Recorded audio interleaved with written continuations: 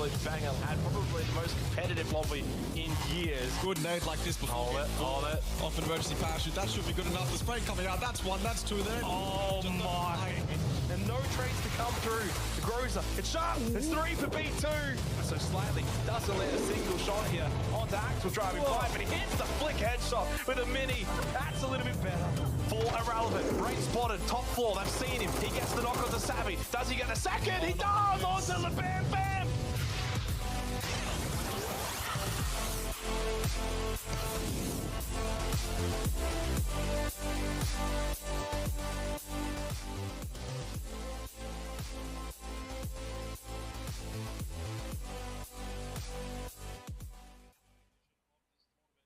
And my awesome introduction, of course, goes unheard, but it is 2 nights now remaining, halfway through the grand final here for the PUBG Asia Super Cup. So it's not quite do or die. That's probably tomorrow, Russell. And we've got a very tight-knit leaderboard as well. I mean, really, all of these teams, maybe outside of the bottom 3 or 4, I think are still in really good contention here as we continue on with the grand final. We'll go to the tournament explainer for those who obviously missed the earlier portions of the tournament. The group stage is where we began. We had 24 teams. Of course, the top 8 from the group stage moved on to the grand finals directly. The rest of them played in the LCQ.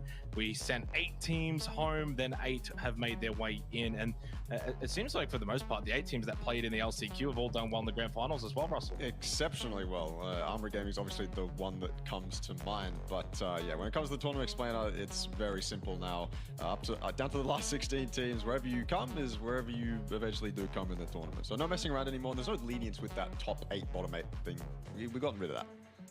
Yeah, money on the line as well for the grand final here. Of course, everyone that is in the grand final at minimum 2,000. So if you can at least get them top 11, that starts to increase it with every single position on the leaderboard from that point all the way to the #1 spot. Of course, $100,000, incredible amount considering, you know, there's no PGS slots, there's no PGC pathways, none of that. It is just pure cash. We'll go to the highlights from our previous night of action, which was, of course, night 2 of the grand final. And honestly, a kind of night that I felt like we didn't really see a whole lot of separation in terms of the top end of the leaderboard. We kind of had the same teams remain at the top, yes, but they didn't exactly like pull away from the competition. Yeah, I feel like last night we got to see kind of the peaks, I suppose, of a couple of the teams, Armory Gaming included. We got to see some good things from a lot of other teams as well. Yeah, I kind of agree. I feel like most of the narratives that we built up from the first couple nights remained the same, although I think some teams took it a little bit further. RXE,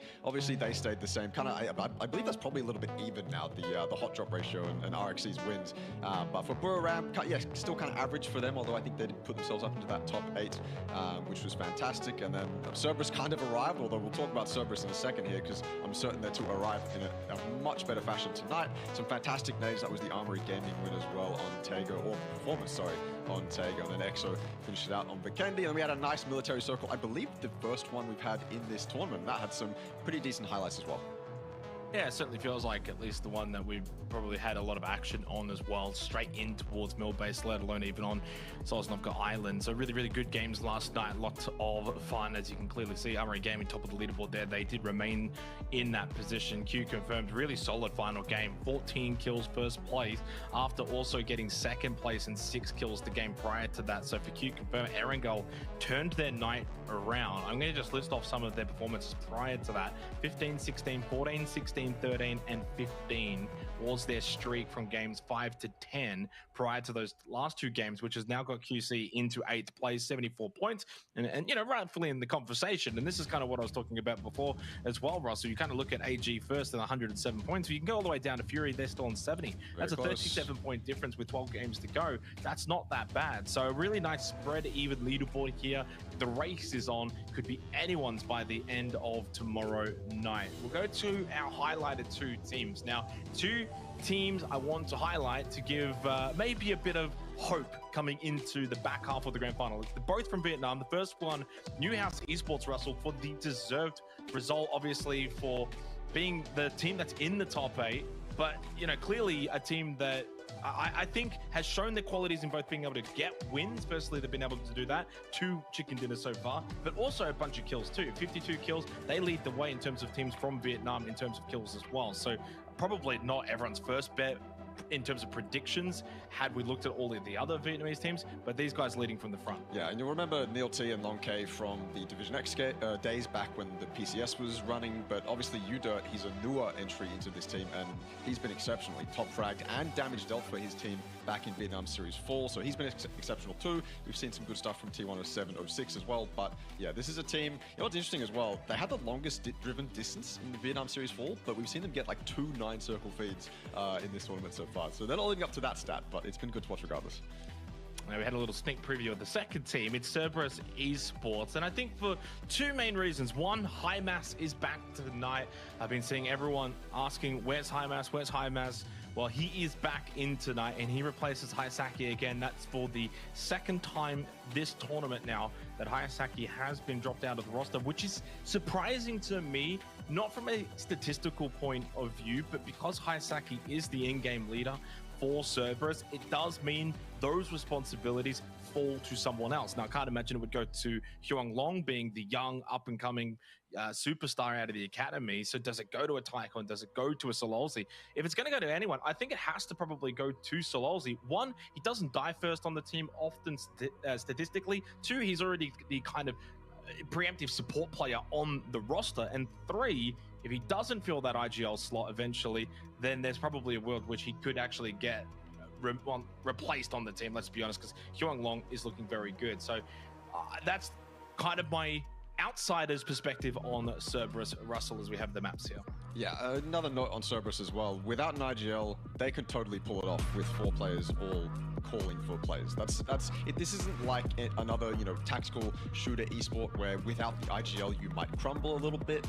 This is a game where you can have all 4 players confidently calling, as long as you have that kind of dedicated voice to execute that final play or execute the important plays, then you're all good. So yeah, Hayasaki's or missing Hayasaki's going to be probably hard for Cerberus, but I think if they're capable enough players and if their voices are strong enough, then they can easily do some damage in this lobby, more than we've seen before. And I think as well, for Cerberus, without an IGL, some of the times you just let your fraggers loose. Like there's no restrictions anymore. There's no like set plays that you have to abide by. You could ignore some of the, you know, annoying strategies that your IGL forces upon you and just kind of go ham. And that's kind of the one thing I'm looking excited for, potentially.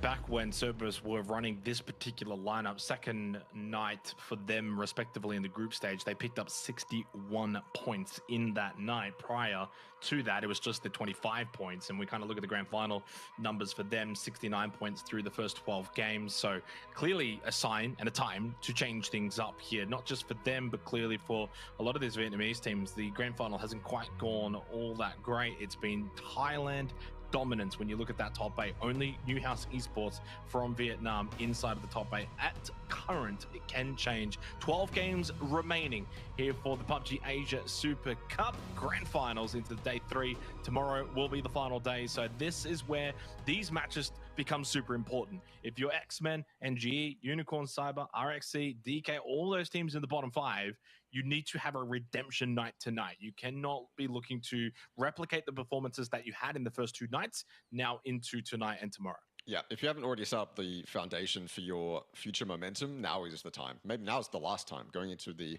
final night, it's probably going to be too late. We've got a couple purple teams up on the north, X-Men and Purple Mood are those 2. We saw the circle end around here last night, although I don't know if that's going to happen here. Oh God, it's RXC. I don't think I've seen them drop here before, James. Please don't do it to them.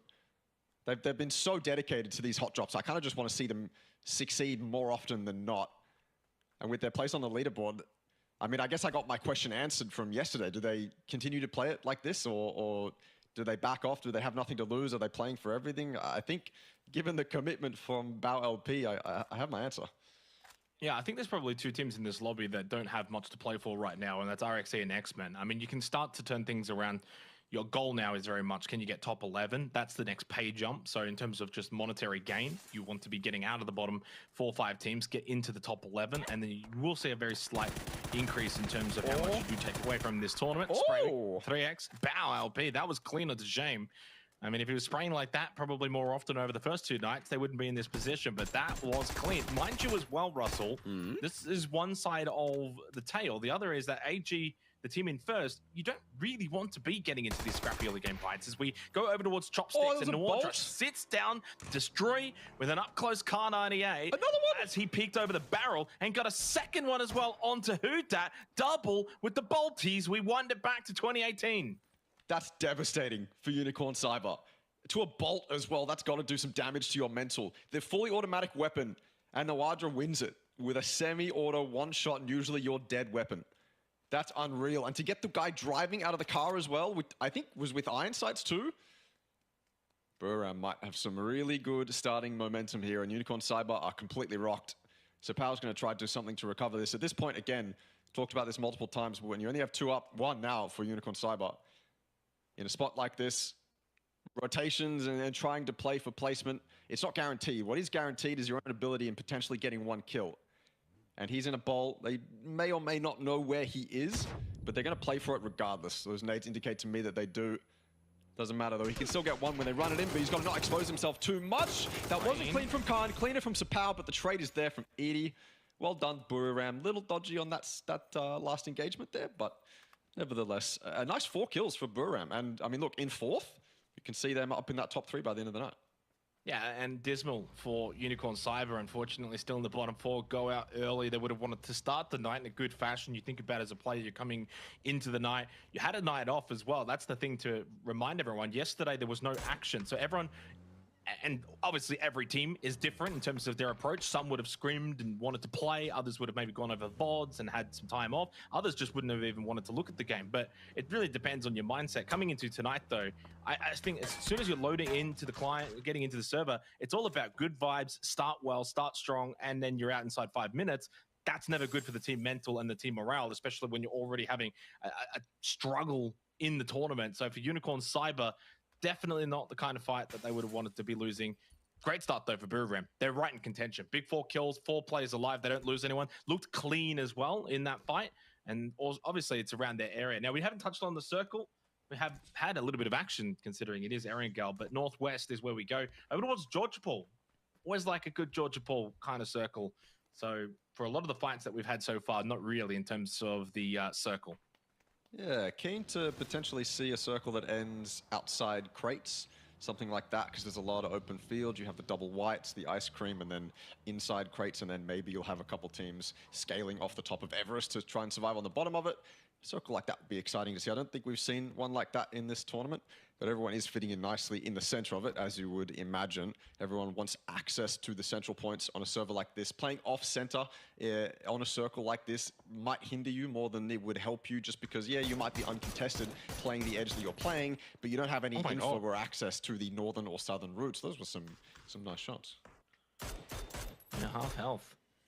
Banatol. Absolute superstar from Thailand. As good as he is, though, not the tournament, not the grand final, more than, I guess, the tournament that he would have been hoping for. Just the 11 kills, Russell, through 12 matches. So not even 1 kill a game for a player that picked up 30 kills back in the group stage. So 30 over 12, now just 11 over 12 is a substantial drop-off for a team that's sitting in 3rd. Why are they sitting in 3rd, though? Well, Patton Pong is tied for 2nd in terms of overall kills. Hatsawa has also picked up the pace too, 15 kills for him. So it's those kind of more supportive players on the T5 roster that has been able to help out, you know, have a tournament themselves. And that's what makes T5 so strong, is that they are just formidable across the board. I mean, even Rosita Jr. has 13 kills. So Thanatol, the superstar from Thailand, is actually bot fragging at the moment for T5 halfway through the tournament. So that's just something to keep in mind, though, from a positive standpoint, that there is a ceiling, and T5's not at that ceiling. Yeah, that's a really good way to put it. I'm hoping to see that that ceiling internationally as well. Yeah. So it's a fantastic way to put it. I mean, we discussed it last night, where if your star players, not necessarily designated, but if your star players just based off stats aren't performing, then you really hope that the ones below that can pick up the slack. And if you can pick up the slack and turn yourself into almost this entry fragger star player when needed, then that's a really deep back pocket full of talent that T5 seems to have. Right now, it's almost like, when we look at that, it's almost like, okay, well, they should dominate this tournament and win. But you look at Armory Gaming, they seem to also have that same talent. We've seen such dominant displays from every player on that team. Similarly with Brew, although we haven't seen super flashy plays from them yet. PLM has been kind of crazy all over the place, but they've landed themselves 100 points with that 70-point day. But T5 is kind of that outlier, right? Where you think of that floor and that ceiling being just so incredibly high. Yeah, and for AG, though, it's been mostly Riz and Dynasty in terms of that dynamic duo. Probably the more classical approach to PUBG, where you kind of have your two fraggers and then your two more supportive players. Not that James and Shanks have had bad tournaments. It's spray here for Duck Juice, and that's clean, but it leaves in the way too. That does not make it easy. And welcome back to the lobby for High Mass, or welcome to it, I should say. He hasn't played through the first 2 days of action, and the superstar for Cerberus Esports is down early from the superstar of TE. And I don't know if they're going to be able to save him here, although it depends. He has been picked up, and no response from Duck Juice. He's allowed Tycon to just grab him, run down the hill. Duck Juice doesn't push over. And I guess this is where it's like a matter of where he got down, right on that ridge. He gets knocked, but then as soon as he's knocked, he's already out of the sightline of Duck Juice. Duck Juice doesn't push it, doesn't get over aggressive. They'll get the revive. Yeah, that's what Delwyn was there to do. You saw him get that northern wide angle to try and look for that flush or look for them running back, but he couldn't see it either. It was very, very quick from Cerberus onto their star player. It's what you like to see. Shows that they are on point. They're not letting anything past them. But to be fair, neither of the expendables. Duck Juice is incredibly confident on this roof. Looking towards one of the biggest threats in the lobby, although they are probably going to leave this area. They understand that it's taken. They understand that there's probably a split with Everest or, you know, terrain to the north, whatever it is that Cerberus is thinking. And they realize that this rotation path might not be as clean as they would like it to be. That said, though, for Cerberus, it might be one of their only rotation paths. They might have to just wait here until the next circle pops. Either hope it goes south. If it does go north, then TE has to leave before Cerberus can do much. So I wouldn't be surprised if Cerberus stick around and get a little bit aggressive and see if they can open this up. Yeah, and the expendables here, surprised again, they come in with the same 4-man roster when you've got Brownie and Ninja 2K that both played quite well in the earlier stages of this tournament. Unfortunately, you know, 777 has had a real poor tournament thus far. I don't really mean to put the spotlight on him, but out of everyone that's played 12 games, he's the only one, he's got the lowest amount of kills, which is one kill, 12 matches, which at this kind of level is quite staggering. I mean, there's really not, you know, many excuses for that, and especially on a roster I think is as stacked as TE, when you've got players like Duck Juice and Tanvu who are absolutely popping off around you. The fact that you've only been able to secure one, and even then coupled when you've got like a Ninja 2K sitting on the bench, it is quite surprising. We do go north, shooting range, no Rosshawk River, no Georgia Paul shenanigans. It is going to be on the northern side of the river, and TE going to go straight past loot delivery now. Over the bridge they go. T5 a little split there, but again, I don't know how aggressive they'll get out of this position early on. We'll see if TE can actually make it out. It seems like nothing in the kill feed, therefore safe as Armory Gaming. Remember, playing as 3, but their 2 biggest players are up. Dynasty, Riz, get good position over towards shooting range. If they think this is clear, they can hold this as 3, and they got their 2 best up. We'll see what they can do. Of course, they're being hunted. 107 points, top of the leaderboard. PLM, T5, Buram, all chasing them here. 12 games remaining in this tournament. So every game from here really matters. LPL_play for the map stream. This is a good one to watch as well. Emergency parachute from Buram coming in from the south. You can imagine they land in and around the plane dips and try and control that. The expendables have gone right past planes, so it's free for Buram to take if they wanted it. There's a couple teams that have to do some wide rotates as well. This dip that TE has pulled up in, it's always a bit dodgy for me. I think you can make it work if your players are fantastic at just general survivability, knowing how to utilize their car for cover, knowing how to utilize smokes, and being incredibly aware of your angles and how they change. This is Armory. I thought the shooting range was going to be a fantastic spot, and it is. They need to put up a good defense, though. Yeah, Dynasty front man. He's usually the one on AG that will make the early contacts, and no surprise to see him doing that again. It's much of the star player that he is in terms of kills, the fact that he's also the one that seeks that early contact and lives to tell the tale. Riz, I mean, no surprise. Riz and Dynasty, big start here for AG.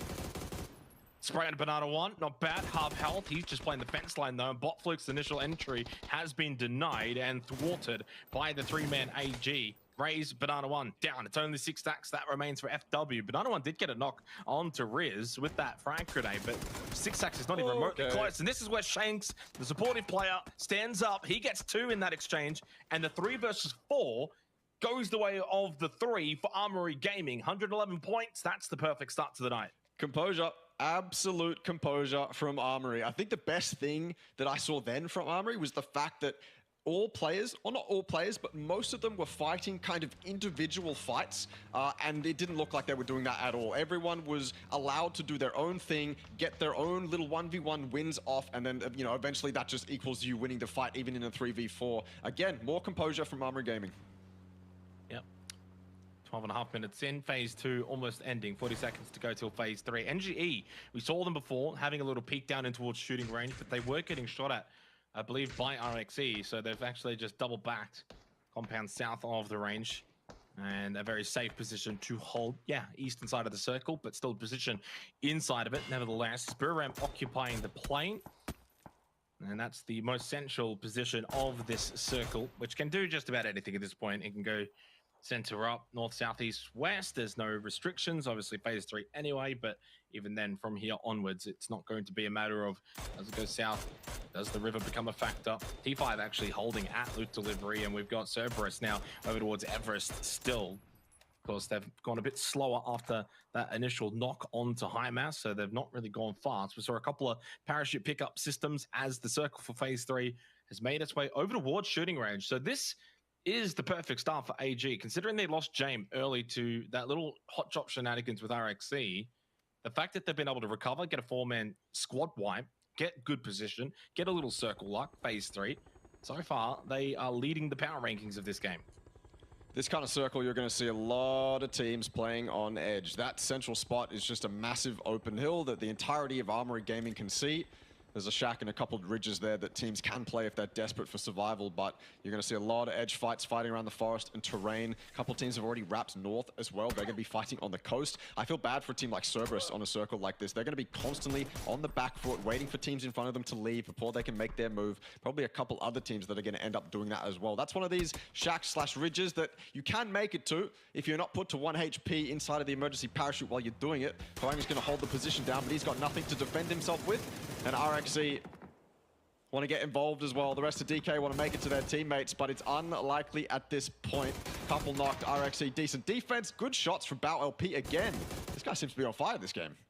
Yeah, it's a great start for Rapsiak Esports. I mean, these guys are good quality. They've got decent skills. It hasn't quite been the tournament, though, where they've been able to showcase it, at least in the grand final portion. We saw the knock earlier as well from Armory Gaming onto Kuwang, trying to get inside of that shack. They need to be aggressive. When you're playing as a 3-man shooting range, you can't just sit inside the buildings. You need to spread out, try and control area, make sure teams don't send it into you, because as you said, it's an edge game, right? No one wants to play center. That means there's going to be a certain amount of teams that may feel the pressure to send it into something. Well, what is there to send it into? Shooting range. If AG play too defensive, it allows teams to play the fence lines, try and crash in, try and occupy positions of shooting range. They need to be aggressive, especially as a 3-man. They cannot afford people to just be able to slip in towards their defenses. We saw, by the way, a big amount of players for Cerberus got wiped out too, to be exact.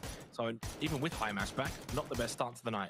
Yeah, I mean, that's just Cerberus on the back foot, right? They have to, their entire game plan is based around what the teams in front of them are doing. Unfortunately, Fury, well, they were aware of that, and they were able to catch Cerberus as they were rotating in desperately. But Fury have been caught by themselves. Back to DK, though. Newhouse onto Erangel, currently the highest point-scoring team on Erangel, and they're probably going to continue that trend. Dead center in this shack. Long K looking absolutely worse for wear, and you can imagine him crawling around the front door of that shack will only end in his demise. A good smoke, and it's doable. And Udirt's taking the dip just below the shack, so now it's a confirmed a 1-1 split between two kind of very rough positions, neither of which are super defendable at range, but Nuas definitely a team that can take advantage of the circle that they've been fed. Going long, last one up for Cerberus. No points, no kills, and really not much of a chance to do anything from this position in this scenario. What do you realistically expect out of Huang Long? Deep in blue, X-Men in front of him. There's one that's knocked. They've just been revived anyway. Pops the first aid kit, can pop a couple, and has gotten a little bit closer to the X-Men than maybe they realized, especially after they just got the kill onto Tycon. They get the flush. Cerberus do get at least one kill. Tycon actually did get that kill. I thought he got a revive actually, but he ended up dying. So X-Men down to 3, and Huang Long has spotted them off into the distance, leaving the vicinity.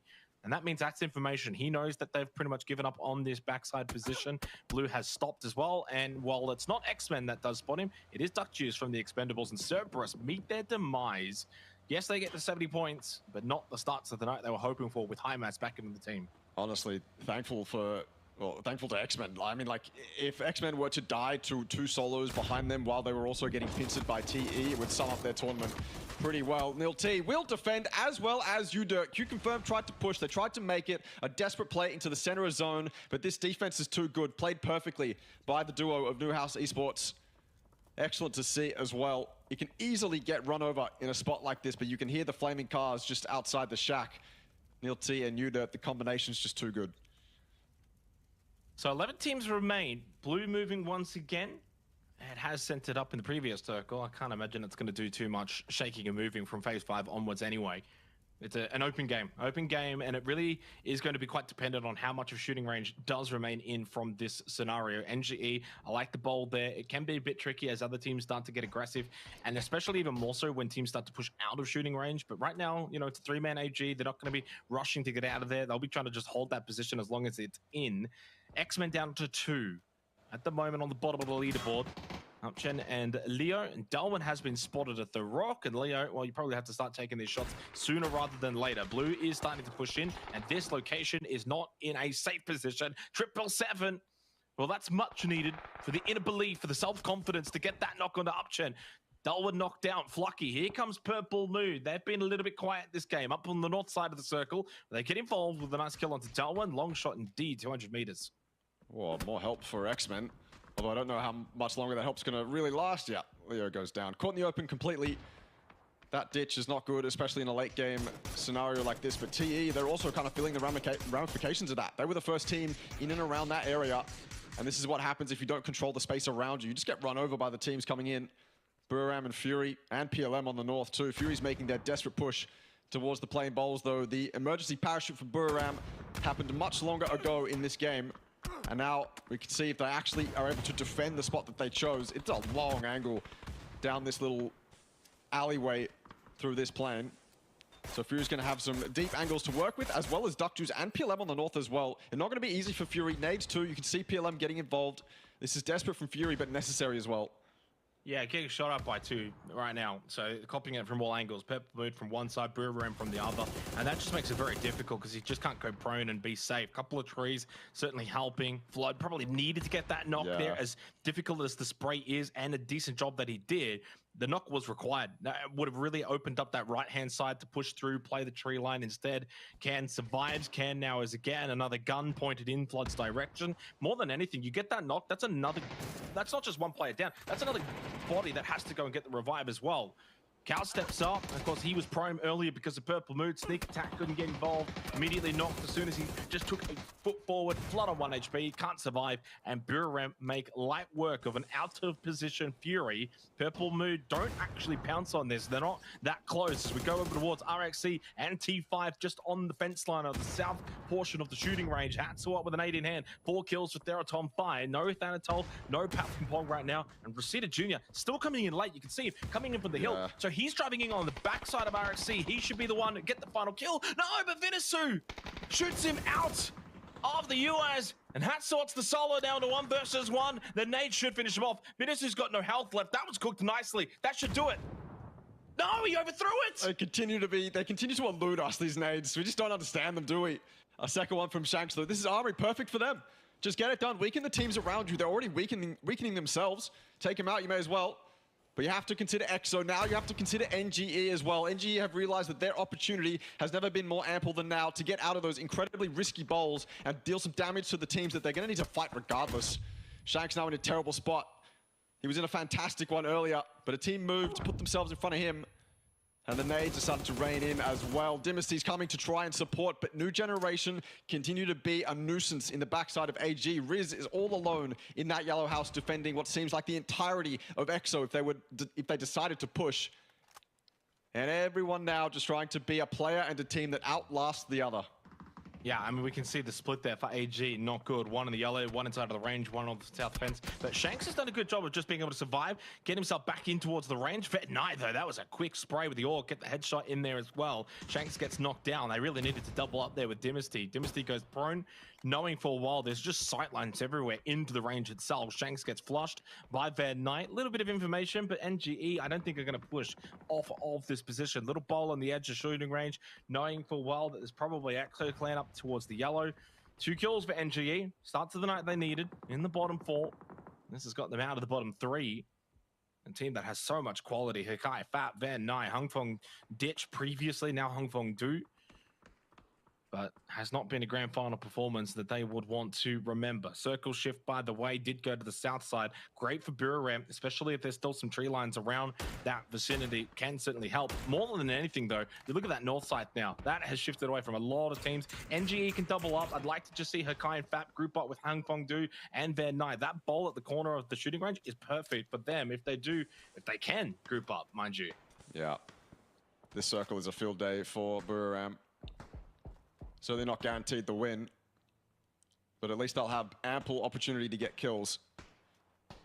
They are on the high ground, and everyone else, when this circle closes, is going to be below them and in very open angles as well. And if they're not in open angles, they are probably limited behind cars or stuck in bowls. So Buram looking fantastic. Exo Clan, another one of the 4-man rosters currently. NGE is the only other one in this server that could probably take this win if they played it correctly. First defense, though, has to be onto PLM. Nice headshots with the DMRs onto the approaching players. And on that ridge, Hakai's going to help out Exo, actually. Knock Escalusia. Purple Mood, they needed that entrance to be clean, but now they've lost their foothold in the zone. They only sent one. The other 2 fell back. The other 2, you saw them do that U-turn. They completely fell back, and because of that, Exo's been able to take that foothold that they so desperately wanted. Oh, nice knock from Can onto Thanawa. Needed that. Purple Mood obviously need to get moving. Their position really not all that great. Actually furthest away from the circle. Need to run in the open, over hills, pushing down. Meaning if you don't have the vehicles, if you can't move quickly, it's not going to be good. And even with the vehicles, not that great. Thunder's trying to peek and sweet swap, but he gets punished for it. Flocky knocked out of it.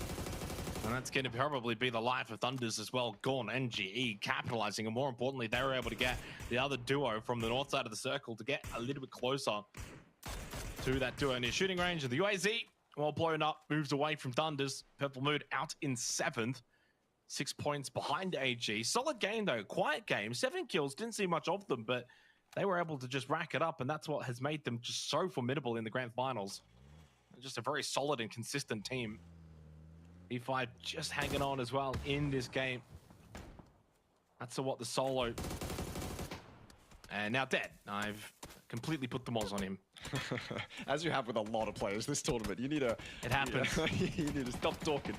I mean, look, NGE, we saw them earlier on and we thought, okay, those bowls, they can be quite dodgy, but if played correctly, then you can end up with a spot like this. That said, it hasn't been clean. Hungfo Do down. He was the only one on that fence. That surprises me. The rest of them are back in the bowls. That's one of those areas you kind of need to defend. A 2-2 split would have done incredibly well for NGE there. But I guess they needed to focus other priorities. EXO probably being the other one they needed to look at. And they're going to endure the consequences for it, although AG only 2 up. It is the dynamic duo, but what much can the dynamic duo do? A lot, apparently. A nice headshot, no way. More damage onto Hikai. They are disadvantaged here, Armory. If they get out of here alive and take NGE's spot, I'm going to be incredibly surprised. Insight knocked down by Udirt. Don't discount Newhouse Esports either. They're a team that just have a knack for finding wins. Buram suddenly, though, probably the better position to end with all 4 players up. The only team that can actually say that right now. Nelty and Udirt. Wasn't long ago, Newhouse were just scrambling to get inside of that shack earlier. Yeah. It has paid dividends for them. Couple kills into the top 5. Exo spotted as well to their south. Nice little spray here from Riz.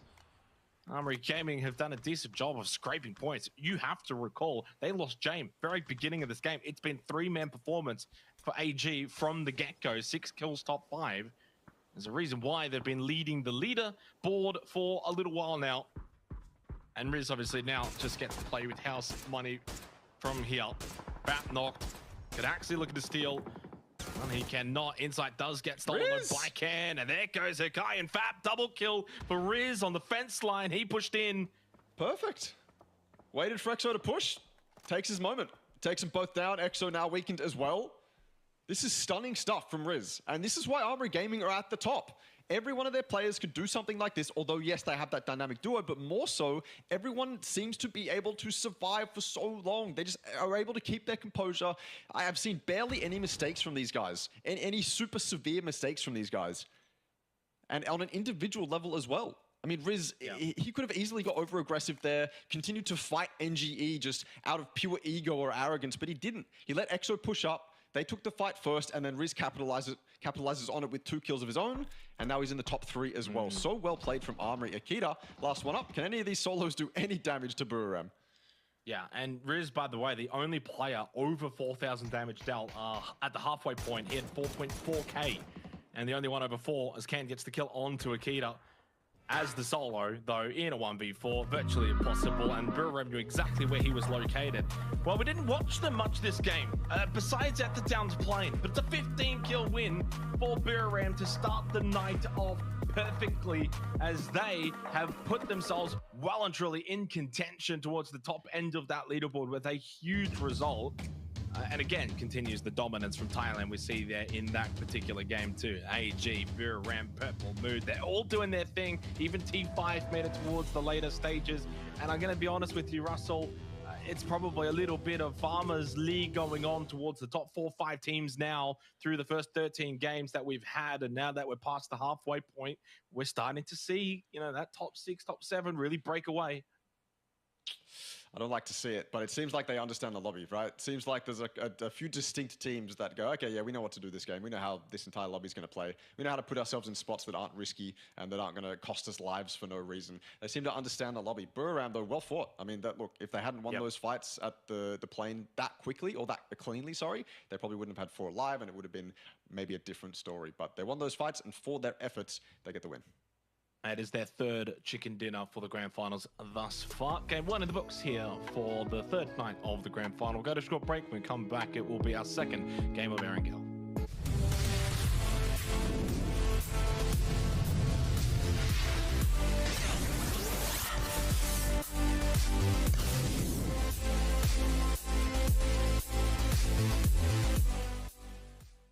Introducing the new and improved Let's Play.live. New look, new feel, new tournaments. Play and compete in dozens of esports tournaments from Open Division to Pro. Check out our new platform at Let's Play.live.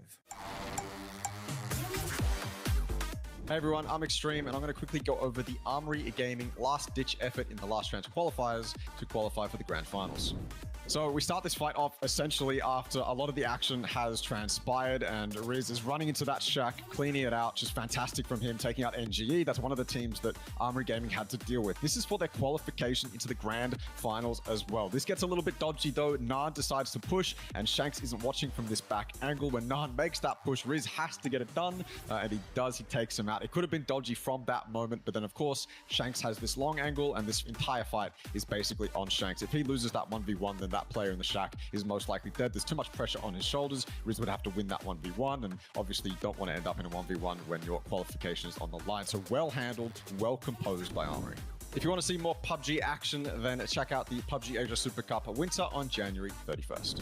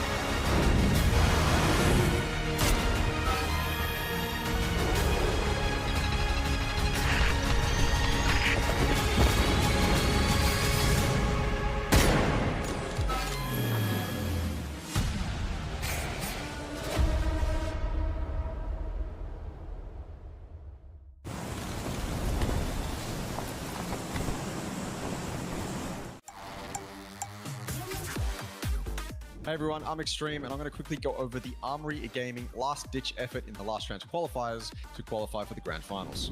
So we start this fight off essentially after a lot of the action has transpired, and Riz is running into that shack, cleaning it out. Just fantastic from him, taking out NGE. That's one of the teams that Armory Gaming had to deal with. This is for their qualification into the grand finals as well. This gets a little bit dodgy though. Naan decides to push, and Shanks isn't watching from this back angle. When Naan makes that push, Riz has to get it done, and he does. He takes him out. It could have been dodgy from that moment, but then of course, Shanks has this long angle, and this entire fight is basically on Shanks. If he loses that 1v1, then that player in the shack is most likely dead. There's too much pressure on his shoulders. Riz would have to win that 1v1, and obviously you don't want to end up in a 1v1 when your qualification is on the line. So well handled, well composed by Armory.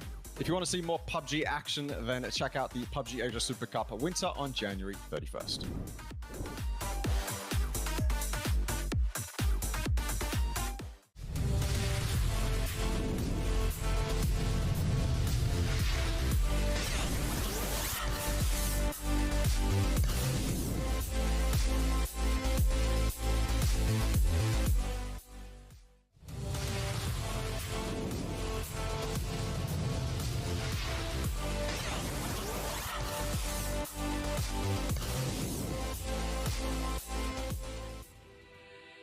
Sensational start for Battlegrounds United. 25 points here for the first game of the night with that chicken dinner. 15 kill performance. Not too much of a surprise to see Battlegrounds picking up the wins though. Russell, they are renowned for that. It's their third one of the grand final already, so 3 from 13 is a great strike rate. They had the most chicken dinners over in the Pubg Thailand series too as well, where they had 8 wins altogether. They are a team that just know how to get to that end game. Yeah, they absolutely are. I mean, look, when you look at the players, when you look at the history behind some of these guys, you can imagine it. I mean, look, that game was one that it was almost a PUBG player's dream. It wasn't an easy game, but it was one where the middle part of it was hard fought. Battlegrounds got their well-earned kills, and then for their efforts, they were just able to sit on top of the hill like gods and rain down fire. I mean, look, those are some good stats. You know, more kills than placement points is fantastic, but that's also a really good amount of placement points owing to their 3 wins. So I mean, it's consistency, but I feel like if they have these 3 wins, maybe we should be seeing them on the top of the leaderboard. Although that said, they are very, very, very close at this point. By the end of this tournament, Nordra, Edie, Canaxi, they're all going to have over 1,300 official matches with Battlegrounds alone. For wow, 2 of them, it's coming into their 5th year. I mean, that's just staggering in itself when you think about 5 years of playing this competitively, but more or less on the same team with the same players. That's just commitment. I actually really love that because as we've been looking at APAC, it's like, okay, these rosters change up so often. I mean, look, every region does it for the most part. They just change up so often. And you'd love to see rosters, core 3s that stick together and go through the trials and tribulations, figure out what works, what doesn't work. And it just leads to this unparalleled consistency when you have all these players that are just in sync with each other. It's beautiful to see. Just that the loyalty alone is good to see, but I think it's going to translate into game as well. It does mean, of course, there has to be good reason for that to be kind of broken up. You know, obviously there used to be the likes of Jowman, God Meow, for example, part of this roster that they've kept with Canaxi. But Can, the pickup, he's been top fragging until at least this game, or at least coming into it. So at the halfway point, the top fragger in the grand finals for Battlegrounds has been Can, which, you know, we kind of look at him as a particular player, debuted back in PUBG Thailand Series 2. So as a pro professional, he hasn't been around all that long, so fresh. Essentially, just his 2nd official tournament, which is, you know, quite a stark difference to his 3 teammates, which I just mentioned coming into their 5th year, basically all playing together. And not only has he come in 2nd tournament, 1st tournament as well, he also played really well. But now in the 2nd tournament, grand final and top fragging in a lobby like this, I think it speaks volumes to the kind of player that they've got on their hands. And, you know, certainly a name that needs to be looked out for in the coming years in terms of PUBG APAC top players up and coming. Can is one of them. Huang Long is another. I think one thing that we've seen from this grand final and really from this tournament is just, again, the breadth of talent coming through from PUBG APAC. I fully agree. I really hope that this year we get to see the majority of that talent translate internationally. But for Khan, I mean, look, he's got some great teachers. All of Battlegrounds have PGC and international attendances where they've gained infinite amounts of experience. And then to have all of that dumped on you, hopefully in an efficient manner onto Khan, then I mean, look, you pair talent with that experience that Khan can't now get for himself, right? He's got to learn all of that experience somehow, all of that knowledge. And so you have these fantastic 3 teachers that are just going to chuck it all into him and then hope that the talent shines through. And so far it absolutely is. So it's fantastic to see. Yeah, and of course heading into Erangel for what will be our second game. And also to remind everyone that we've been kind of flipping the maps for this particular tournament. So it does mean Erangel is where we will finish tomorrow night, which means that at the conclusion of this game, we won't see it until the final 2 games tomorrow night. So it'll be a long time between drinks for Erangel. I can't remember if you had the stats or not for it, but you were mentioning, you know, the likes in Newhouse Esports have been very good on Erangel thus far, and as good as they've been on it, they won't get to see it for quite some time after this one. Well, look, Newhouse were the ones who had the most points gained on Erangel owing to their win and other performances on it. But when you look at the stats, the narrative of a comfort pick for Erangel actually kind of translate. There's a really even distribution of points between these teams on Erangel. So for example, Newhouse before that previous game had 43 points on Erangel, but the 2 teams below them in Armory and QC both had 41. And so you can argue, and then as you go down the leaderboard, everyone is mostly in the double digits. It's just this consistent pick that these guys have been playing for years, that they know how to utilize in macro or micro ways to get the points and the placements that they need. But yeah, right now, I mean, currently, well, I mean, before that it was Newhouse. I don't know if that would have changed after that previous game. I think actually it would have. Battlegrounds might overtake them now. So hopefully not too far away from getting into this game. Not much has really changed in terms of storylining. I think with the way that the grand finals played out thus far, it's the same teams that started tonight off that have been playing well, even with yesterday, the break, AG, Purple Mood, T5, Battlegrounds. That's the exact top 4 coming into tonight, and that top 4 all basically had another really standout performance to begin tonight. So for a lot of these teams, if they're not careful, even the ones that have kind of been okay, thereabouts, doing well, and those ones I'll reference as Newhouse Esports, maybe FW, your Exos, your QCs, your Furies, they've been good, but suddenly look at that gap. That gap's massive now. Fury, for example, in 9th now find themselves 50 points behind first. So that gap has increased. It was, for them, something like 37 points, now 52 points. They're just not picking up points. And Fury's probably been quite disappointing, really, as the tournament has gone on to some degree, but there's no expectations on them, so we don't really talk about them, right? That's the stark difference. It's a lot easier to be critical of like Cerberus or the Expendables, Unicorn Cyber, simply because those are actual teams, Russell. Yeah. For Fury, it's that put together team. We're not going to see them again as this, core 4 after this tournament, so we don't really, we don't really have expectations for them. And I think they're probably in the position, I'm going to be honest, as this tournament has gone on, I think is deserved, because this is a really, really strong tournament, and you probably don't want to see a pickup team, because that's essentially what it is, to be able to dominate a tournament and a region like this. So to see them kind of dropping down the leaderboard, I don't think is all that surprising. No, I think it makes sense, and I've said this multiple times before, but EXO should be the ones out of those 2 teams from that region that are above the other one. They should be, they're the real team. They're the one practicing going into 2024, who have expectations, who are setting themselves goals. So they should be the ones on top. They should be absolutely, not necessarily be dominating Fury, but they should be above them. For Fury though, you can guarantee the players are angry at a performance like this. You can guarantee any players in this tournament are angry when they suck, even when they have nothing to lose. They're going to be angry at themselves, but when we look at it and when audience members look at it on paper, yeah, you can definitely see that you can justify the performance, although again, they won't be so happy with it themselves.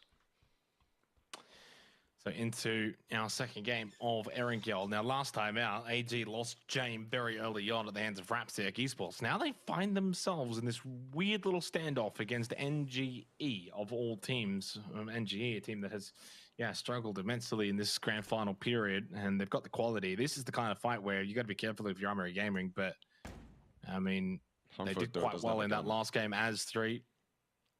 Hungfodo doesn't have a gun. This is how rough it is for NGE right now. 2 guns, one's a mini, 1 vest, no helmet. Armory Gaming could roll over NGE inside that triple if they wanted to, but they don't have the info we do, and so smartly they back off. But I think NGE are going to be thanking their lucky stars, man. They were not equipped for that fight. Yeah, I think it was just Fat with the mini. which wouldn't have even really been all that great up against the Ace 32. So NGE quite fortunate. It's smart play as well from Armory Gaming, right? That's the calculated play. I think if they were a little bit more brazen, they could have definitely gone to try and force their way in there, especially if they felt they had the better weaponry. But anytime you have to kind of breach a building like that, I mean, who's to say someone from NG is not just sitting there with a shotgun, holding stairs, holding entries and doorways, and then suddenly it's not the best decision. Not only that, you're not really fighting over a key location where you can maybe acquire some good loot afterwards. And secondly, the circle's not that far away because it's an eastern-based circle over Pubg, and AG know that they can go towards Mansion. By the way, AG, there's a team here. Well, Insight's here. Insight's wondering, what the hell? Why am I getting breached in Mansion, of all places? Insight's very confused right now. Honestly, I don't think he's confused at all. I think he knows exactly this was going to happen. Probably just not this early. That's why he's stuck in this position. He's dead center right now. Mansion is a fantastic spot to take in the center, especially if you can 2-2 it with the garage up top, or maybe you want to, angle out back towards the forest. But oh no, worse for EXO as well. Insight caught off guard. Not much loot for him to gather, and Monty drive-by Purple Mood. I mean, this is what happens when the circle pops on your loot spot, and for the Mansion Prison split, it's even worse because you're looting separate places as solos. So as soon as that circle hits, every 4-man that's in a reasonable distance of you is going to go, okay, we know that the team that loots this split, they're going to have one here, maybe 2 here, or something like that. And they're such an easy breach. That's why AG is here so early, not only because that hot drop probably kicked them into gear, but because they know on this circle pop, they're not going to have to deal with many players, probably no more than one, at the dead center position in zone. This is the thing, though, is that AG typically loot shelter, prison, that kind of vicinity. So, I mean, even if you are EXO, you're not looking at that and saying, like, oh, AG is going to go and breach Mansion. Like, with a circle like Someone this... will, though.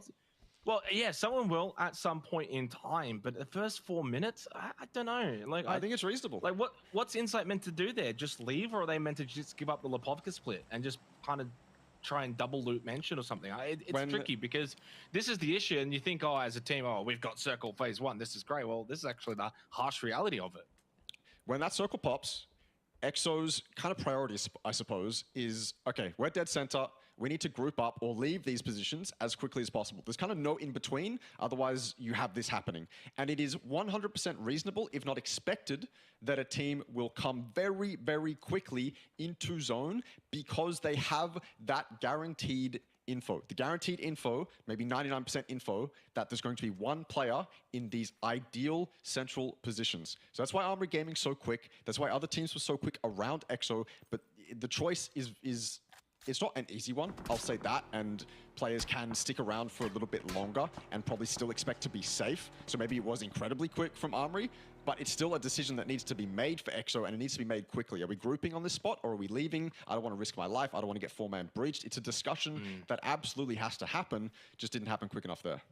Yeah, it could have maybe gone for a bit of a 4-man loot into Pubg. You can make it happen, especially on these esports servers. Either way, discussion can be kind of put to a bit of a halt there. They only lost the 1. Could have been a lot worse for EXO. Yeah, Inside lived. Monty died. Unlucky. Yeah. Ironic there, as we were probably more so discussing Insight there, and he did actually get out and live. But yeah, Eastern-based circle. Should be a bit of fun. Fury. There's 3 teams here. Yeah. 3, well, FW kind of not really here where Luke is and Fury is. They're on the other side of the bridge, closer towards Milter's side. Q confirm, and actually the ones who are kind of stuck. Q confirms the ones here that have to kind of pull a rabbit out of the hat and try and figure out how they live in this scenario. Oh, sneak attack, being quite sneaky. The troll under the bridge. Leon's had no idea. Probably wondering, why the hell is this guy here? Yeah. And that is a bit more of a valid question. I don't know how he's deep inside this bridge. I don't know how we end up in a spot like this, where Fury is the team behind the bridge, is it behind the team that's currently on the bridge, and they're in a better spot than the team that's on the bridge. They're the ones applying the pressure. QC, I mean, look, this is the kind of spot they're in. I don't know how we ended up here. I wasn't really paying attention to this part of the map, but Fury is rolling over QC right now, controlling them as well. Leon's is finally flushed out, and there's a couple more targets that are just tiptoeing their way across this bridge, but it's so open. Fury has control of the left and the right side of this bridge, and FW getting involved. Cheeksking FW were always here, as you said, on the northern side, and now they're assisting Fury and probably snagging some kills for themselves. What a disaster for QC. Yeah, this is not ideal. It's interesting you pointed out, though, Ray, because, yeah, I mean, systematically, you would typically think that the team on the bridge is going to be the gatekeeping team, the ones going to deny Fury, for example. But firstly, it's only phase 1. There's still a lot of time, 2 minutes till P2, and Fury, if they're okay with the positions that they're holding, as you can see, they've got the whole thing surrounded. They've got one under bridge, one on either side of the bridge, and one looking down the side. So they're well positioned to keep pressure, and there's just nowhere to hide. And then on top of that, the added fact is FW on the other side of the bridge means that QC just can't leave. They can't just be like, all right, let's just leave this then. I think it's like perfect storm scenario. Like in another world, if FW is not there, right, just to take a bit of a holistic look at this, the QC could have probably left that a lot easier than it made it out to be. But because they can't leave at all and they can't play the side of the bridges, like the little side lane on the bridge, because of FW, like that's why they get slaughtered there. Really unlucky for QC. I don't know how they ended up in that scenario, but they did, and they're out. Yeah, I'll have a look at the Twire for that one. See how it all shaked up. But the rest of the circle are all fitting in nicely. The war of attrition begins.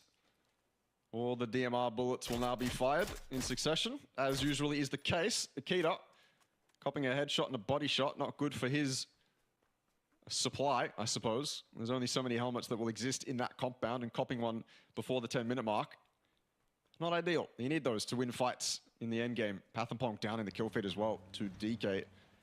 Where the hell is even that on the western side near Volcano? T5 tried to approach, I suppose, and DK were there, set up and ready.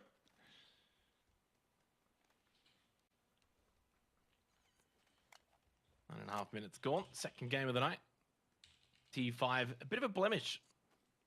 Not really been many games where they've had a blemish really throughout the tournament, let alone the grand final. Only 2 instances where they've really had probably bad games, and I don't even know if you consider them bad games. 7th with 1 kill, and actually the final game of the night on night 2, 11th with 3 kills. Those are the worst games I can see, and even that, if those are your 2 really bad games, then you're doing something well, hence why they're in 4th at the moment. But this is shaping up to be their worst game of the grand final so far. 2 dead already, no points, really far away from even just scraping into placement point territory. And Circle did pop for P2, by the way, and it's gone down to Shelter in prison. Yeah. Massive hardship, not helping those that elected to go kind of the Yasnaya way, south of Stalba, even those maybe in towards the Pubg, and we are seeing a mass exodus from the north down towards the south for this P2 circle shift. Room United pretty happy with this. Prison, Pride Rock available, good spot. Even Lumberyard, I don't mind it now.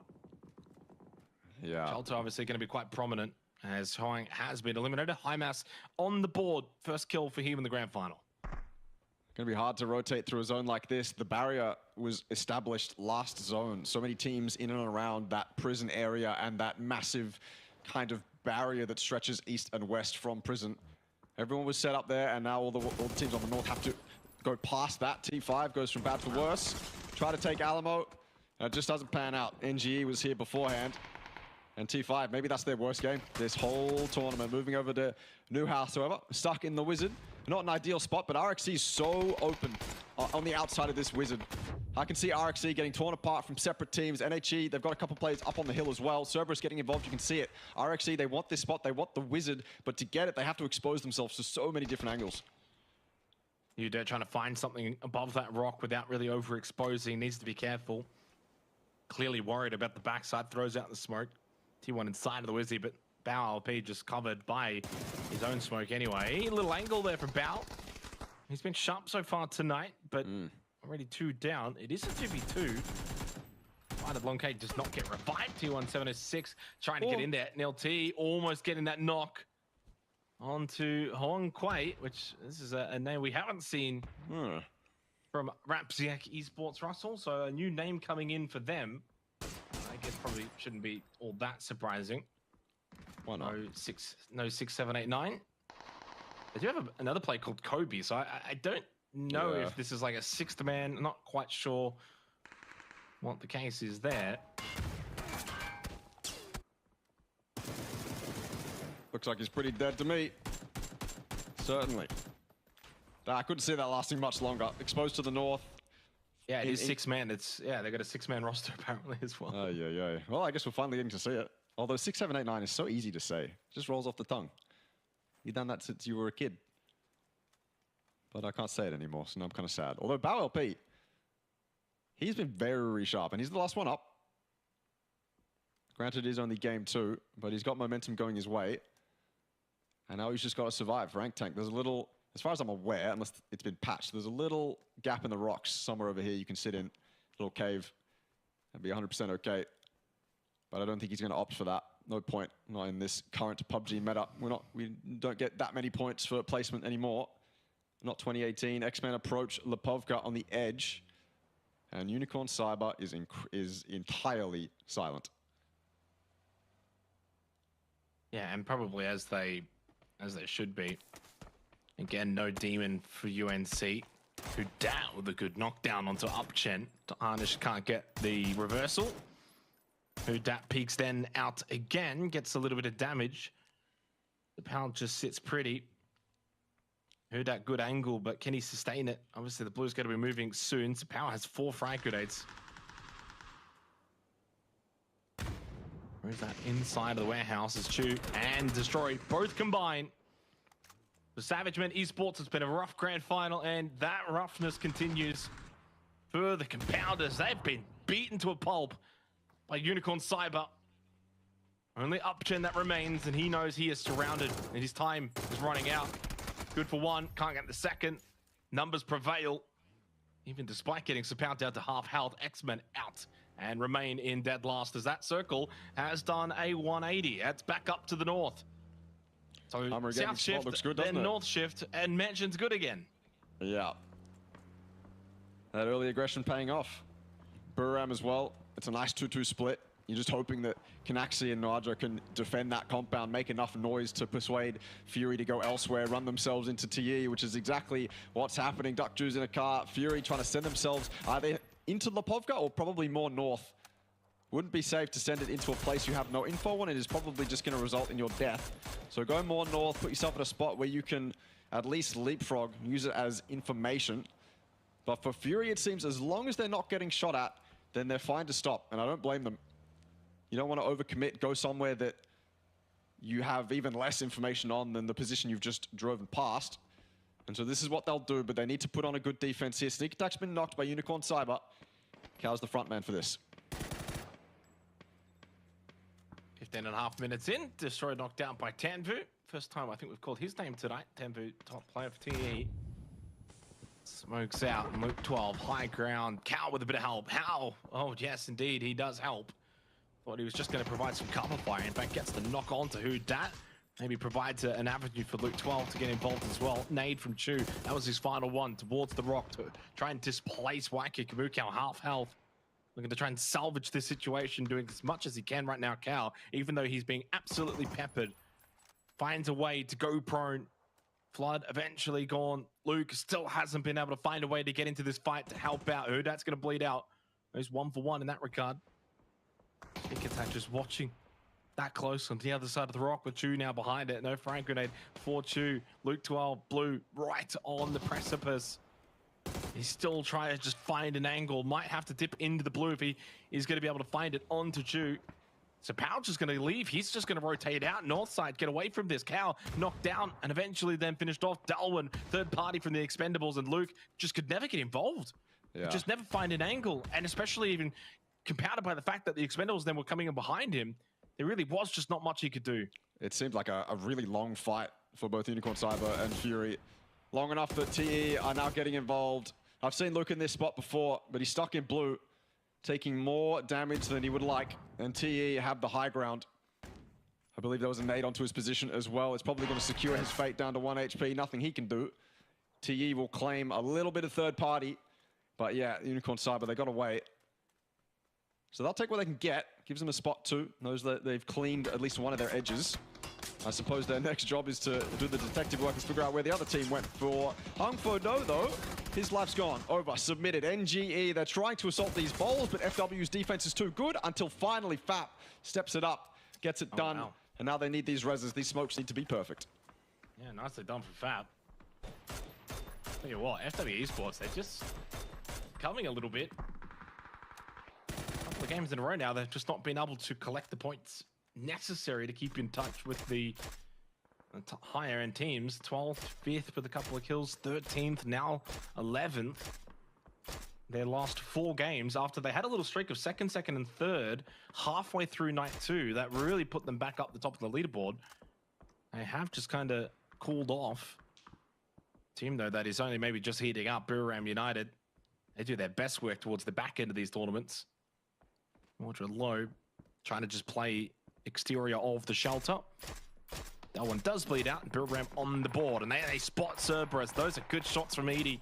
Huang Long taken down, not long for this world, and even with Hymas back into the team for Cerberus, it hasn't been all that easy. Mind you, 5 kills this game, a little bit better, but they are going to lose their superstar sub from the academy, Huang Long, and Hymas taken down by a native FAP. I think that's his 3rd knock or something. He is not looking good.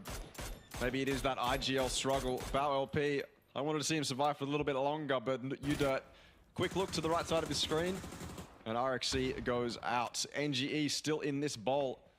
Honestly, a decent spot as well. They can look towards Cerberus, AG, even if they have to come out. They've got plenty of bodies and utility as well. And that car could come in clutch. All 4 wheels potentially on that thing. Can't actually see it. You're hoping so, though, because they're definitely going to need that if this shifts off them. Newhouse as well, coming on the backside. 4 up for these guys. Looking good. More work to do, though. They're on the edge, and it's hard to get off that edge when there's all these teams in front of you. But I think for now, priority for most of these guys is to deal with Cerberus. They're the ones in the weakened position. They're the ones exposed to grenades, and that's exactly what they'll fall to. Cerberus can't really get it rolling. I'm not going to blame it on the lack of IGL yet, but first 2 games haven't been that stellar for them. Yeah, a little bit disappointing. I mean, as you kind of said, and we've spoken about it, no IGL, technically the core IGL for Cerberus not in the roster. I mean, clearly trying something with this core 4. Maybe there's... the thing is, one of them probably is filling in the role and giving it a go. We just don't know which one it is. We just don't have that information. And I remember, I think we spoke about it last broadcast. If you're Sololzy, you're probably going to be feeling the pinch a little bit because Huang Long's been franking out. And if they really do need Hysaki's IGL leadership and what he brings to the team in terms of calls and rotations, coupled that with Hymas, then suddenly there's probably a world in which he may look to be the one to miss out. Purple Mood on the rotation. Flucky copped one to the head on the move early. Out comes Unicorn Cyber to maybe see if they can catch 1 or 2. Well, little does he know, Thanawat right this close has pulled up. And there's a lot more numbers in purple than there are in unicorn colors. And that is them wiped out very quickly. I love that little pull up from PLM. Fake drive away, pull up at the top of the hill, peek back down. You've got better position, easy double kill, 3 kills on the board for them, and keeping in touch with Armory Gaming. Very simple rotation, but very effective. Unicorn Cyber couldn't control that compound. Got to put your majority of numbers somewhere, and they chose Southside. PLM totally abused that. What are unicorn colors, though, Jake? I'm curious. I think it's like a nice little yellowish gold. I can believe that, like the color of their horn. Yeah, exactly. 777 knocked down by Thunders. Something else that's a bit yellowish and gold. 777 still struggling. Unfortunate for him. 2 kills now from 14 matches. It's insane when you stack that up against his teammates. It's not a good look at all. It's not ideal. I mean, to be fair, it's not as if his teammates are ultra fragging, but Andrew 13, Duckjuice 13, Darwin 8, and then there's 777 with 2. Obviously, they're out. 11th place now for the Expendables. He did knocked down by Van Knight. It's the same teams again, Russell. Mentioned it before. It is the top 6 teams that just continue to break away in this lobby. Double nade from Insight. Akita still alive after Insight did lose his life after that double knockdown nade. He can't follow it up. to get the confirmation here, and AG are starting to run away with this tournament up to 130 points, 7 kills. Oh, no. They are the unstoppable team right now. Flucky runs over Thanawa as he pulls up to the rock. That will just delay them. AG are kind of in the building, so I don't think they can punish this. Yeah, no, it's all good, but if he had launched him down the hill, it's a totally different story, and you could see that happening. Good defense, though. I mean, good way to start it from EXO.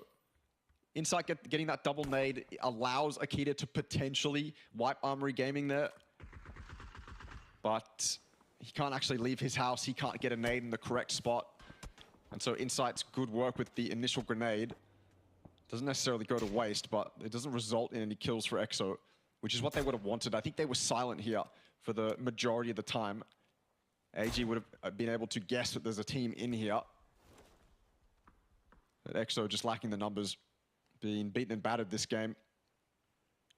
Akita's in a separate house, though. Completely separate. And AG, you're going to have to push towards him. It's a fight they can take without dealing with PLM, I'm certain. That's a prone player. Lucky. You may as well take it. Nice heady.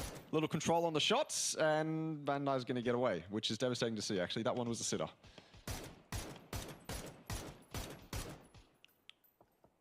Kai just makes it behind the tree, but all it does is give the point over to Burrow Ramp rather than Purple Mood. Long shot there from Neil T to get that knock, 150 meters. They confirm the kill as well. But man, look at that leaderboard.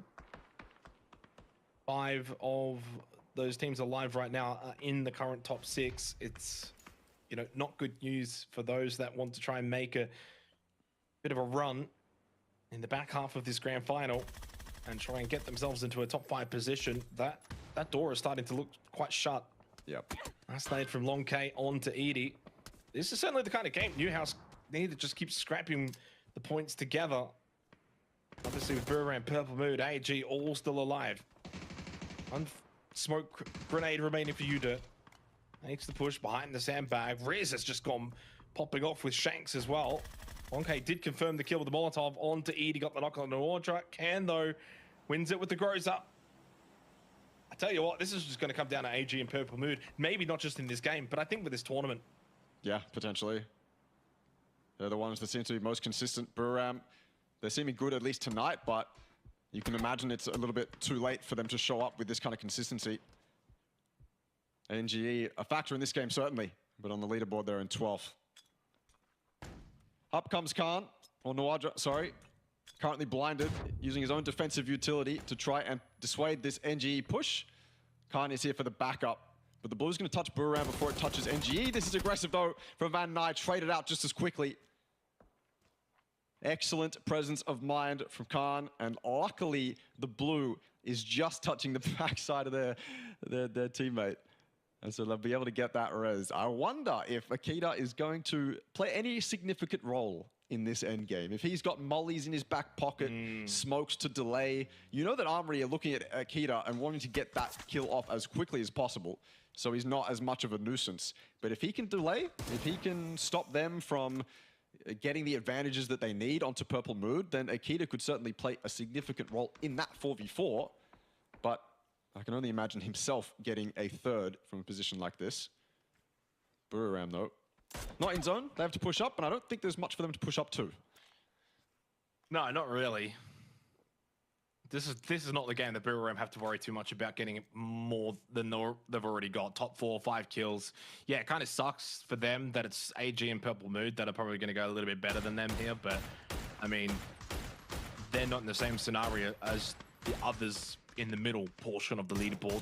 They're close enough. They can keep in touch with AG and Purple Mood after the conclusion of this game without being too worried. But they're just never going to be in a position to get further than that tree line. They're out. As expected, was just really a matter of who was going to be able to pick up the kills, and it's AG. They got 11 kills now in this game. Totally dominating performance. This is looking to be their second win. So far, in terms of the grand final, they've had 2 4th places, 3 2nd places, and a 1st place. Now another top 3, arguably should be top 2. It's been a standout performance for a team that, remember, on the final day, the LCQ required a massive performance to confirm their spot, or even be in this position. It's been a huge turnaround in the grand final. They were very good in the group stage as well. They were 9th. They've always just kind of been on that precipice, but right now in the grand finals, they've just taken this tournament and ran with it. And James having a really good game as well. You know, we talk about Dynasty and Riz as the 2 frontmen for AG. As you said before, they've got members that can just stand up. Shanks had a good earlier game at the shooting range match in the first game of Erangel. Now James. So they're all just pulling their weight nice and evenly. But what does Akita do from here? Or in another case, what happens to Akita? Well, it's Armory. The onus is on Armory. Akita can just sit and wait. And I don't think he's got many other options. He's looking for his one. Right now, the only points EXO have are placement points. PLM not comfortable on that edge. You can imagine Thanawat and Escaluja's position is probably something that PLM want. Looks like that gives them a bit more of an angle towards the north of this zone, but they're going to have to leave that and group up with the rest of their team, and it might get really claustrophobic really quickly. The other option for PLM is to push down towards Akita's house, but then even then, he has just as much of an impact as he would on Armory.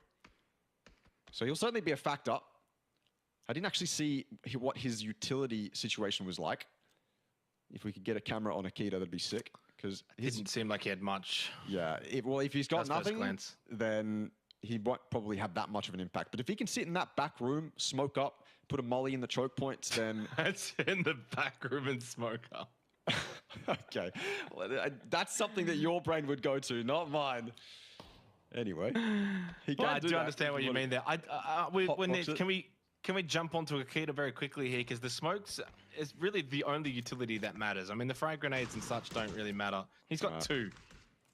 And he will be smoking up the back room, mainly because he's been pushed on by Purple Mood. I think this ends up being a situation where Purple Mood are going to be the ones that maybe clear him out as they want to get control of the yellow. Go on the roof as well, actually. Forgot about that for Purple Mood. One more. The only way Akita wins this game is if it comes down P9. Everyone is getting towards the asterisk and a bunch of smokes gets thrown out from everyone. He can just slip into them. Yep. Yeah, I mean, he's really got to hope that the fights happen on the outskirts of the house he's on. That's a really good nade onto the roof. High ground advantage for PLM as well. I think it might be. Oh, no better time to do it. Akita's looking, he just wants something, anything from this position. But no one has fallen into his lap just yet. That blue zone's devastating. It could do it for Dynasty. Oh, he healed through it. But Riz goes down. Yeah, Riz dead, 1 for 1. They lost Thanawat, Escaluja in the vehicle. 3 versus 3. There is a world in which Akita pulls this off, but I think his best case would maybe to just sit in this building. I don't know if he wants to be killing anyone from PLM, at least not right now. 2 people on the roof. Yeah. Flucky and Thunders, Escaluja on the back. It's go time for Armory Gaming. They sense impending doom and they want to be the ones to get on the front foot. That is in their DNA, especially with the likes of Dynasty. Although he's a little bit further back. No. Molly goes in. Akita burning alive. He's got 2 first aid kits. He can get this one off inside of the smoke. Shanks can't make his way into the building, so Akita will be okay. But that's more utility used for him. Trying to just find a safe spot. That little chair can keep you away from the Molotovs. Escaluja has been knocked by Dynasty. Good position at the tree. Akita just needs to hold on and try and get second place. The Panzer Faust from Thunders, though. Both teams wounded. Jumps out the back window. Full white Thunders on the roof. There's another flash in his face. Akita wants to steal it. Akita didn't even... Shanks hasn't seen him. Shanks didn't see him because he knows he's on the roof. Shanks is knocked. Dynasty's gonna die. Akita's won the bloody game.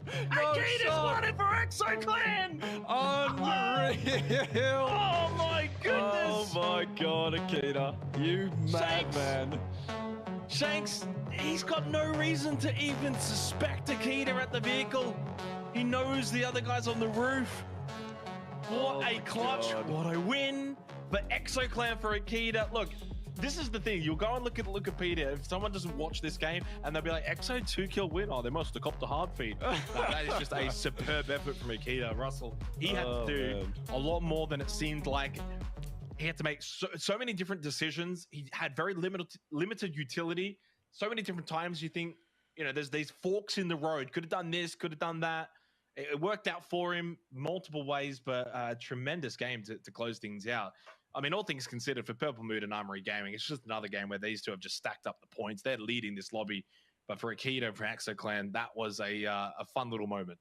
It's a highlight for him for sure. I mean, look, it's one of those moments where the player in the middle of all the action ends up kind of in control. Everyone around them has other priorities they have to worry about and other things that they have to deal with. And Nikita's just all on his own. He's just chilling, just vibing, buying his time. And as soon as he picks his opportunity, I suppose, to come out, yeah, I mean, Shanks misses him behind the car. Don't know whether there was a spectator smoke or maybe a slight flash or something. I have no idea, but he misses him. Shanks just looked like he was focused looking on up the at the roof. Yeah, exactly. He was just focused on the roof. So. Mega focused. Wow, what a tremendous performance for ExoClan. That's Erangel done for the night. We'll go to a break. When we come back, it's Takeover.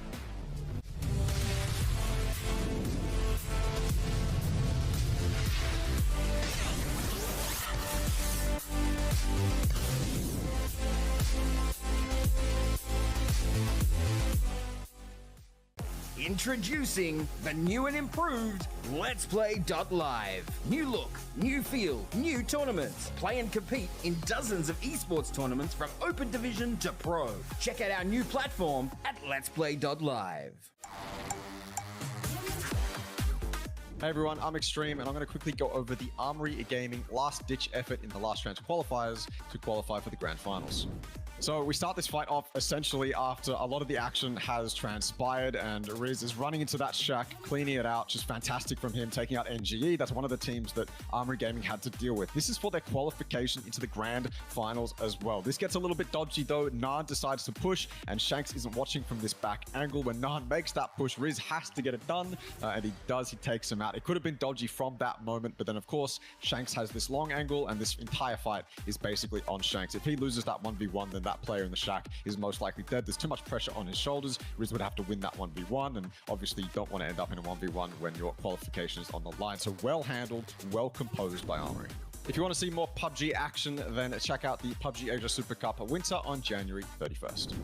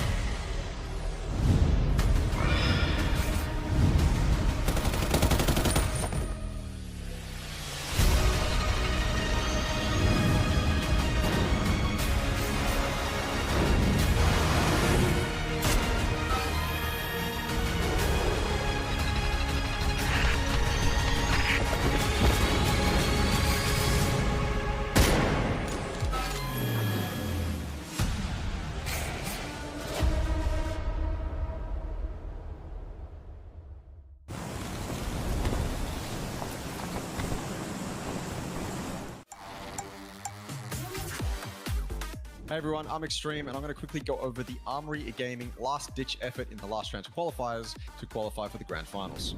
So we start this fight off essentially after a lot of the action has transpired, and Riz is running into that shack, cleaning it out. Just fantastic from him, taking out NGE. That's one of the teams that Armory Gaming had to deal with. This is for their qualification into the grand finals as well. This gets a little bit dodgy though. Naan decides to push, and Shanks isn't watching from this back angle. When Naan makes that push, Riz has to get it done, and he does. He takes him out. It could have been dodgy from that moment, but then of course, Shanks has this long angle, and this entire fight is basically on Shanks. If he loses that 1v1, then that player in the shack is most likely dead. There's too much pressure on his shoulders. Riz would have to win that 1v1, and obviously you don't want to end up in a 1v1 when your qualification is on the line. So well handled, well composed by Armory.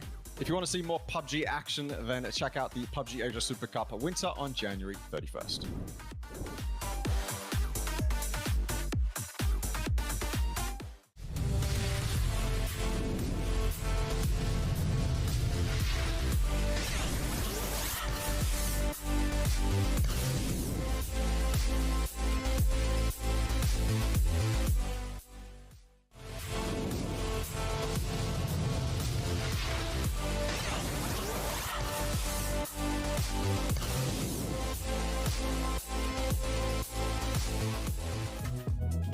Max Clan get the win, and in a very dramatic style, courtesy of Akita's good thinking at the end of that game. But it needs to be said, Russell, of course, in terms of kills, in terms of the teams that clearly had more influence on that particular game, Armory Gaming, Purple Mood, they absolutely dominated and starting to quietly dominate this grand final, this leaderboard as well. So look, these are some of the kills. Jane with 7, by the way. I mean, standout performance from him. Shanks had a really good performance as well in the earlier Erangel game. Again, just highlighting for AG, it's not just the Dynasty and Riz show.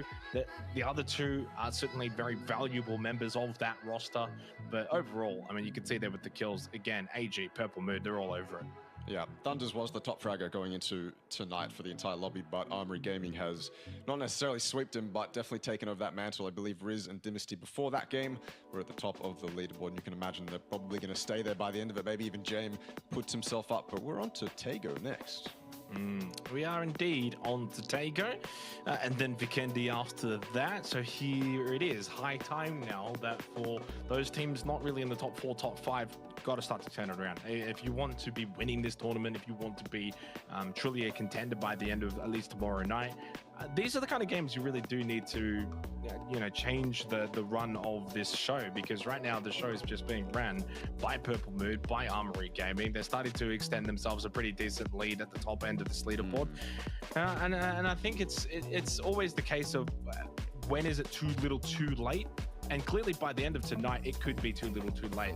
Just the way in which AG and PLM are running away with this. I can easily see with 6 games remaining, the lead being something like 50 points to 3rd or 4th, and that's just going to be too large.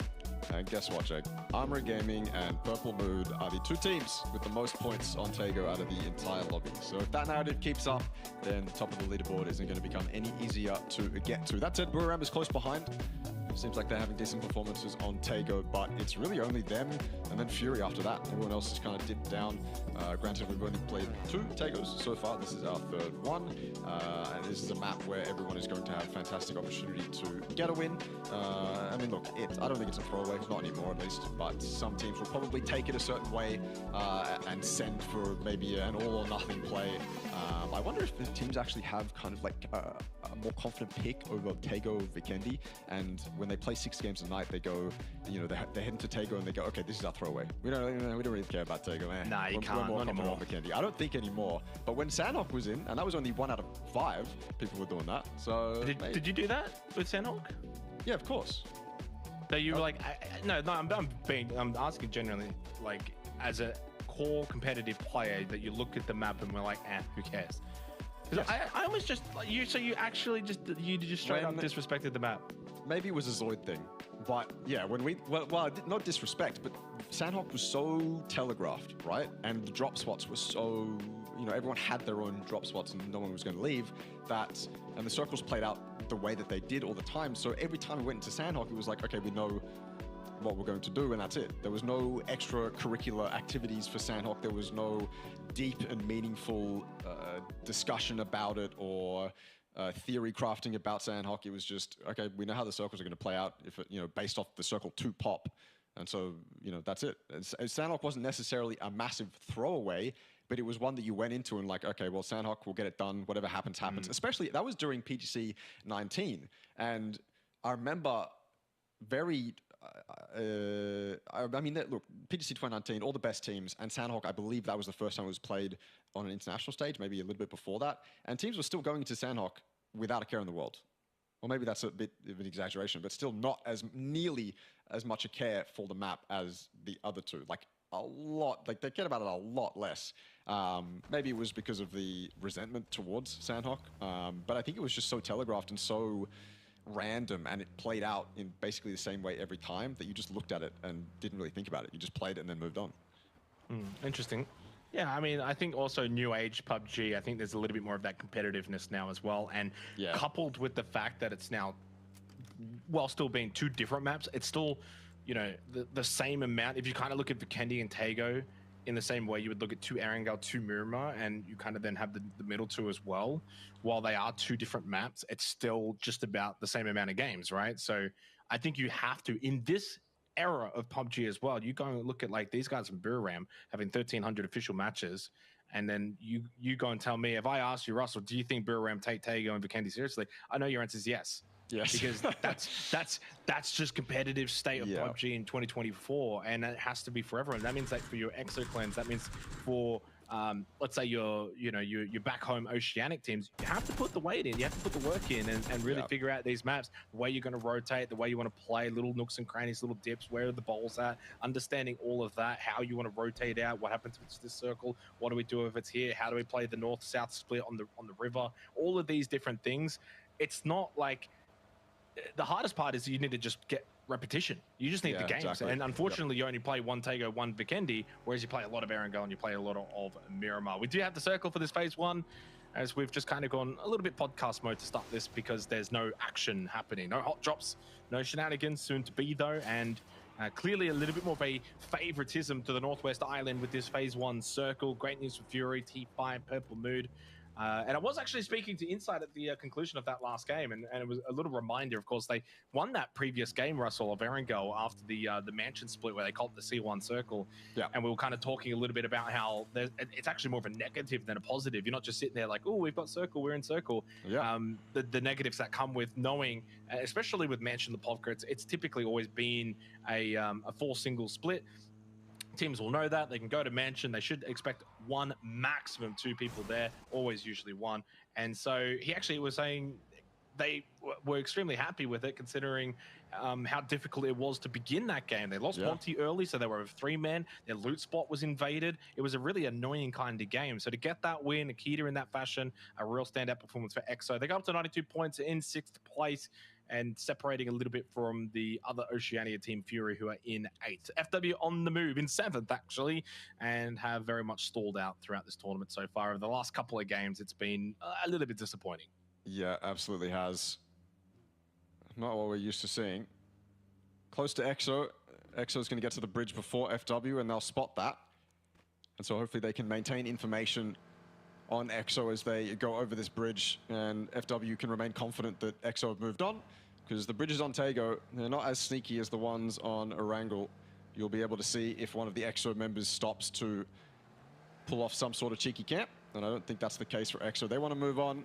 That bridge was out of zone. They want to get as deep into zone as possible, pull off their own game plan, not be held down by a camp they don't necessarily need to do. Honestly, I don't even know if they spotted FW. FW probably the only ones to spot EXO there. All the way on the northern side, which is currently free. EXO is the only team to do that. FW is probably going to follow them.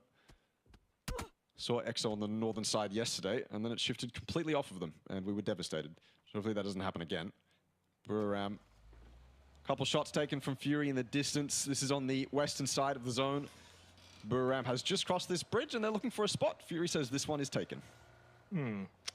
At the end of the night, though, Russell, I'm going to ask you who you think is going to win this tournament. I want your early prediction to that. Jake, I was going to tell you that before the tournament started. And it was going to be Armory Gaming? No, it absolutely was not. But I'm pleasantly surprised. I mean, look, I had the on paper top teams to win it, because I think in a lobby as stacked as this, that's where the talent's really going to shine through and other teams will struggle. But I have severely underestimated the talent of Armory and Purple Mood, to be fair. Yeah, it's difficult even now. They've got a pretty decent lead, right? We're at this point halfway through, well, into the halfway point of tonight. 21 points over Purple Mood, and with no real signs of slowing down. Two teams that, you know, aren't really ranked the highest out of Thailand. Armory Gaming finished 5th in the last series, Purple Mood 7th. Although, you know, reminder, Purple Mood finished 2nd back in Thai Series Phase 1, right? And because of that, ended up going to PGC, which they obviously had Duckmans on the roster over Esquilusia.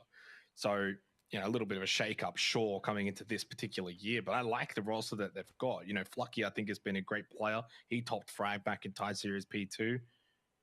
So, you know, it's not a case of like, oh, you know, I think Duckman's just kind of got a bit of a free ride to PGC and then has, you know, vacated his spot again, as we see Leo have a little bit of spray to the unfortunate 777, who might just get a bit of a reprieve, a little bit of luck as he sends his vehicle into the waters. Hey, better than dying. He can swim away from here. I don't know if X-Men might actually just think, why not? Yeah. It would be this. I mean, look, this is 777's tournament in a nutshell. If he's going to be hunted down while he swims across here, then honestly, I wouldn't be surprised. I mean, X-Men need the points too. I mean, this isn't necessarily a freebie because you're going to have to put yourself out of position to get the angle onto 777. You can see Leo wants to go a little bit lower, but going lower, well, there's not much cover. And 777's on the other side of the bridge. They're looking for him though, but he's got breath to deal with. He can hold it, come up for air, and then go back down. My real worry is if X-Men put one on the left side of this current bridge, they'll be able to see him run up. In fact, I think they're already kind of prepping for him to come up onto land, which he has done. And as soon as he starts running is when they're going to take the shots. I wouldn't be surprised if as soon as 777 gets away, that's when X-Men leave. But until that moment, X-Men are committed.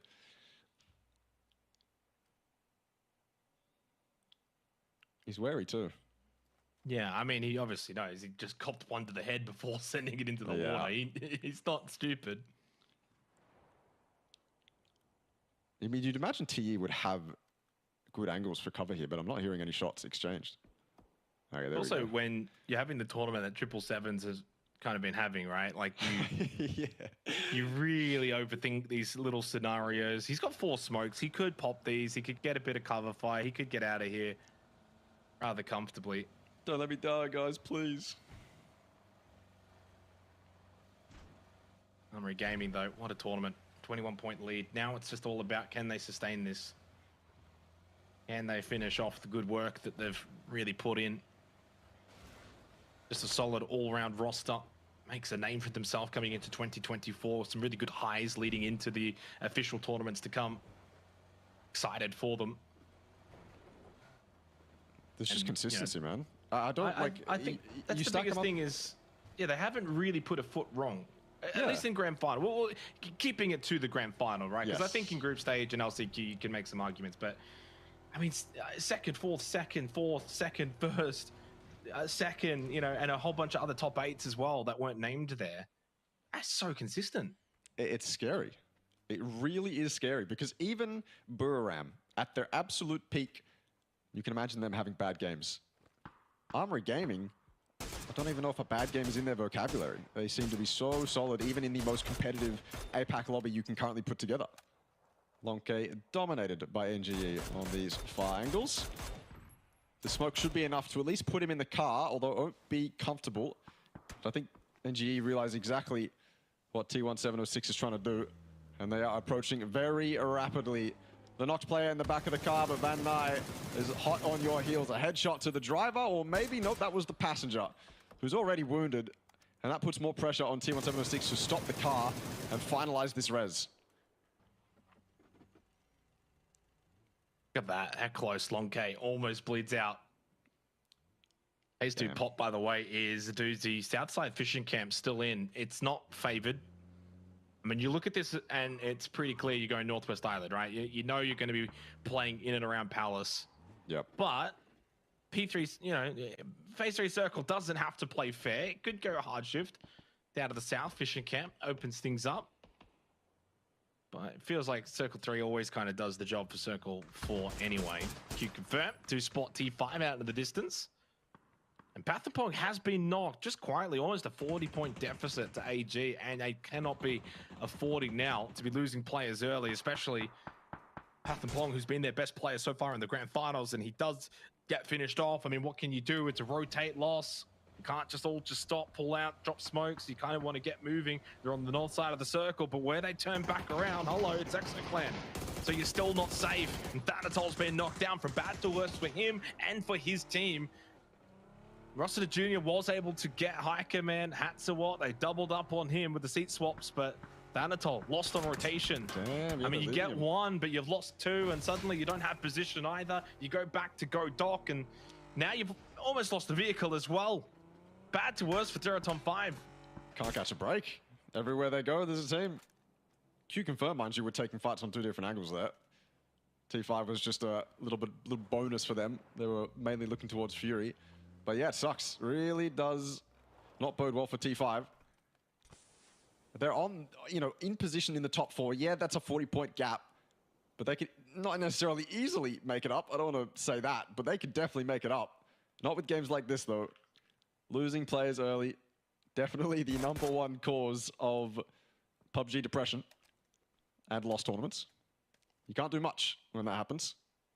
There's only a couple game plans you can really stick to. Monty alive and well, looking for something extra, but T5's not going to give it to him. Armory Gaming? Oh no. Don't make it even worse for T5, man. Don't make it even worse. They're going to get away, I hope. Oh, but I think both their cars are smoking. Ah, they are limping, Jake. They are absolutely limping. Yeah, fortunate to see. 20 seconds till phase 3. I mean, there's a little bit of hopium here that it does go to the south, that we do go to fishing camp, but I mean, it's very unlikely. Armory Gaming, I like the position that they're going to have when this does go north.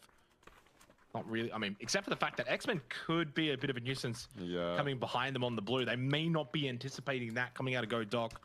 Phase 3, over towards Palace. Oh, Which means I think TE will be the ones to cop the feed next circle. I mean, they have to.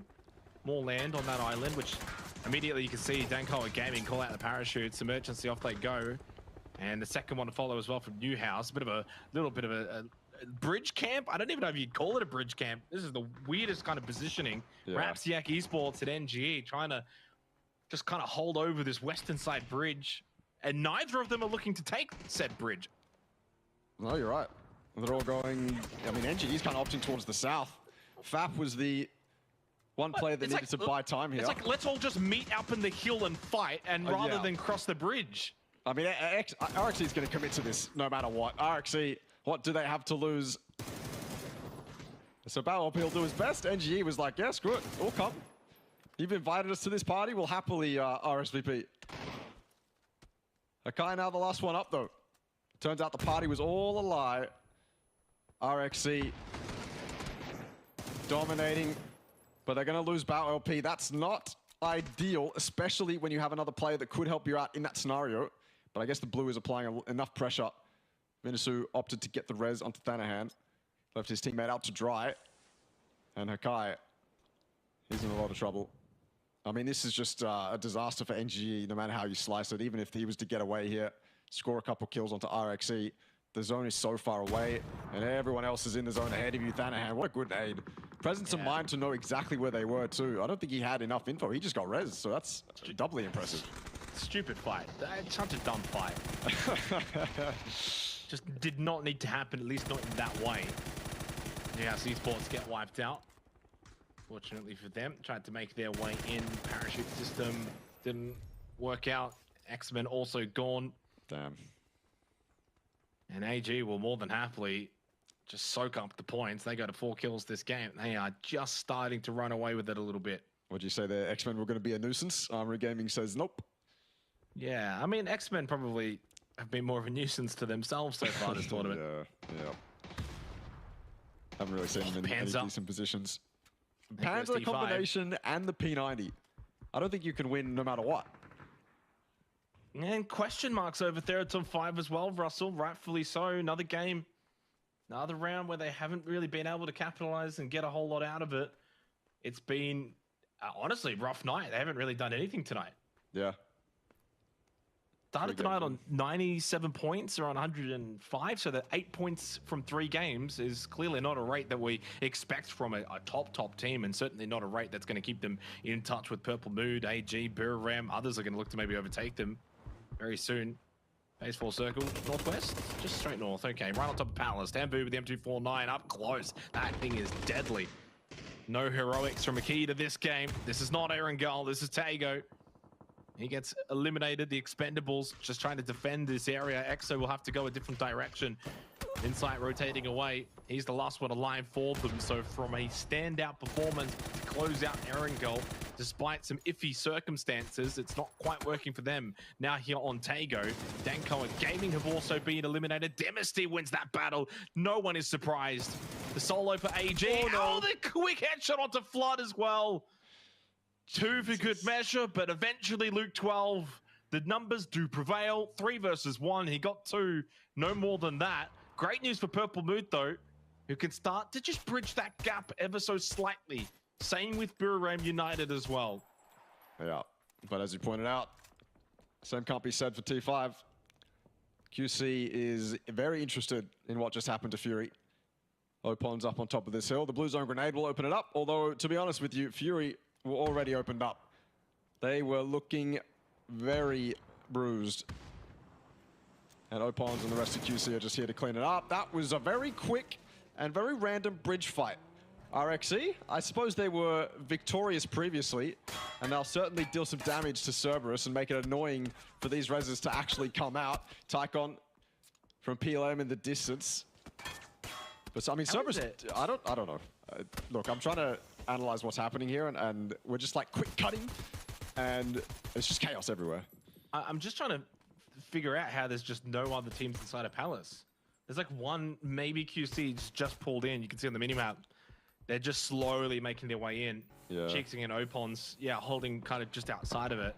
I mean, Palace is kind of small. It's not that massive, but there's certainly a lot of room if teams want to just send it in, get a couple of buildings, get themselves a position locked down. It is also phase 4 at this point. You know, a bit of a hard feed on Palace, so you can send it in without the fear of, you know, the circle kind of pulling away from the POI. But so far, Purple Mood, the only one's really, you know, in control of it. They've just taken a corner. I guess you could argue QC's also got the kind of northwest corner. Headshot from Hymas onto Edie. It hasn't quite been the standout performance from Hymas since returning to the roster tonight that they were maybe hoping for Cerberus' sake. It's been a little bit quiet. But this is also the issue with, you know, everyone else is kind of, you know, up to, what, game 15. He's really only up to game 3. He's got to kind of get warmed up. 777. Another kill for him. And we head to phase 5. Fury got away with all 4. Q-Confirm got none of their kills, which surprises the hell out of me, because Fury had 3 knocked when Q-Confirm were pushing up that hill to third party that. So Fury are allowed to live. And they're fighting towards Insight just below them at the moment. I'm going to assume that Fury's push down this hill is not going to be easy. First, they have to deal with Insight, then TE will get involved from one side, and Q-Confirm will get involved from the other. And Fury will have to take multiple fights at once. Maybe even if there's not many trees on the low hillside there, then PLM or any other team off in the distance to the south can get involved as well. The Fury are certainly a target right now, at least on this zone. Cerberus, however, they did not skate away with 4. They only got away with 2. RXE causing an absolute nuisance for them. Playable area in front of them, though. That road, that rock looks pretty decent. At least as a position to bounce themselves off of. And Insight's taken care of cleanly. So Fury have a little bit more time to work with, a little less pressure on them. And they are turning the attention towards TE. 20-minute mark, but only 8 teams remaining. Yeah. So no wonder it's probably just slowed down a little bit. Certainly a lot more room to move. You can breathe. You can kind of branch yourselves out as a team a little bit, try and take some space. Unicorn Cyber, though, as they get kind of shot at by Hymas, they're in the worst spot on the cliffs. Not easy to push out of. FW closest to them, and you're also then getting peppered from a distance. It feels really bad for them. Great shots from Hymas. I mean, just kind of highlighting what he can do individually, especially with that Dragonov. He does have an 8x on it, but still ridiculously difficult shots to hit repeatedly with the DMR, and that is a smoke onto White Kick Mookout. We got knocked, north side hold for Fury, but Crate coming their way as well. Mortar Strike 2 from Thunders onto Huang Long. So Hymas needs to either go for the confidence. Oh, he got him! Oh my god! Double knock! You said stop peeking, because if he had just got tagged again, he would have died. He also needs to go for the revival to Huang Long, but you know what? Maybe just leave him, reload, try and get these kills. Oh my, I mean, I guess the blue's closing in. You may as well go for it. No way! He secures it. My god, no way! This guy's unreal. He's got absolutely all 3 unreal. of them! If he gets this 4K, I'm gone. I'm done. I'm out of my chair. Well, they're gonna die to the blue. So Power up close, pulls out the P90. Hymas for the 1 versus 4. He gets it. God. All 4 wiped out by Hymas of Cerberus Esports. There's a reason why everyone keeps asking where this guy's been in the grand final. That is what he is capable of. He did kind of allow his teammate to die, but I mean, hey, he got all 4 kills. He can do it. You can't be complaining if Huang Long says anything. I'd say, well, I got all 4 kills. What do you want from me? Exactly. Welcome to the lobby, Hymas. Good to have you here. On to the Fury Q-Confirm fight, though. Destined to happen. Flood down off the back of that cow knock. It's been hard to recover, at least the timings here for Fury. It allowed Q-Confirm to push up a little bit, get up close and personal, but Cow is making up for it. Said that knock was my bad and is moving on. Opening it up, really, versus Q-Confirm. This is desperate for Fury. Out of the zone right now, but honestly, Q-Confirm have kind of thrown themselves into a rough spot. Couple knocks here hasn't made it easy for them. They're the ones with the position in the first place. They could have just held backwards angles, allowed Fury to push down the hill, and taken their liberties when they came to them, but instead they pushed up. They went aggressive, and you can't blame them for that. It's an excellent strat to really take the fight towards Fury and not give them any space to work with. It could result in Fury's death a lot quicker, but it hasn't worked out. They've allowed Fury players to get close, very up close and personal. Cow with the AUG gets one, and I don't know who got the other knock, but Fury have been allowed to survive. And what's better for them is it's allowed them to now grab their cars and rotate deeper into circle. They can now look towards Palace. They can now look towards the other spots in the zone they want to take. And Q-Confirm is no longer really that priority threat for them. Oh, can't make it behind the tree. Luke Swift with the mini. Nordra at the rock. Edie coming in to try and play savior. Early tag there from Luke. A second to follow. Is there a third for the knock confirmation? No. But a bit of vintage Luke 12 there with the mini 14. And just makes the path forward for Fury far more manageable. Yep. You know, Edie has to prop, he has to heal. They couldn't get the revive. They can't get to the tree that's smoked out. HiMass continues to just do HiMass things. 6 sacks. Watch. Oh my God! What is this man doing? On a mission. The random P90 spray into the smoke is the equivalent of a basketball heat check. This guy's unreal. Oh, don't get another one. He only got one of those kills though, unfortunately for him. Well, they're into the top 5 now because of him as well, and this is turning into a high point game because of HiMass single-handedly. Yep. 6 of their 8 kills into the top 5 because of what he's been able to do. Eventually goes down. Now, mind you, that's a run he had to make. There was no other option. Death run, couple smokes out. Obviously, he's putting pressure. Did everything perfect there, but, you know, clearly it's still a death run, right? That's the definition as to why it's called a death run. Try and get to Palace, try and get to a little bit of safety, but he was out in the open. Wonderful effort, though, from HiMass. Sometimes you just got to sit back and appreciate some significantly good PUBG. Nordra eliminated for Buriram. Bit of a quiet game for them, 4th 2 kills. And Purple Mood, Russell, look at that leaderboard. They've just quietly gone and had a massive game. 4 players alive. They'd have the highest percentage chance to win this game. I think there's a chance they actually maybe overtake AG by the conclusion. Potentially. Also a really good game for Fury too. I think they've racked up 11 kills off the back of them holding the north, just defending it incredibly well. Pushing down when they need to, clearing up the threats. And they've only lost 1 so far. It becomes a lot harder. Yeah, 11 kills. Yeah, decent game from them. I mean, a couple teams in this lobby hogging all the kills right now. Q-Confirm have been relegated to surviving, existing, sitting still until this fight eventually pops off, and it is happening.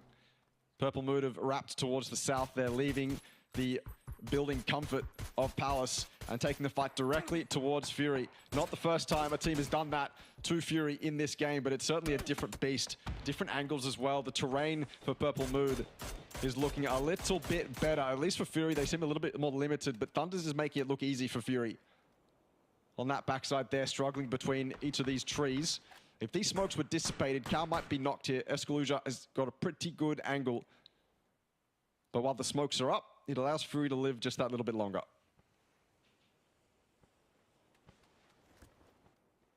Plenty of shots with that AWM as well, so could get a little bit fun with that.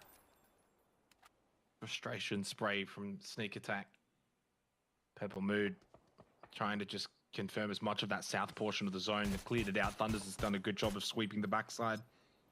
Should be a pretty clear-cut case for them in terms of information and knowledge. They've spotted QC. They know where Fury are. They've swept the back. So information for Purple Mood is at 100%. 12 kills, good position, south side. I mean, they've done all of the kind of checklist stuff that they've needed to do. Yep. Now they can kind of turn their focus towards, you know, Fury. Keep an eye on QC, who, you know, obviously need to push out of Palace. Once they do, they're also likely to get shot at by Fury. So I think Purple Moon are definitely in the best position to win this game. For my mind, I mean, I think Fury, you could argue in terms of the higher ground position. This is interesting. Love the throw feature being used there. Rarely see it. We saw it earlier on in the tournament as well, but yeah, very much a rarity. Probably more of a rarity to catch it in terms of the observation of it. Yeah, that's true. Getting on the roofs, though. That's my takeaway from that little situation there. And whether or not those roofs are going to still be in by the time Phase 8 pops. QC, I think they've lost opportunities to get high ground as well. They could back off a little bit, maybe use the fence on the northern side to get on top of a roof, but I don't think so. I think Purple Mood has the liberty there. Where does Phase 8 go? Donuts. Huh? Straight central. Yeah. There is a roof there for Purple Mood to use, but I think it's a roof that's going to be exposed on either side. So probably won't be super ideal. Although one of them can get up there, check it. If it isn't ideal, just jump off. Yeah, Exclusion's up here right now. Although it does have those little outcroppings, I suppose, on either side you could use for cover. They're very thin, but certainly doable in a game like PUBG. Maybe it allows you to prone as well. That high ground could be the difference here for Purple Mood.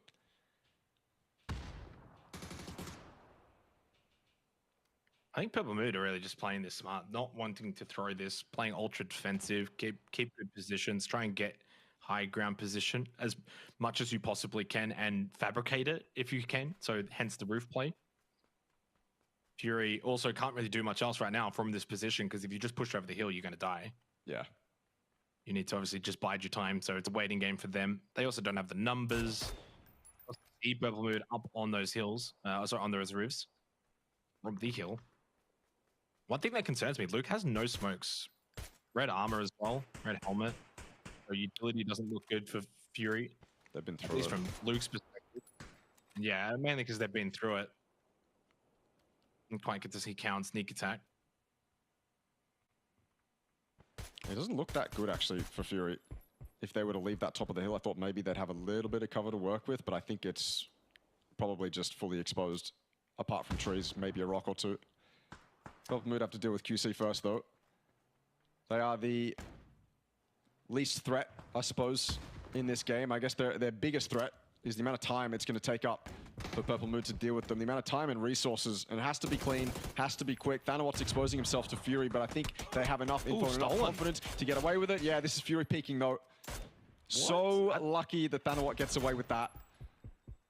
Thanawat's got to be kicking himself there, though, because he thought he got the flush. Yeah. I think he just got him down to like 1 HP, and then just the last little DMR shot. He will get rid of Leon's. Thunder's going to have more than enough time to heal back up to full. So it's kind of down to the 4v3 we were expecting, though. QC dealt with, gone in, out in third. You know, not the worst of games from them. This high ground means nothing. Becomes a very interesting fight. If PLM win this, they go to top spot. High ground means nothing. Fury are the ones now with the higher ground. But the utility onslaught from Purple Mood is working wonders for Fury. Don't even have to really worry about it. Thanawat's pushing up. So many flashes being exchanged from either side. Thanawat was so blind. Just had to hit the prone. But info was gathered on him before he hit that prone. He goes down just that easily. Look at all that Fury have to work with. They have to work with just this ridge, just that little bowl and that foldable shield, and yet they're making it work. They'll suffer one knock back, but this is still excellent for Fury. Yeah, mainly because PLM are the ones just forcing it, right? So they've kind of picked up the pace, a little bit different to what we saw from them earlier in Palace. Still, it's a 2v1. Down to Luke. He wind the clock back for a vintage Luke 12 performance. 1v2 clutch, seen it so many times. And he starts it off with a headshot onto Escalusia. It comes down to the 1 versus 1, playing the smoke well, but that said smoke is dissipating. Gone, it will be soon. And on the other side of it, though, is Flucky, and he's not lucky. Luke 12 once again shows us his prowess in the clutch. It's a 16-kill win for Fury. Much needed win, 99 points up into 6th place, keeping in solid touch with ExoClan. For Purple Mood, 2nd place will have to suffice for now. Of course, still a long way to go in this tournament, and they are right on the heels of Armory Gaming. But a solid win for Fury. They had nothing, Russell. They had barely any smokes. They were getting pushed on. They had a deployable shield, and they made it work. Luke made it work in the end. I mean, look, that entire game for Fury was obviously well fought for. yeah, I don't think we saw them that much, but the fight we did see from them was the one they took with the Expendables, the fight they took towards Insight, and then the fight they took towards Q-Confirm, both of which were excellent. They were all excellent fights. Fury survived through all of that, and then you see them in that spot in that endgame. It's just this little bowl behind a foldable shield, and I think there was maybe a car there as well, and you go, okay, this is lost. Purple Mood have it. But you're right, Purple Mood threw themselves at it, and then Luke, 12 in a clutch. I genuinely don't think, I think he's more comfortable in a clutch than he would be on a roof with a DMR shooting at far targets. That guy knows his game very, very, very well, and yeah, you do back him in those situations. Well said, Russell. Well said. We are done with Tager. We'll go to a break on the other side. It's Vikendi.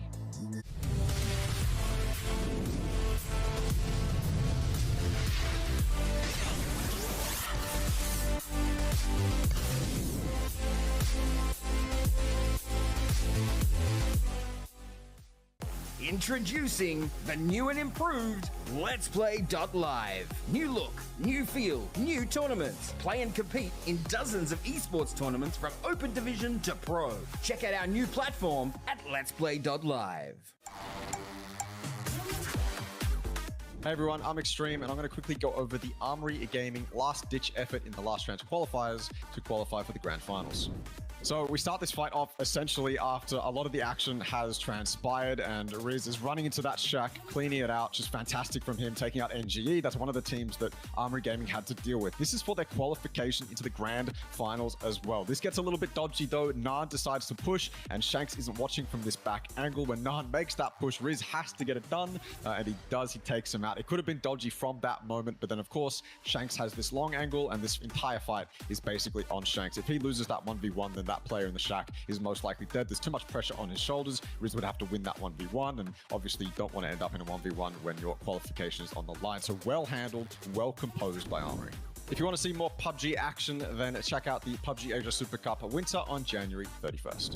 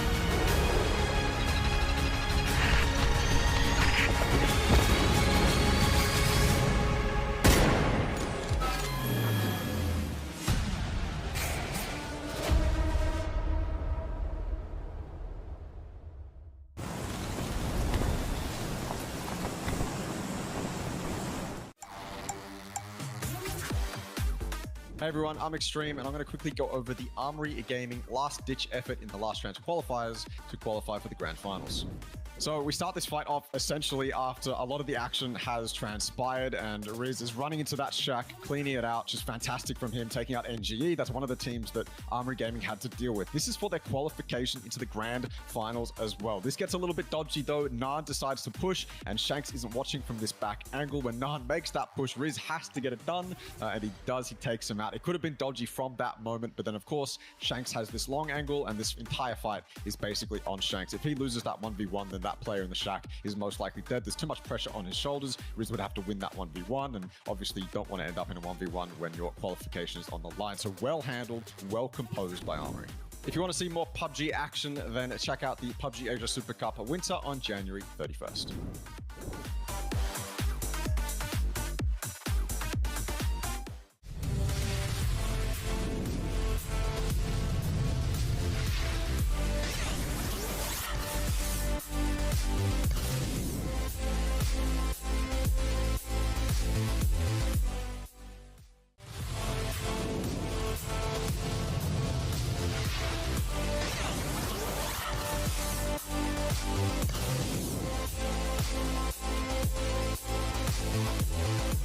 So halfway through the night here and getting towards the final stages of this tournament for the PUBG Asia Super Cup. Of course, tomorrow will be the final night. So 3 very important games coming up here to try and set the tone heading into said final night. And it's been honestly a pretty fun night tonight because we've finally started to see the teams that I think are going to start to really put a stranglehold on this tournament. Purple Mood, Armory Gaming, to name probably the main 2, Russell. And well, look, honestly, maybe the last particular game wasn't necessarily about Armory Gaming. It certainly was about Purple Mood. They had a big performance. We're seeing them run away with it, as you said. It's not good for the teams below them, but it's certainly good for their... I mean, look, it's good for them this tournament. It's probably even a good sign for their 2024, let's be real. Yeah. One player that, by the way, had a significant individual game, though, was Hymas from Cerberus. Of course, we highlighted Cerberus at the start of the night. Now, this is his overall tournament so far. It doesn't look that amazing, right? You think, oh, but Xenox, it's been a long tournament. Well, he only played 6 games prior to tonight, which was the 6 games of the group stage. Of those 6 games, he had 14 kills, which means then he's only played the other 3 games earlier tonight. So this is from 9 games of action. In 9 games, he's had 23 kills, averaging 331 damage a game, 2.56 kills a game. I mean, he's been sensational. He just hasn't played every match. Yeah, and when you look at Hymas as a player and you try to build this, I don't know, this kind of foundation of how you want to talk about him, it's all international. This guy's reputation now transcends to the international stage. You don't just look at how he performs regionally. You don't just look at how he performs in his home tournaments or the close regions. You look at how this guy performs internationally, and then you bring that back to regionally, and you go, okay, well, this guy, without a doubt, is going to deal some damage. So that's he's kind of in that exclusive club with a couple other players in this tournament as well. Yeah, it certainly has been the case. And look, clearly, it probably hasn't been the perfect night still for Cerberus, even with his inclusion, mind you. You know, 1 player coming in, but then you're losing the IGL. We've spoken about that for Cerberus. It's clearly something that they're going to continue to tinker with. Mind you, though, as well, they are now a GPT team, so they can tinker with these things, and it's not quite going to be as impactful as it is for other teams. Fury did get the win, by the way, on Tago Luke 12 with a significant clutch in the 1 versus 2 after they were also down in a 3v4 to Purple Mood. Even though Purple Mood didn't get the win there, Russell, still, though, the largely dominant team in that game, and I thought they were playing really well. In saying that, felt like they maybe over-aggressed that final fight. They could have probably waited more in terms of time for Fury to push down the hill. Fury didn't have much util. They didn't have the best of safety and position. Yeah. PLM, though, just sent it. They just were very aggressive. They kind of gave up ground, pushed into Fury, and Fury defended themselves well. Yeah, I mean, Purple Mood had the unique position in that end game of being able to kind of wrap the star, the final dot that determines where the circle finally ends in a game of PUBG. They had the unique position to wrap that entire thing and probably get control and look at all the angles surrounding the center of that final phase 9 zone, but they didn't. They got more aggressive towards Fury, and in one sense, I can't blame them for wanting to almost suffocate Fury's options, right? And make sure that they cannot do anything to get away with this. But you look at it from, you know, maybe I'm just being a hindsight Harold, but you look at it from that perspective and you go, well, if they could have just controlled Fury and eliminated them as they came down the hill rather than pushing up to them, then it might have gone Purple Mood's way. That said, we weren't in the game, and maybe the case was that if Fury were given options to run down the hill, it could have given them significant advantages towards Purple Mood. We don't know, but it definitely did seem like Purple Mood could have been a little bit more patient. And I guess the man advantage didn't really matter when you're up against Luke 12 regardless. Yeah, 100%. On to Vikendi we go now for match number 4 tonight, and it's been hotly contested at the top. AG 146 points, PLM 142. You still wouldn't be discounting then the teams below them, T5 Fury, Newhouse, EXO. I mean, for FW and Cerberus, as great as they are, and I think arguably coming into this tournament, you could make a case for both as really the 2 favorites. Obviously, I know a lot of people would look at Theraton 5, but FW, only finished 1 point behind T5 back in PUBG Thailand series. So don't discount them yet, but they're going to need to get a wriggle on. And Rapsiak could help them out here. Standard Lumberyard drop here on Vikendi. It's happened every single night of the grand finals so far. I think Armory Gaming have typically won this, except for the other night. It was actually a Rapsiak win, if you recall, when we got the Lumberyard circle here, Russell. So it's not as if Armory Gaming are like a 100% lock-in win rate here. Dimist is going to be careful. But obviously, AG are aware that Ramsiak have been landing here. And again, this is just the drop location for both teams. They just don't want to leave. They will happily both hot drop it. That's a sick little angle for Bao LP. 4 bullets left in the AUG. I think he's maybe just realized that. Nade thrown out from Shanks. Not good news for AG to lose Dynasty. And again, everyone else in the server wants RXC to win this. James pulls out the shotgun, gets the kill onto Huang Kai, who of course has come in. 6-man roster for RXC, and a nade from Thanahan lands well onto James. Just trading out at the moment. Trying to figure out exactly where the remaining players on each team is. Rez will come out though, which is fantastic for Armory Gaming. I mean, that yesterday's Vikendi, Armory left. They left after suffering 1 loss, and then they went on to place better than Rapsiak. But I don't think that's going to happen this time around. Armory Gaming are going to want to commit. I mean, they kind of have to stay. The Rezzes are right in front of them. They've got 1. And Bao LP is incredibly isolated from the rest of his team on the southern side of Lumberyard, all alone, but arguably causing the most damage. He found another stack of 5-6 as well to help bolster his efforts. Thanahan's going to be the one to open it up, though. Again, onto Riz. Looking for a reply from Armory Gaming, but they haven't really had many. And Vinasuit through the window, an angle that Dynasty wasn't expecting, and Thanahan again. Another highlight for RXC. Applying the, I mean, look, RXC are applying pressure to put them on these angles, and then they take them out when they are on those angles. That was fantastically played from RXC. Yeah, look, Thanahan gets the 4 kills, but everyone else played their part. Bao he got the initial knock. Huang Guai got involved. Same with Vinasu. So it's pressure. 2 games in a row now on Vikendi. Now, this kind of goes back to that conversation we had on Taiko, where for Armory Gaming, they can just throw this to the side. There's so many games still remaining in this tournament, 8 to be exact. Of that 8, only 1 on Vikendi. So you're not really sitting back worrying too much. But it is also not a good look that you are losing twice, 2 hot drops in a row at Lumberyard to the team that's second last. So back-to-back, you know, pretty poor performances. And these little Vikendi differences can be the difference maker when the tournament is all said and done. If you only, say, finish second by 5 points, well, those are your Vikendi points. Yeah. Yeah, I mean, it'd be really devastating to look at it from that point of view. If you're Armory and you eventually lose to, say, Purple Mood, you look back at the Vikendis where you committed to the Lumberyard fight when you really didn't need to. I mean, at the end of the day, you don't need to commit to that hot drop, especially if you know RXC, a team who's on the bottom of the leaderboard. They're not going to give it up. I mean, the onus is on you to leave. They are 100% going to continue to commit to that drop. And when you lose it like that, I mean, look, they're going to be looking at the leaderboard. PLM's 4 points behind them. That's got to kick them into gear. I wouldn't be surprised if next Vikendi tomorrow we don't see them drop, because they can't afford to give up games like this. They cannot afford to let the teams below them any space. They can't give them any space at all. And committing to a hot drop like that out of whatever emotional feeling you're feeling at that time is just not smart. It's much more calculated PUBG to play from a spot you're not familiar with and do your best from there than to commit to a useless drop. I mean, there is that vice versa, though, that we get to Vikendi tomorrow night, and of course, that's going to be the 3rd last game. And if you do find yourself, say, 10 or so points behind, that could be 4 points. Yeah, if you do wipe out RXC, you kind of got to look at it both ways. It's that risk versus reward factor.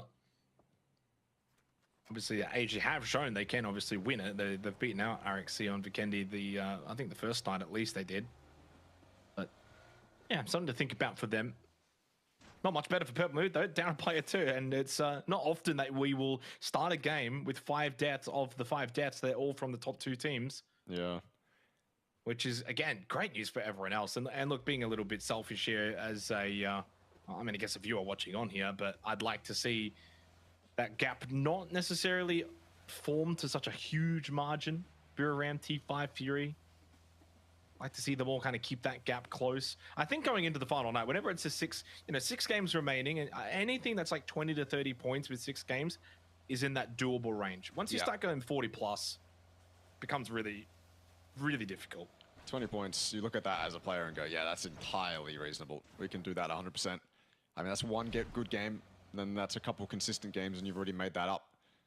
But of course, the teams above you also have to have average nights for that to happen. Currently, the two best performing teams on Vikendi are Buriram and EXO off the back of their wins, one respectively, as we haven't played more than two Vikendis, so that makes sense mathematically. But I mean, look, they're getting points regardless as well. Even without those wins, they're on the top. Buriram 4 up, 122 points. I mean, look, they can make that gap up now if they wanted to. A few more games to go for tonight. Purple Mood and Armory Gaming. I mean, one of them's out, one of them's weakened. T5 and Fury, I guess they're the next ones we look at. 20 points, 40 points for them, sorry.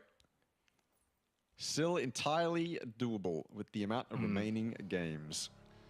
I think you could make a case even all the way down to Cerberus right now that AG's out. I mean, irrespective of what Purple Mood do this game, in terms of just closing the gap to Armory Gaming, like if at least one of those teams you would think statistically should be able to go and get, say, a 20-point game here.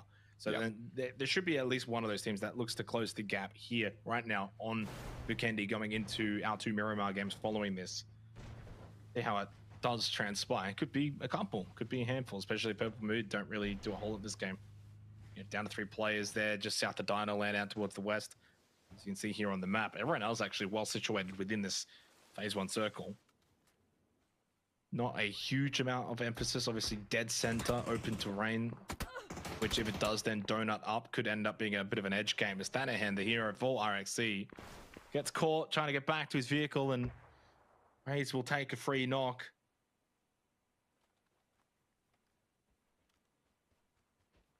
Finished as well. Absolutely will take that. But he's being stared at from the new guy. It'll dip below the hill. Avoid death. I think even if he was to get knocked, his teammates are close enough to back him up. They can probably just pull up on that ridge he's on and save him from being flushed. I mean, look, on a circle like this, I would have expected probably a lot more action. There's so many teams when you look at the map. LPL_play for the stream. So many teams when you look at it and go, okay, they are so close to each other. Anything could pop off at any moment. NG, Buriram close together. X-Men, Unicorn, Cyber, incredibly close. Fury can get involved with fights on either side of them. Lumberyard is where it's really popping off. Not good for RXC. Just came off the back of that win. They want to get out of there. They want to go play their own game, use that momentum, but right now it's a bit hard because there's a couple other teams occupying the spots around them. Now, we don't always have the utmost amount of every piece of information, but from what I can, in terms of gathering information for Huangai, for Rapsec Esports, it seems like this is his debut tournament. First 3 matches of his career at an official level, at an official tournament. Yeah. All right. Welcome. Good to have you. Still not much action, to be honest. I mean, look, by this time on Vikendi, I feel like we've had, barring any hot drops, I feel like we've had some sort of meaningful 4v4 somewhere that's either ended in teams being weakened or one team winning it. Everyone's just chilling, utilizing all of the terrain on Vikendi to their absolute advantage. That one's gone pretty central. Train station will be the location NHE decide to go towards. QC above them. EXO also on probably the premier high ground in this zone. Cerberus moving into a central spot. TE's already in a central spot. It doesn't look like the rotations for anyone else is going to be super clean. Looks like the center of this zone is mostly open. So I wouldn't be surprised if there's a lot of edge fights about to transpire in the next 10 minutes. Yeah, probably a bit of an easy guesstimation to make there as well, considering it's been quite slow to begin with, especially on a map like Vikendi. And yeah, I think typically when you do get these kind of slow starts, does mean the rotational fights can happen, especially on a map like Vikendi, but the centered up circle makes it a little bit less chaotic, probably more streamlined. Would be far closer to that classical kind of PUBG rotational fighting, pushing into an edge position, trying to take a ball, trying to take a hill, trying to take a ridge. Around, by the way, have taken a parachute system, or at least Canaxi has. His name up in the air, and Wardra's still in a vehicle. Can't really see the others. LPL_play for the map stream. And FAP now the solo for New Generation Esport, and he's just out in the open. Still down there. Still in 12th. There was actually 3 members of Buriram that did take that pickup system. Yeah. now floating to the west of train station. Nordra in a vehicle following behind, and Canaxi's just straight dead. Opons will take that. Not good news here for Buram. These are your opportunities, Russell.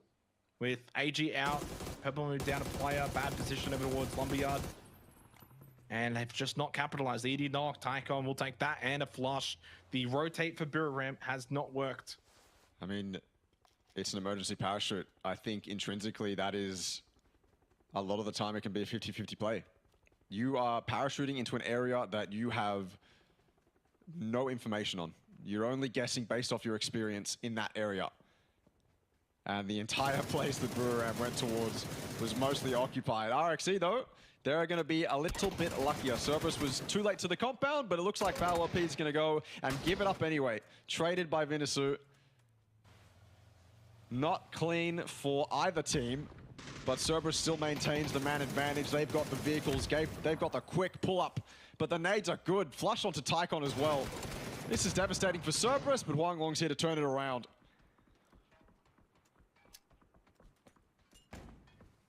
Flash out.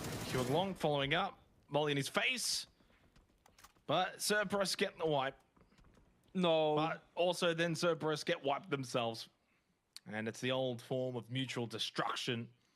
4 kills for Cerberus. 7 though for Rapsiak Esports.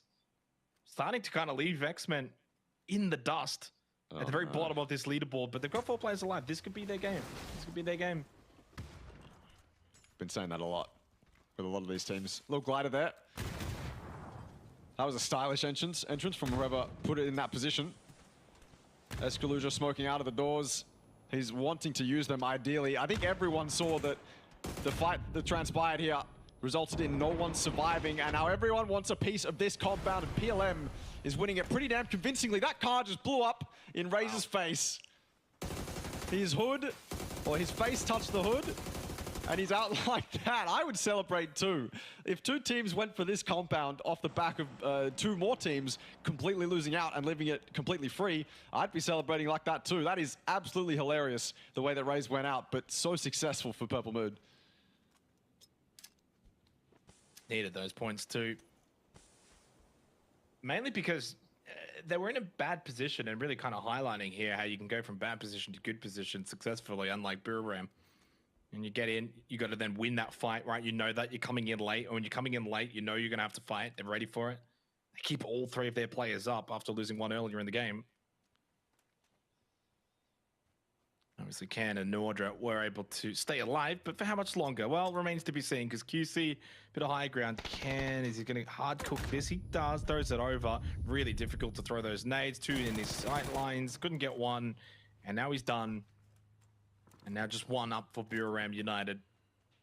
And they will not be able to make hay here while AG are out. So it'll be 23 points, the difference still between them and Armory Gaming. Not impossible to overcome that one. Is Luke 12 with a long-range knock. Yeah. And he's looking for the flush, and he might almost just find it. Bit of a battle as well between NAG and the Expendables, center point of this phase 3 circle. Luke couldn't get the flush. QC getting the revive. Basically just needs to get a bit lucky here. He's kind of lost vision because of the smokes. Could have got on the first initial few bullets. I think after that, behind a tree in smokes, too difficult. I mean, that was clean from QC to deal with the Buram player in Khan. It still resulted in them suffering a knock and being pressured by a team in the distance. How it goes sometimes. Couple of the Fury players, though, they're in strife. 1 car's been blown up. There's a foldable shield there to help them out. The other car is surviving. Probably necessary to keep it alive. And Seek Attack's been knocked by a mortar. So Unicorn, Cyber, I mean, they know where that would have happened as well. They can opt to push onto this if they wanted to, but they have to keep in mind all the other teams around them. EXO doing their best to hold their edge, and so far it's been clean. They have corralled the remaining Dankar players onto the top of the hill. Hwang, the person in the distance, the cover, he's already dead. Jund is gone now as well. This should be clean for EXO. 1 knock minimum. As Hiker pushes over the hill, Akita goes down, and that changes things a little bit. Hesitance there from Hiker, but he still wants to get it done. He realizes that if they give DK too much space, it's over. It's a nice headshot, but Jund with 2. No way he gets 2 here. In the blue 2. in the blue, and he's salvaged it. Monty, I think he's dead. But the other two will survive. It will be 3 up for Exo. 4 kills. Sheesh. Lose 1. Job done. Insight comes up clutch. Exo, it's really kind of been the night of just gritting your teeth and holding on. In probably their definition tonight. And that earlier win because of Akita. Insight with the clutch. There's been a lot of these kind of close moments. We haven't really seen Exo, dominating per se. Now Opons and QC pushing on to Exo. I think they're about to get wiped out. Only Insight still standing. He is going to be corralled by Q confirmed. Micah gets flushed. Akita gets flushed. Those kills get stolen. Exo clan down to just Insight. He gets one onto Cheeksing, a second now onto Opons. Show us Wonderful the effort kills. from Insight. Now in a 1 versus 2. Can't make it happen. Loses to Petra. And in the end, Insight does his best. Playing the rock, playing the positions, but clearly outnumbered.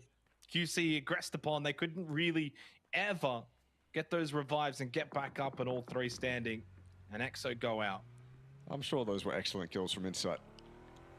Good effort, definitely very good effort. He's had some pretty good moments in this tournament, I think. He's the IGL, but doesn't mean he can't frag. Incredibly experienced, and sometimes that's all that really matters. T5 group up, northwestern spot in the zone. Pretty good. Not much room around this compound for teams to, take a slow approach towards it. It looks like this is a compound where if teams want it, they're going to have to breach it, take it by force. And so T5 will probably be okay with it just off the back of that.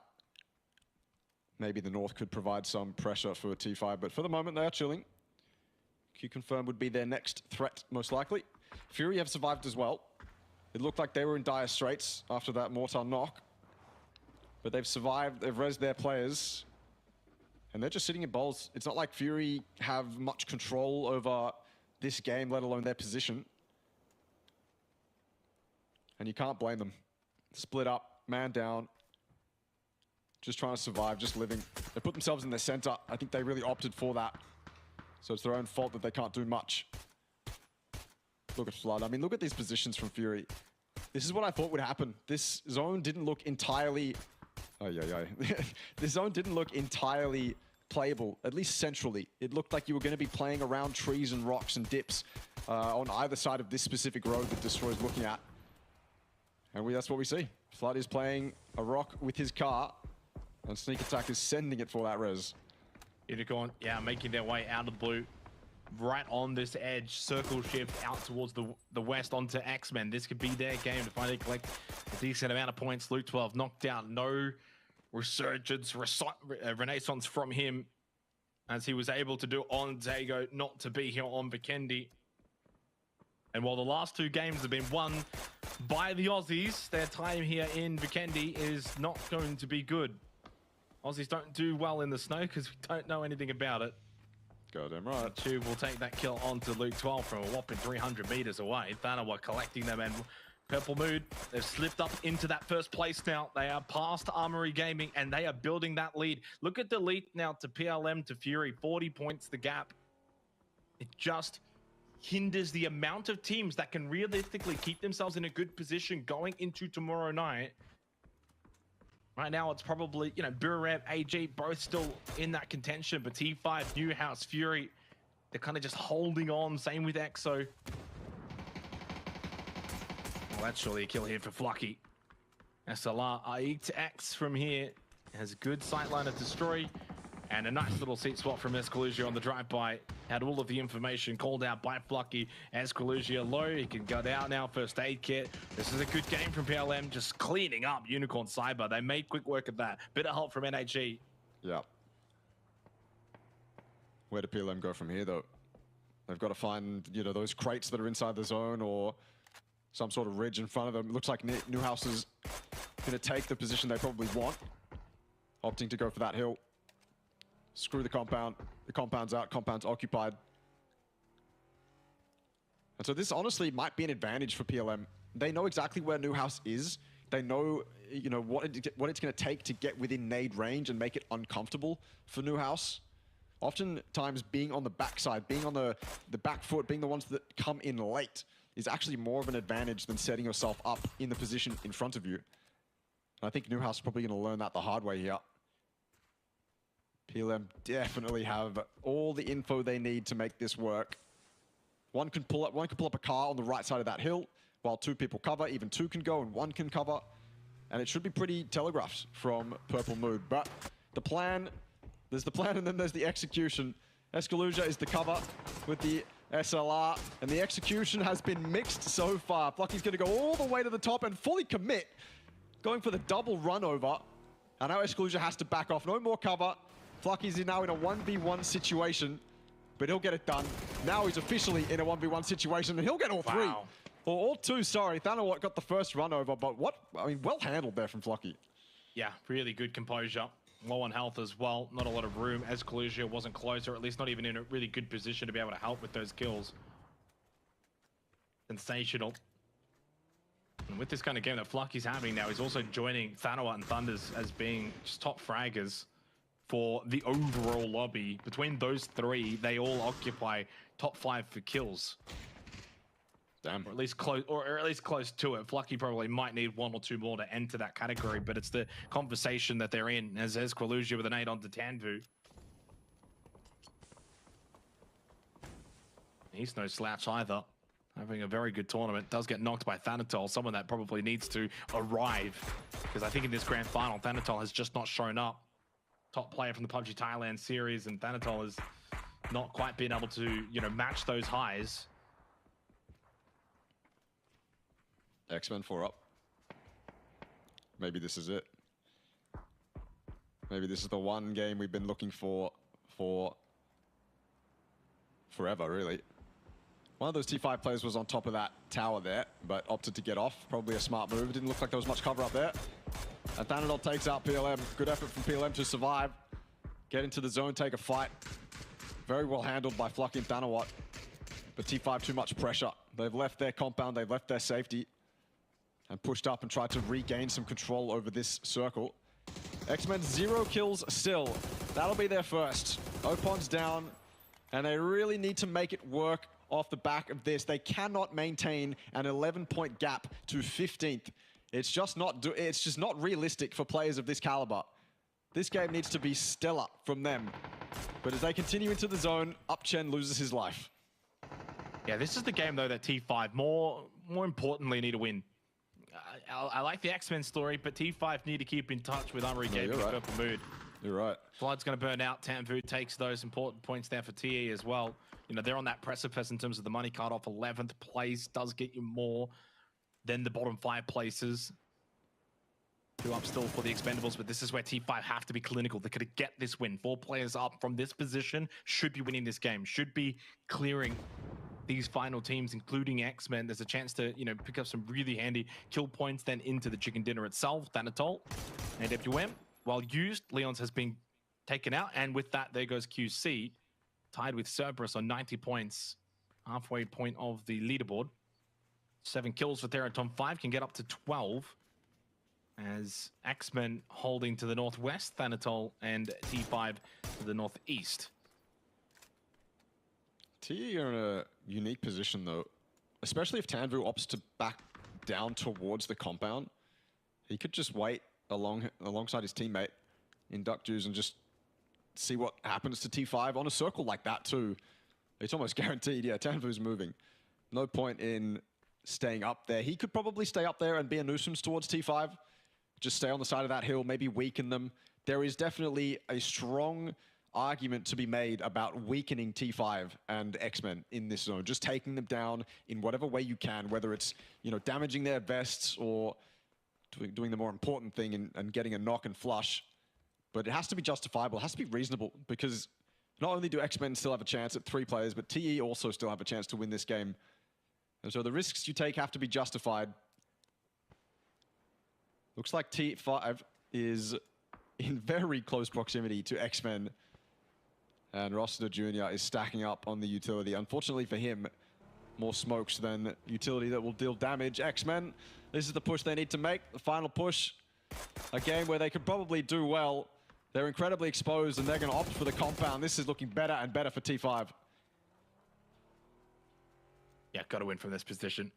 No ifs and buts. I mean, you can make a case they might miss a kill here or there because of the fight between X-Men and TE, but that's okay. Win is more important. And you got the 7 kills as well. As of right now, the gap to Purple Mood, 36 points. Pain gets spotted straight through the window, and Duck Juice is sharp.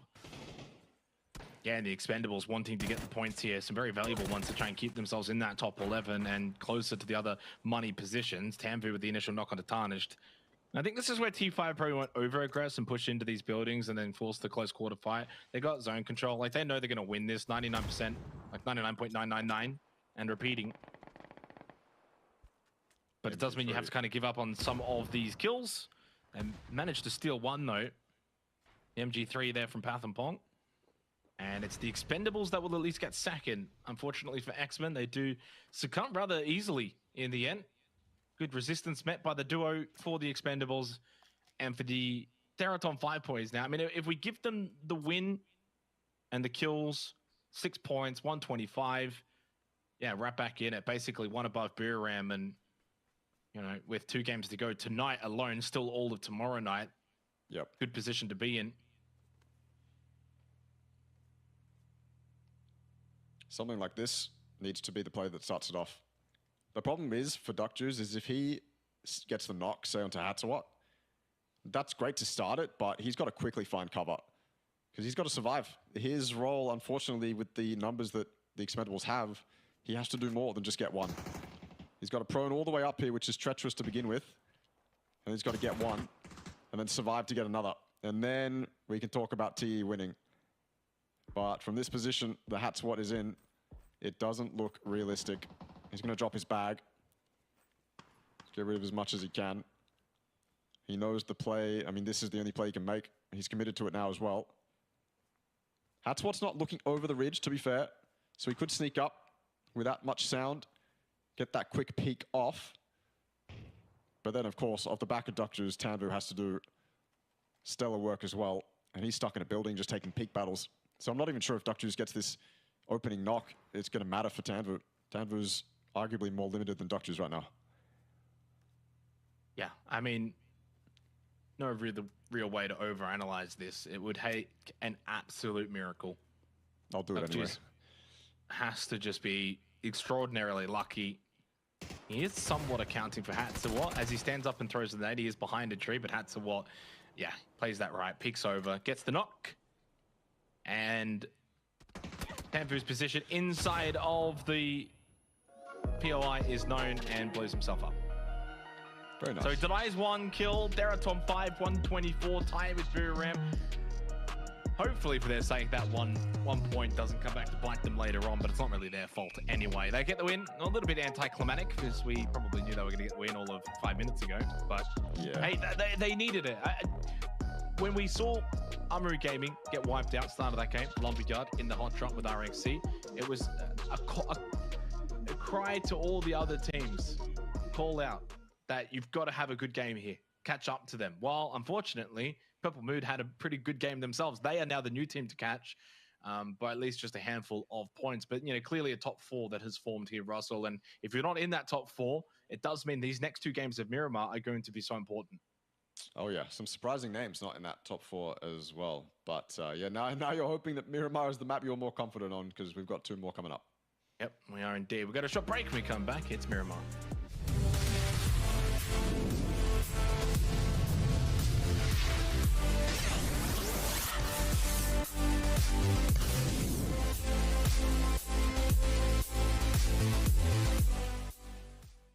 Introducing the new and improved Let's Play Live. New look, new feel, new tournaments. Play and compete in dozens of esports tournaments from Open Division to Pro. Check out our new platform at Let's Play Live. Hey everyone, I'm Extreme, and I'm going to quickly go over the Armory Gaming last-ditch effort in the last round qualifiers to qualify for the grand finals. So we start this fight off essentially after a lot of the action has transpired, and Riz is running into that shack, cleaning it out. Just fantastic from him, taking out NGE. That's one of the teams that Armory Gaming had to deal with. This is for their qualification into the grand finals as well. This gets a little bit dodgy though. Naan decides to push, and Shanks isn't watching from this back angle. When Naan makes that push, Riz has to get it done, and he does. He takes him out. It could have been dodgy from that moment, but then of course Shanks has this long angle, and this entire fight is basically on Shanks. If he loses that 1v1, then that player in the shack is most likely dead. There's too much pressure on his shoulders. Riz would have to win that 1v1, and obviously you don't want to end up in a 1v1 when your qualification is on the line. So well handled, well composed by Armory. If you want to see more PUBG action, then check out the PUBG Asia Super Cup Winter on January 31st.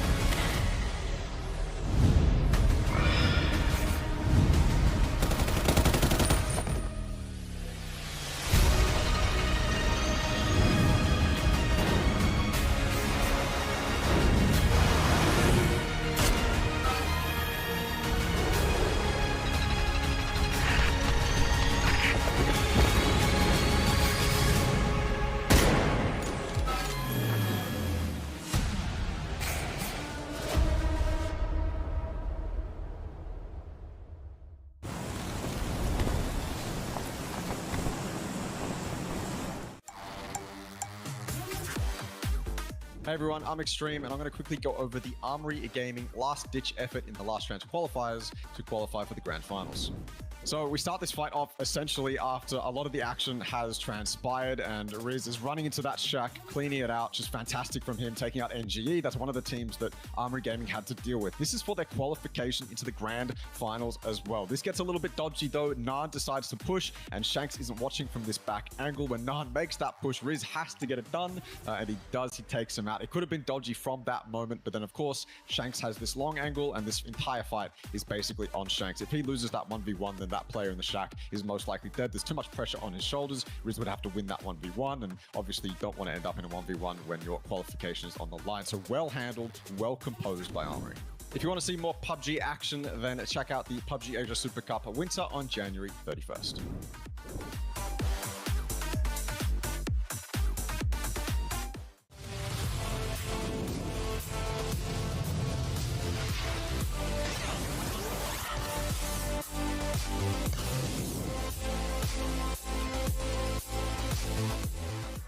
It's been another fantastic night here for the PUBG Asia Super Cup. Hope everyone has been enjoying. Miramar to come now for the final two games of this evening's action. Of course, tomorrow will be the final night. So 6 games still tomorrow, which means 8 games in total. Still a decent amount of PUBG to get through, Russell. Yeah, absolutely a decent amount to get. There's still time for the guys at the bottom of the leaderboard to make it up if they really want to get it done. Then yeah, I mean, look, you're gonna it's pretty cutthroat. You're gonna have to be incredibly consistent and have some fantastic games. You gotta have that in your back pocket. But yeah, there's still plenty of time to at least get into that top 8 position. Yeah, we'll go to the leaderboard here as well and have a little glance at it. Now, Armory Gaming, of course, got wiped out in Lumberyard, so they got 0 points from Vikendi. That left them stranded on 146 points. Purple Mood overtaking them, and you can see just the amount of kills. When you kind of compare PLM to AG, the kills don't look that massive. Then just go down 1 to Battlegrounds. 32 kills is then the difference between first and third. So that's kind of what Purple Mood is doing to separate themselves from the rest of the pack, and separate themselves they have 7 points above AG, yes, but then there's that gap to the likes of Buram and T5 and Fury and NHE and ExoClan. We're starting to get to a point though now where into Miramar we go, and I think the onus is definitely going to be on really everyone from FW up. I would probably start to put that line through the Expendables, but like, you know, if FW, Cerberus, QC, EXO, let's say those 4 teams in particular have, say, you know, a 30, we'll say anywhere between 30 to 4 points gained on Miramar, it could keep them in the conversation going into tomorrow, but that's basically what is required of them, and that's not an easy requirement to fulfill. No, not in a lobby like this. Other lobbies, it would be a lot easier to get points. You'd be able to put yourself in positions where you could scrape together a few more points here and there. But in a lobby like this, no, not very easily. FW, by the way, have left the top 8 and put themselves in the bottom 8 with all the other Vietnam teams. So that's got to feel pretty bad.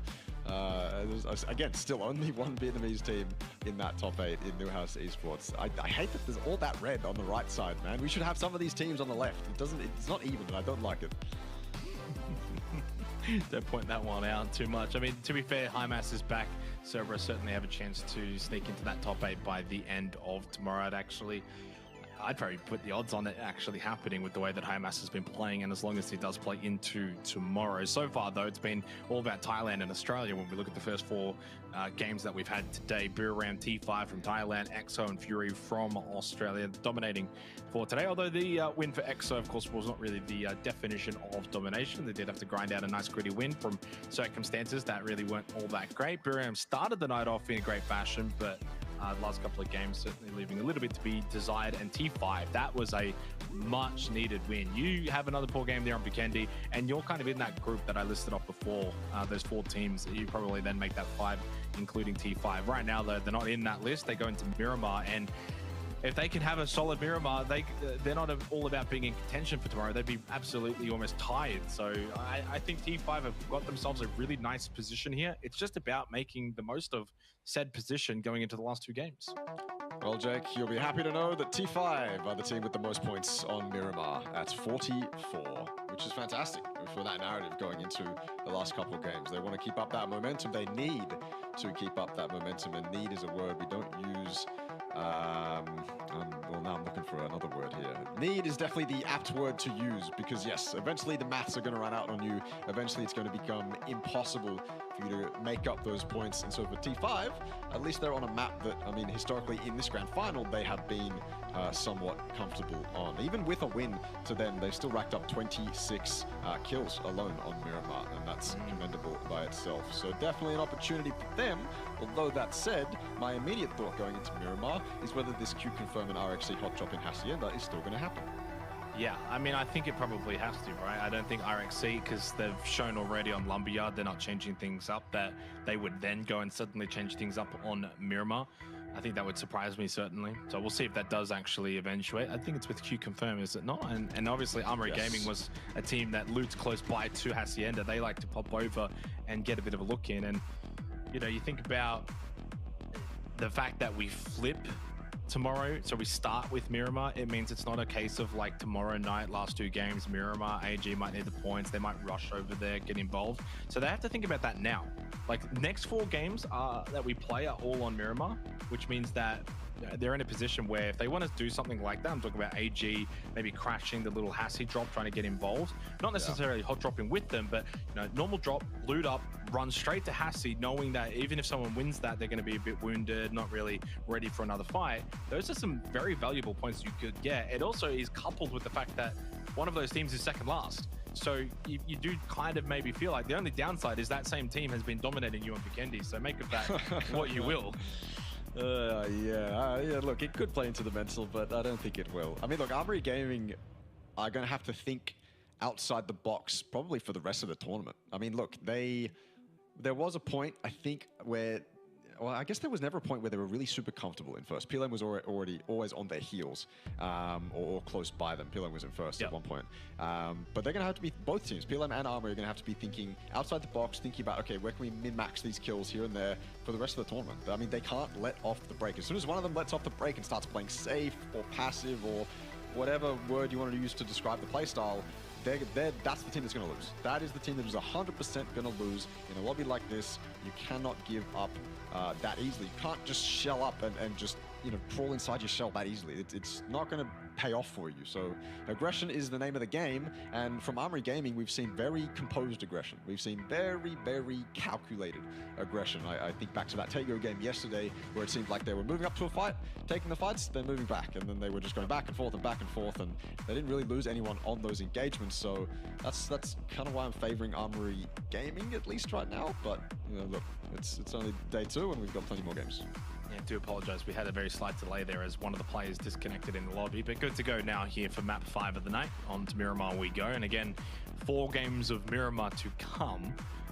But of course, 2 of those will be to begin tomorrow night. So we'll be flipping the schedule up, which means we do close with Erangel tomorrow, which means if you are a Miramar team, for instance, you mentioned obviously they're at top 5 for us, then these are the next couple of games that are super important to the point that T5 might need to actually be leading by the time we're done with Miramar, or at least close to it, and putting themselves in that position that it's at least close enough, down to each game at a time kind of thing.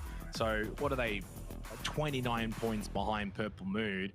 That's a lead that needs to be evaporated by the end of Miramar. If you kind of want to set a mini goal, 2 games to end, 2 games to start. And if I'm T5, I'm saying we need to be at least equal by the end of it. Cerberus is the other team that I look at, because while T5 and EXO have both got wins on Miramar, Cerberus doesn't, and yet they are 3rd for total points. But we can't focus on that right now, because RXC and Q-Confirm are absolutely committing to this. I don't know why they wouldn't be. Q-Confirm up high, 1 player down low. I mean, trying to get up those stairs and escape the death that is RXC. And of course, Opon's found a Panzerfaust to start this one off. Yeah, no surprise here. Of course, as we've already been saying, this is a fight that is expected to go through right until the end. Pretty much anticipating 4 Miramars in a row here of Rapsiak and QC. Last I recall, it was like pretty evenly split. Yeah. So, what's that Q-Confirm player doing on the north, by the way? He was sitting there. He was just T-posing on the north, just sitting there AFK. Yeah, I'm not sure, actually. I don't know. Was that like a DC? It is. He's off on map. DC. Worst possible time. Cheeks King. So, yeah, very unfortunate. Binasu just kind of playing the angles here, maybe expecting QC to be running around. Bit of a strange little hot drop scenario between these two, as they're usually quite confrontational. They go early. Jame will pick up the free kill. Yeah. Onto Cheeks King. Free it is. I mean, it did say that AG do like to kind of poke and prod and look in this area, and he's just spotted him T-posing there, just standing there like, oh, freebie. AG will happily take that. Pays to be proactive, pays to, you know, understand the environment around you. This is not the first time either. They've basically done it every game. But, yeah, Rapsiak probably feeling like they get a little decent corner of the map here, locked down, don't really want to run around. You got the Panzerfaust, wait for them to come to you. Well, it's the first time we've seen the aggression halt. Usually the fight's over very quickly. This time they're just both sitting there waiting. And they've got a Panzerfaust of their own too.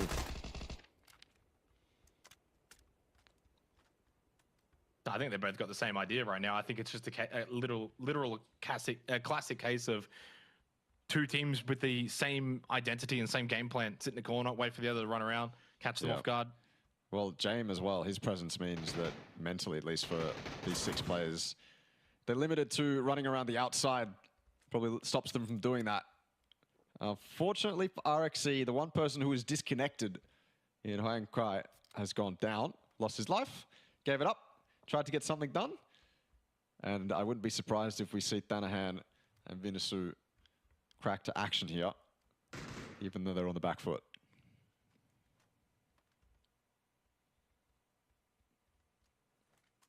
Yeah, I think RXC's issue here is they probably played this too slow. Whenever we've seen them do well, it's because they're on the front foot. And using that last game of Vikendi as an example, you know, Bao LP, he's peeking under trucks. He's trying to get, you know, contact. He's moving around, getting into good positions. But this time they're just kind of sitting around the pool table. Yeah, I mean, you can run around with his Panzerfaust. You don't have to sit still, you know. Like you can run around with a shotgun. Like I just think that they've put themselves into this corner quite literally, and it'd be ideal. It did not work out for them. This Panzerfaust is what will probably win you the fight. And now a Dust Storm. And Exo lose too. Everything's popping. I don't know, are we getting to silly season? in the later stages of this tournament? Is it getting a little bit silly? Are we starting to see early fights we wouldn't see in the first 12 games? Maybe, maybe not. Bit too early to tell, potentially. I think it's been silly this whole time, to be honest with you. I've seen some stuff I've never seen in my life happen in this tournament. But bad for EXO, especially because they were one of the teams. I mean, we're looking at DK now. This is a central spot. Circles pops just south of Los Leones.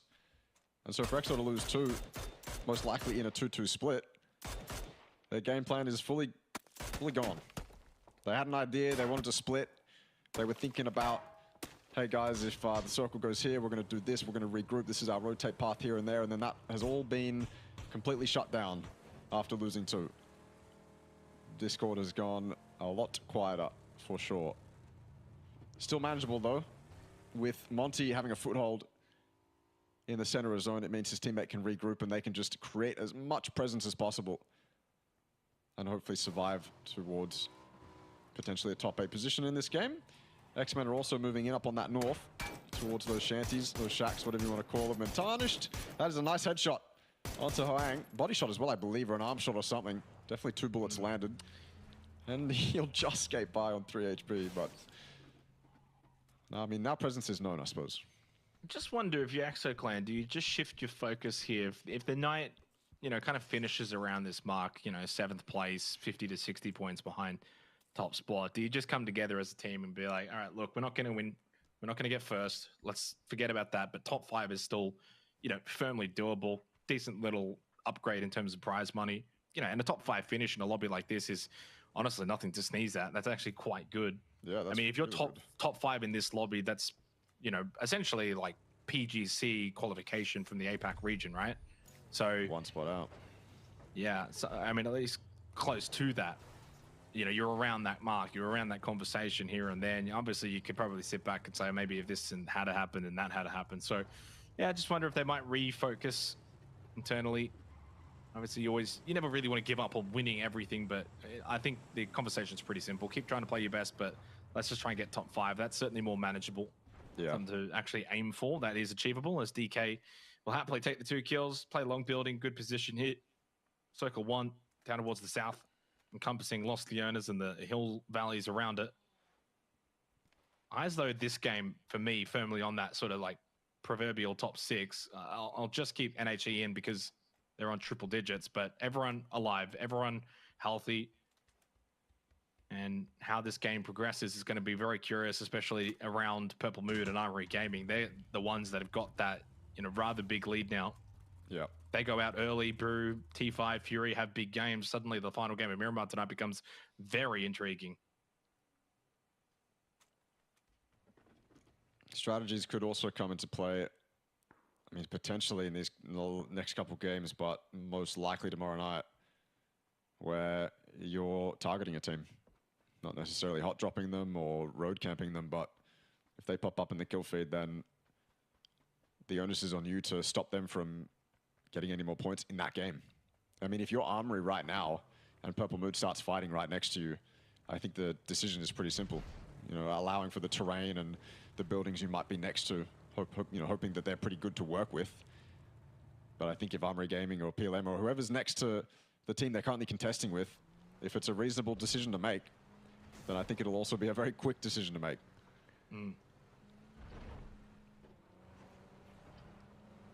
Curious to see what the circle's going to do here. This can be just about going anywhere. Yeah. And obviously lost the owners the other night, which was fun. A little bit dull in terms of the mid game because there's just far too many buildings to play out of, and you can fit just about all 16 teams. Canaxi losing his life, not ideal. Well, Rim down on the coast. I assume he just kind of wandered in towards DK's territory, lost his life on the rotate, and they've got not really the best of position. Rim down to play early, not ideal for the team in 3rd, wanting to catch up to AG in Purple Mood. But obviously, Ram do like to play the edge. They can typically come in quite late. I think back in the last PUBG Thailand series, they had the most blue damage taken out of every team.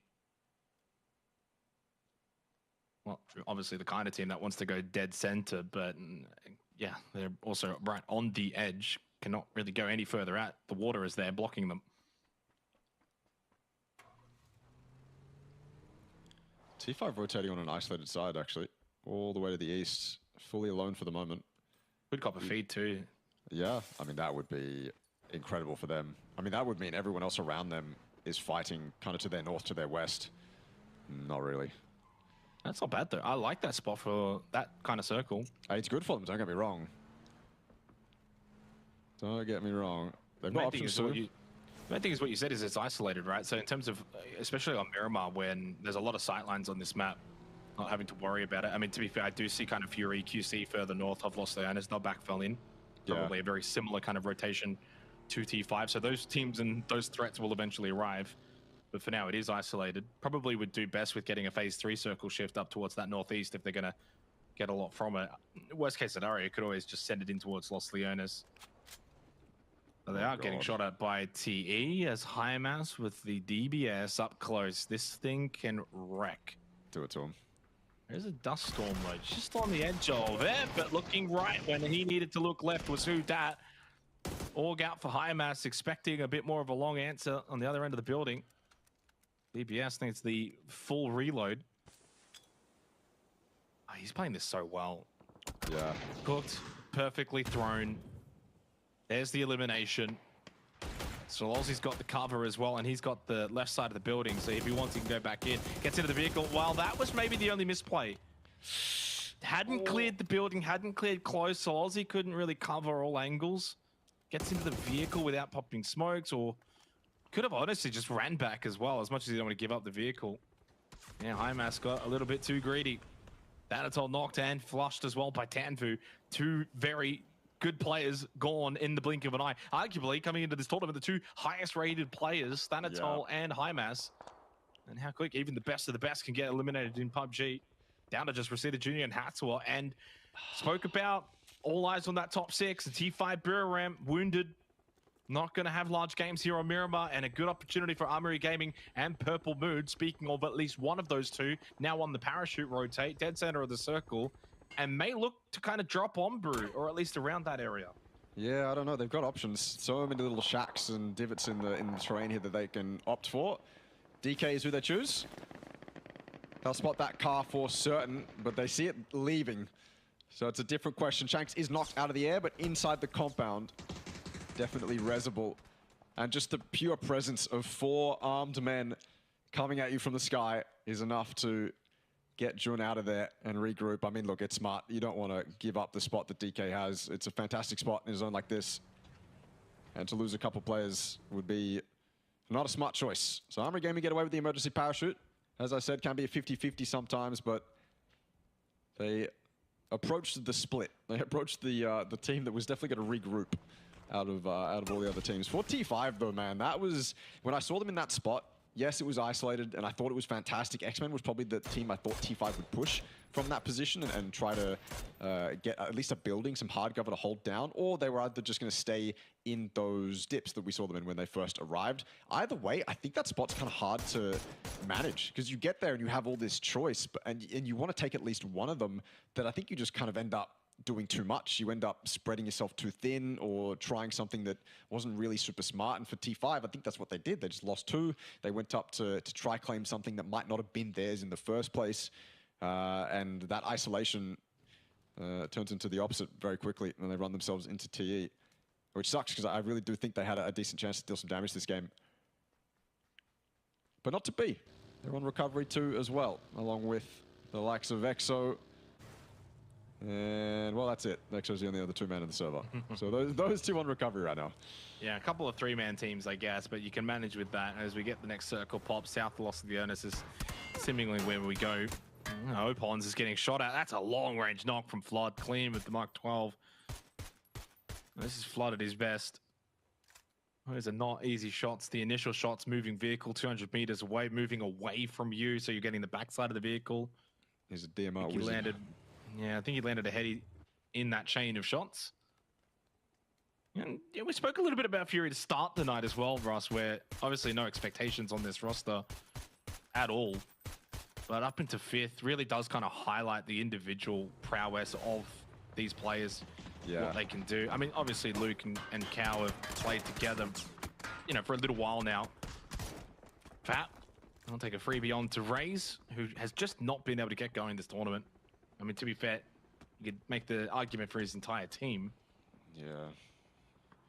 Down to 10th.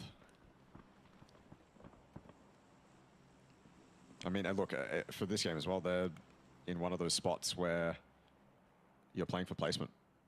They are setting themselves up in that massive mine, and that's not a spot you play if you want kills. It's not a spot if you play that you will play for control. Oh, what a risky rotate from Q-Confirm. Maybe it was necessary. Through Buriram towards Fury. X-Men luckily no longer occupying this warehouse. They've moved on, so it is free. But Petret's driving right past it. He wants a ridge, a dip, a little shack, something to survive for placement as well. There's a lot of teams currently just off the first few phases that are now in total survival mode. Fully just playing for placement, trying to live. Doable in a zone like this too, because there's so much you can play that it's an easy choice to make, especially when you lose a couple players. But a zone like this can also be pretty fickle. A hard shift will throw a lot of plans into disarray. And, well, I guess we're about to see that circle pop. Yeah, 30 seconds until. It does eventuate. Then Koa with a nice little central location. X-Men as well, just to the north. I like this spot for Purple Mood. I mean, Newhouse close by, but other than that, rather isolated on the south side of this circle, just to the east of Resort. Armory Gaming amongst the action, probably the kind of position that they could have a real big game from that location, and they cop an extremely good hard feed. So AG, dead center, teams around them everywhere. How is this going to end up? Purple Mood suddenly need to rotate, need to get into zone. They're going to have a high kill game now as well. Good for Buriram though. I mean, they've got their whole backside. Nordra on the south, and then Can and Edie up on that north side. They know there's no one in between them in the 2-1 split. Obviously though, being the solo, Nordra can only do so much. There goes ExoClan. Rough. And I said it in the earlier game as well. I think it was on Vikendi. It's just been that kind of night for them where they've had good moments. They just haven't been able to really dominate. Not hit their peak whatsoever. We'll know when EXO hits their peak, because they'll get a 25 kill win out of absolutely nowhere. But that hasn't happened yet. You're absolutely right about Buriram. I mean, their back was cleared a circle ago, so there's not much pressure on them. Although there is a little bit on Noadra, he just doesn't know it yet. Roster Jr. spinning out, doing flips, copping headshots, as is the rotation in a lobby like this, trying to make it to his teammate, who's a little bit lower in those dips. T5 have Cerberus above them. I don't know if Cerberus is going to commit to this and try and push towards this position. Wouldn't make sense. I think they're just going to try and be a nuisance towards TE. They realize the TE are in a bowl below them, so they can kind of take advantage of that, at least try to get a couple kills before they move on. I'm starting to think the vehicles for the Expendables as well are not in fantastic spots. Picking up first aids. A little bit dire, but luckily for them, Cerberus is moving on because the blue has told them to. X-Men up on high. I don't want to say it's their game, but it absolutely could be. Armory are getting delivered a couple of free points. FW from the sky. Riz, he has to get this one. It has to be clean, and of course it is. Honestly, no pressure there at all. FW wiped.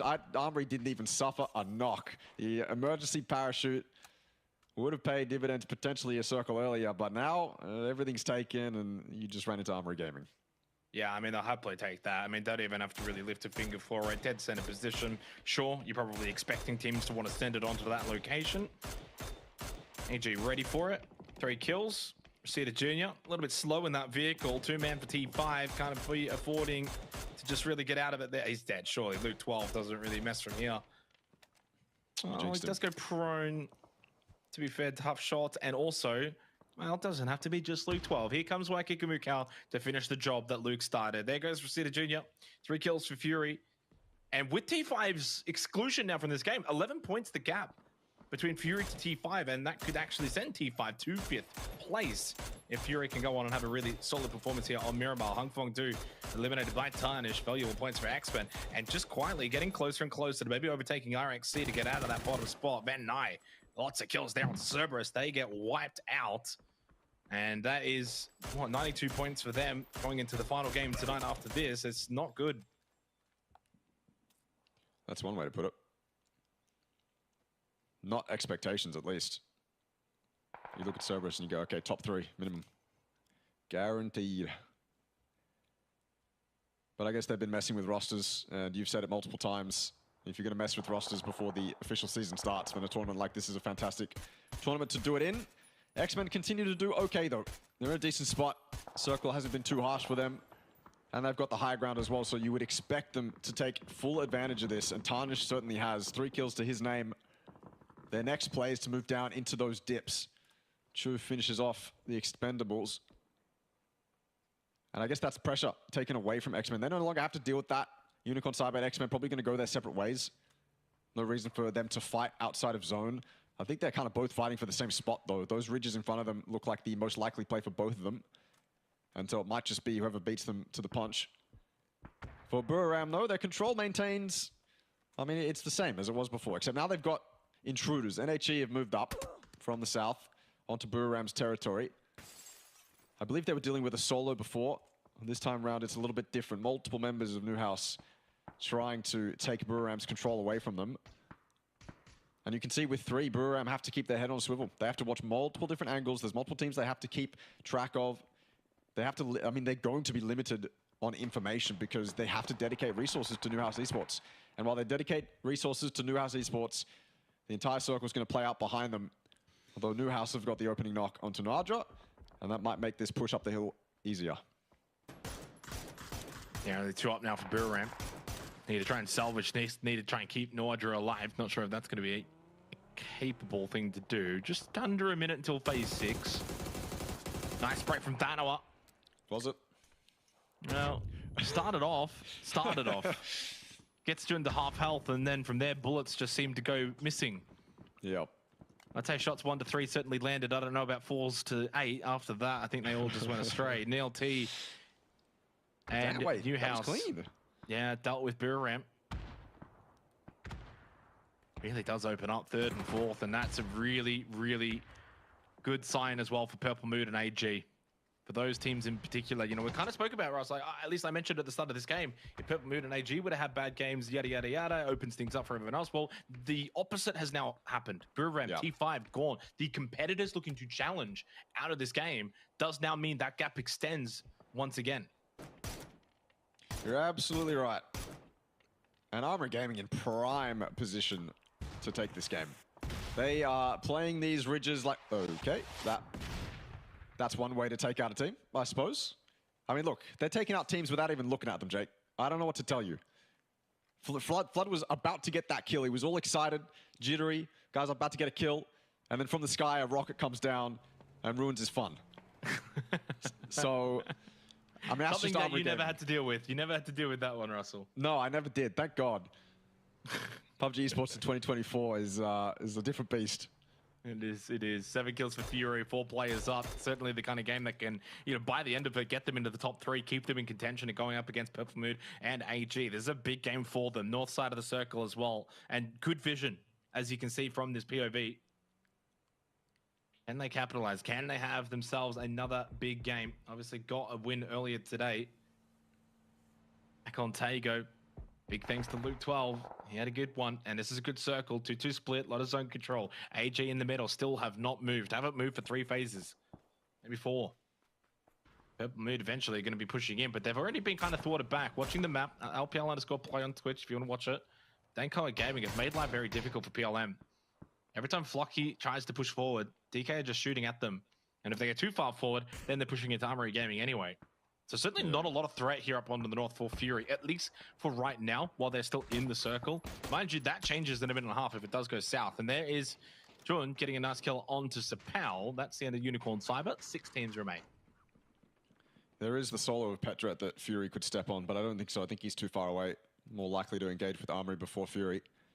But yeah, you're absolutely right. These guys don't have any threat to worry about now. I don't think they're going to step on Petret now. They'd have to expose themselves to Armory to do it. They'll regroup towards the north. And just, I mean, look, from here, they just spread out. They just spread out. They get as many angles as they can. If they're in the same mindset as us, obviously we have all the info. But if they know for sure that their northern side is clean, then I can see them spreading around the entire top of this circle. and dominating all these teams as they engage in their own fights. Purple Mood, luckily for them, I don't think Armory is going to be able to push them when they're fighting DK. I think if Armory was to push out, teams like Fury and Newhouse would look at them. So I think Purple Mood can get away with taking this fight with DK. It just has to be a little bit clean. It can't be delayed. Jund can't, get across the road and live for too long. It's got to be really well handled from Purple Mood. And if they are going to let DK live, then they have to hope that Armory Gaming push DK before they push Purple Mood. But I think the angles are much more favorable for Armory Gaming to push towards Purple Mood. That said, Armory Gaming have Newhouse to deal with first. Unit knocked down by Shanks. Armory Gaming wanting to get involved. Double from Shanks. He eventually confirms nil T. Dynasty's been knocked by Flood. Fury have eyes on that location from the north, looking down. Jun, long range, again, just keeping Purple Mood at bay. Trust me, they've been trying to push in for the last 5 minutes now, but Dankoa Gaming are making it very difficult for them to do. Nice shots onto Jun, keeps him behind the building. Shanks eventually gets that kill. Dynasty getting revived. Still going to be 4 up for Armory Gaming with the 6 kills in a good position. Nice nade from Jun D. He's back into the roster. Touch on that. He was out for the first night, or at least the first 2 nights. And he's pushing right up. Very aggressive. Could play underneath the vehicle if he wants in terms of the angles. And he does get the initial one onto Thanoa. Can he get any more? No. Smell got one though into Escalusia, only Flucky, and he's gone. Nicely done from Dankoa Gaming. Well, for the last 5 to 6 minutes, while PLM are top of the standings, DK though in control of that particular team.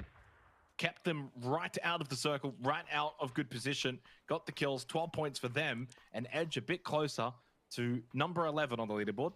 In terms of the importance of that, it's obviously the pay jump. To get out of the bottom 5, you do get a little bit extra money, so close behind the Expendables, but a big opportunity now for Armory Gaming to retake the lead here in this leaderboard.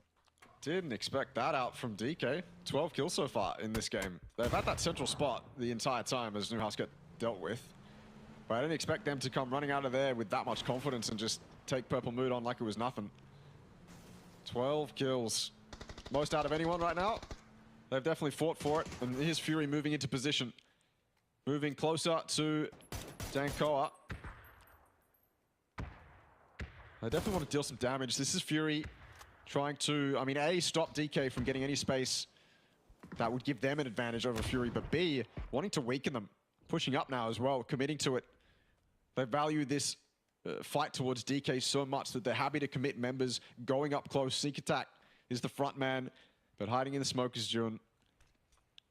He's low HP, but playing around smokes, that cannot matter. The blue zone grenades will be fantastic though. They limit space, and they might even knock Jun if he's not careful. He's either got that backpack on, or he's just in between the 2 that were thrown. Petret's dealt with as well. That was the solo that they could have stepped on, but Flood was too aware. So it's still clean for Fury. Not many mistakes to be had. I suppose their next mistake would be Jun, but they're still wary of him too. Yeah, really, really solid from Sneak Attack. This doesn't seem like he's doing much, but the way he's surveying in front of him, even though there's a target that's close by and he knows it, lesser players would get a little bit over aggressive. You see blood, right? You almost just like, oh, and you just run and then you just die. But I love his positioning and his movement here. And I think he's a player that, coming into this tournament, I didn't know as much about, but I think he's improved substantially as the tournament has gone on. Luke 12 picks up the kill into Jun. And especially when you're playing that frontline position, right? You want Flood and Luke 12 back, DMR's high ground position. So don't throw your life away if you're playing that front contact. Yeah. And that's it. And that's where Cow and Sneak Attack have played really well off each other here. This is a really solid game from Fury. And Cow with a good knock onto Jun D as well. This has been superb. Blue Zone nade as well. Smell is just absolutely inundated with pressure. Well played and experience showing through there from Waiki Kamukau. And we have ourselves a 4-on-4. Armory Gaming versus Fury. And I tell you this, a Fury win here is absolutely massive. Yes. For the sake of the top 3, it's huge. For Armory Gaming, though, you wipe out Fury, you win this game, you get these kills, and you extend that lead. Yeah. Armory Gaming, quick to go to the north, by the way. As soon as that fight with that Fury were taking is over, they went to the north. But you saw Fury, they don't really care. They were no longer on the north. They didn't care about that. They have their own road ridge to work with. Armory Gaming was hoping that that quick play would pay off for them. Maybe that they'd catch one off guard. They'd be able to catch the anchors coming down off their high ground, but they haven't. Armory Gaming and Fury remain in a 4v4 and it's just parallel. Armory Gaming has their line from north to south, and Fury has their line from north to south. They're being very cautious, though, clearing all that they can. Armory, as you would expect. And James is, I suppose, the one who has decided to make a play. While his team is making noise clearing a car on the north, James is being sneaky, very sneaky. But it's not like Fury's going to, allow James to get that close, I don't think. Unless the ridges are super good for him, he's very open right now. This grass is not long enough to hide in, my friend. If Fury jump spot this and they see James, that's the opening Fury need. Well, this is going to come down to smokes, Jake. Yeah. Smoke usage important. How are you going to play around those as well, even more so? Nice initial off though, sneak attack. Oh, pumped his tires up and he's been able to come through with the goods. Gets the kill onto James. It's not his time. Fury, go to 12 kills. Up into third for a team that's a band of misfits that's come together for one final time before going their separate ways. A chance to really have influence on this region.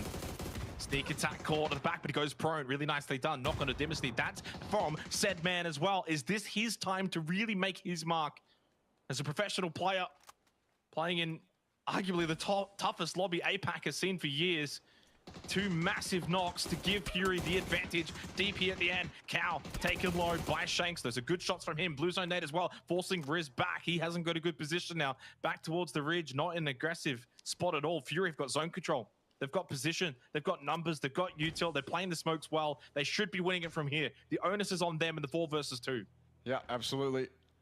They can't give this one up. It would be a devastating loss. Riz, we know that he can do a lot, but I think this is too much to ask for unless Fury push towards him. A 1v3 now, but I think even he realizes it's over. Completely done. Fury with a very, very well controlled and very well played game. Had control of that from 20 minutes ago, it looked like. And of course, when you have control like that, confidence like that, it's going to translate into a 15-kill win. Damn. Jeez. Yeah, damn, indeed. That's their second win of the night as well, mind you. They've had a big night for Fury. They were 9th coming into tonight, Russell. They were 9th. Now up into 3rd. That is a huge jump. They've been absolutely magnificent. I'm not sure what's changed. I haven't really spoken to them. I know obviously that maybe you have, but probably not prior to tonight, or at least not about tonight. But we're going to have to, because something has changed. It's been night and day from the first 2 nights into tonight. And look, they're also the kind of team that's not going to be going and watching the VODs and scrimming and practicing and being too worried. They would have just rocked up on the night, and it's obviously all just clicked. That obviously in these deep moments, they've been very, very influential, and they've been so perseverance as well has been strong. I don't know, running out of good things to say for Fury. They've been great. Up into 3rd from 9th. Incredible. We'll go to a break when we come back. Of course, though, one final game for tonight, and we'll see what Fury can do once again.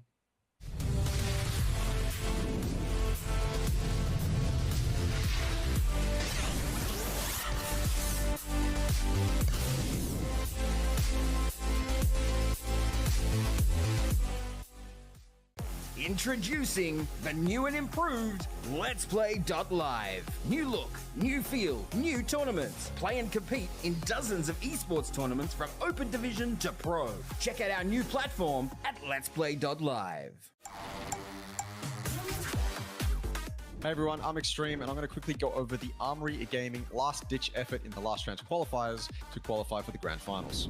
So we start this fight off essentially after a lot of the action has transpired, and Riz is running into that shack, cleaning it out. Just fantastic from him, taking out NGE. That's one of the teams that Armory Gaming had to deal with. This is for their qualification into the grand finals as well. This gets a little bit dodgy though. Naan decides to push, and Shanks isn't watching from this back angle. When Naan makes that push, Riz has to get it done, and he does. He takes him out. It could have been dodgy from that moment, but then of course, Shanks has this long angle, and this entire fight is basically on Shanks. If he loses that 1v1, then that player in the shack is most likely dead. There's too much pressure on his shoulders. Riz would have to win that 1v1, and obviously you don't want to end up in a 1v1 when your qualification is on the line. So well handled, well composed by Armory.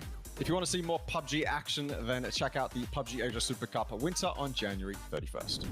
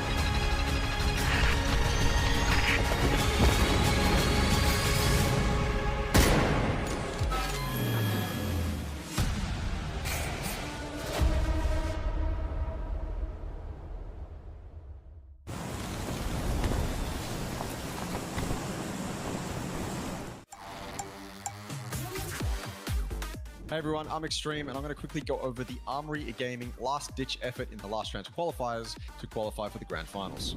So we start this fight off essentially after a lot of the action has transpired, and Riz is running into that shack, cleaning it out. Just fantastic from him, taking out NGE. That's one of the teams that Armory Gaming had to deal with. This is for their qualification into the grand finals as well. This gets a little bit dodgy though. Naan decides to push, and Shanks isn't watching from this back angle. When Naan makes that push, Riz has to get it done, and he does. He takes him out. It could have been dodgy from that moment, but then of course, Shanks has this long angle, and this entire fight is basically on Shanks. If he loses that 1v1, then that player in the shack is most likely dead. There's too much pressure on his shoulders. Riz would have to win that 1v1, and obviously you don't want to end up in a 1v1 when your qualification is on the line. So well handled, well composed by Armory.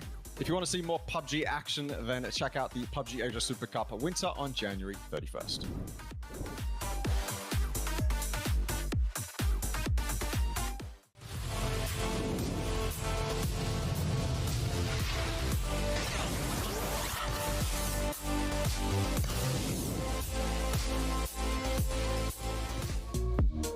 Massive game from Fury, 15 kill win to kickstart this Miramar bonanza that we've got closing out tonight and starting tomorrow, of course, and puts them rightfully back into a position where they can look at that top spot and think, hey, we can actually win the whole thing. Russ, a massive performance, controlled the north side of the zone, a lot of killing as we saw. They had good vision. I thought their positioning and play throughout that game was just absolutely top level, and really good signs that, you know, these guys, yeah, maybe not a core team, but, you know, all individually super skilled, and what a massive performance as well from Sneak Attack at the end of that game. Yeah, the North American sub coming in and actually dealing damage. I think before the tournament started, he was meant to be the IGL. I don't know whether that plan has changed over the coming games, but I mean, look, all these guys, yeah, they've got the synergy, and they're players that know how to reel themselves into, and we saw that in that game. They were incredibly good at not overextending, and I guess the prime example of that is that Sneak Attack play when he was right next to Jun, but he had cover from behind him, so he didn't really have to do anything. And I mean, look, that's a sign of good communication too. I think these guys' communication is probably pretty decent right now. I mean, look, if someone's micromanaging or someone's calling the shots, it doesn't really matter. As long as everyone knows what's going on, then they can all reel themselves in, and especially Luke and Flood. I mean, those two guys are going to 100% be some of the most disciplined players you've ever met. Yeah, 100%. You see there, the 88 kills, 135 points, and a second win tonight. No surprise to see us sort of highlighting them coming into the final game of the night. So it's been a terrific response as well from the, I guess, the Australian teams. In saying that, EXO probably the last 3 games after their win haven't quite been able to kind of kick on, if you will, after that massive clutch from Akita to kickstart things back on Erangel. But yeah, Fury have just been amazing. And then we said at the start of the night, I mean, coming into it, again, they were 9th, right? Like they were 9th, 70 points. You know, I think after like the first game or two as well, they were probably like 40-something points adrift. And it just didn't seem like it was really clicking for them. And rightfully so, because they're not really like a proper team per se. And we said it would be a little bit embarrassing if like these guys were to kind of, you know, come in and dominate this kind of lobby and what is such a skilled lobby. But, you know, at the end of the day, they're also just so individually skilled that it kind of makes sense as well. And they've been able to turn things around clearly and now get themselves into the top 3. And 1 game to go tonight, 6 games tomorrow. Certainly a massive chance to be able to capitalize and maybe win the whole thing. I think as well for Fury, it's got to feel good to be above EXO, but obviously for EXO, it's got to feel bad to be below Fury. One's a real team, one's not a real team. So, I mean, my expectations for EXO was that they were going to come into here and overtake Fury and be above Fury. I honestly didn't expect Fury to have this level of performance. I thought that the peaks and the flaws of the SEA teams around them would keep them in check, keep them in that 7th to 8th position. I thought top 8 was realistic, but I didn't think they'd be fighting for 1st or 2nd at all. So I'm not stunned, but I'm certainly surprised. And I'm more sad that EXO hasn't been able to keep up. You know, their expectations going into 2024 are kind of de facto set here at this tournament. And so if they can't keep it up, if they can't, you know, match a team that isn't even real, then what do they need to go back to the drawing board and fix? Yeah.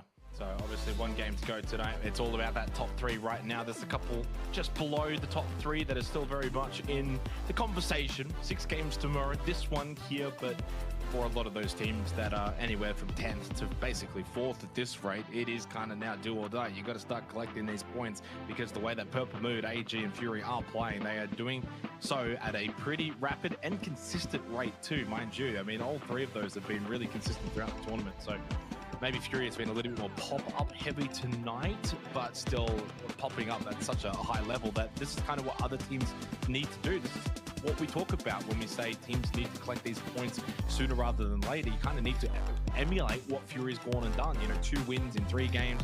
You know, those wins being high kill performances as well, from a 40-point deficit to something like 15 or 20 now. It really does kind of highlight as well that as good as and great as Fury have been tonight, they're actually still a pretty handful of points behind that top spot, and even really the 2nd spot. Like, they're still 20-something points behind. So, and they've had such a massive night tonight. They basically doubled their points from the first 2 nights just tonight, and they're still that far behind. So you think about a Cerberus or an EXA or a QC, well, it kind of looks like, oh, hey, if they, you know, finish strong, it's a 50-point gap, yada, yada, yada. It's virtually impossible when AG and Purple Mood are just collecting the amount of points that they're getting.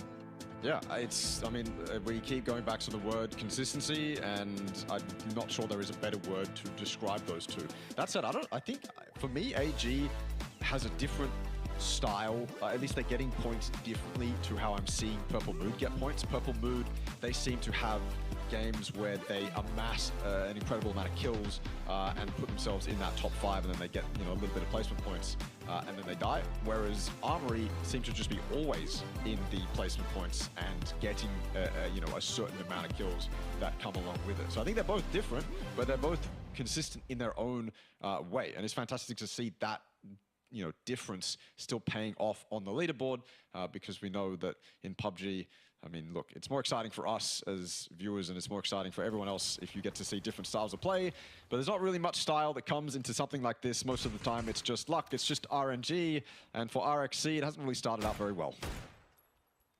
I mean, as expected at this point for RXC, in this kind of hot drop shenanigan as we go to Hacienda once again. I feel like they've had more success on the Vikendi Lumberyard drop than they have really on Hacienda. Q Confirmed have done a lot better in terms of just dropping, getting guns, being aggressive, not really allowing RXC to do the shenanigans they would like to do. Not ideal either for Q Confirmed. I think, was it the other night you said as well, when you kind of look at QC's points and where they're at, you know, they're on triple digits. They've had to deal with the circus clowns. Yeah. Every single game of Miramar. I mean, that's still kind of back to QC in terms of how good they've actually been and this Armory. tournament. Yeah, Armory as well. Obviously, I mean, Armory, it's like 1 map, but still. Yeah, fair. I just want to go back to the days where we're fighting over compounds and we're sitting in the blue for 10 minutes. Those were my favorite times. That was where I thought silly season was really starting. Panzerfaust, though. Both these teams have Panzerfausts. So, look, if these guys run... Okay, and Armory Gaming's with the mortars. All the way from... Oh, it's either them or Brute.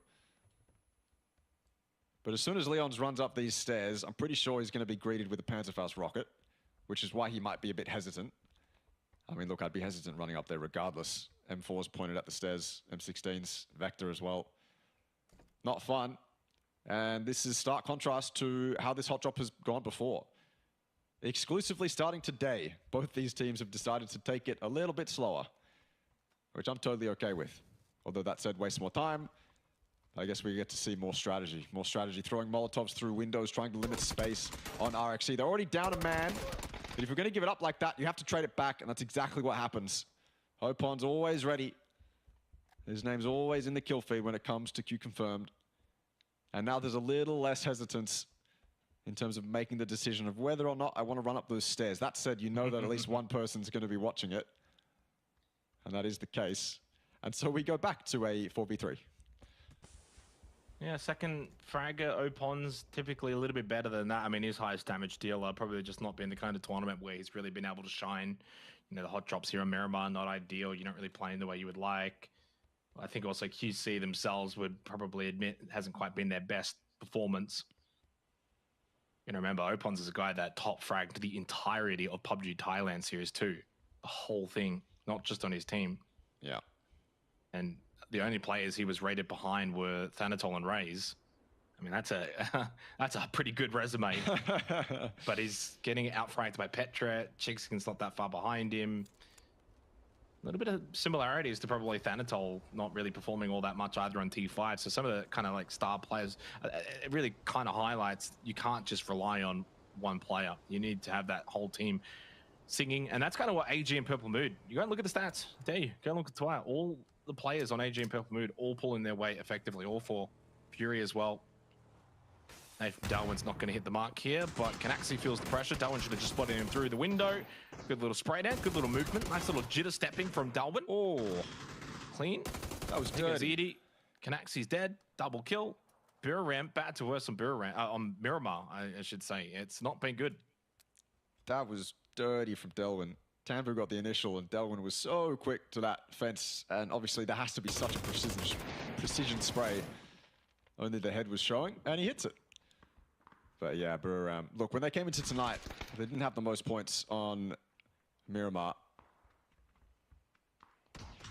So, not the best performance, but here we go. Finally, the Panzer Faust comes out, and the full-on assault from Q-Confirm is as successful as you would assume it would be when they have 4 people up and they get the opening knock. Very clean. They don't lose a single member. They almost lost Opons, I think, when he ran into that door. There was almost a team kill with the 4 fun spray, but that wasn't the case. Q-Confirm 11 life, 4 free points to start off the game. Very ambitious there from Nuadra, but yeah, Buriram have just succumbed here. Really disappointing too, because going into the Miramar games, they were rightfully in a solid position. 3rd place, had just performed really well over the course of the night.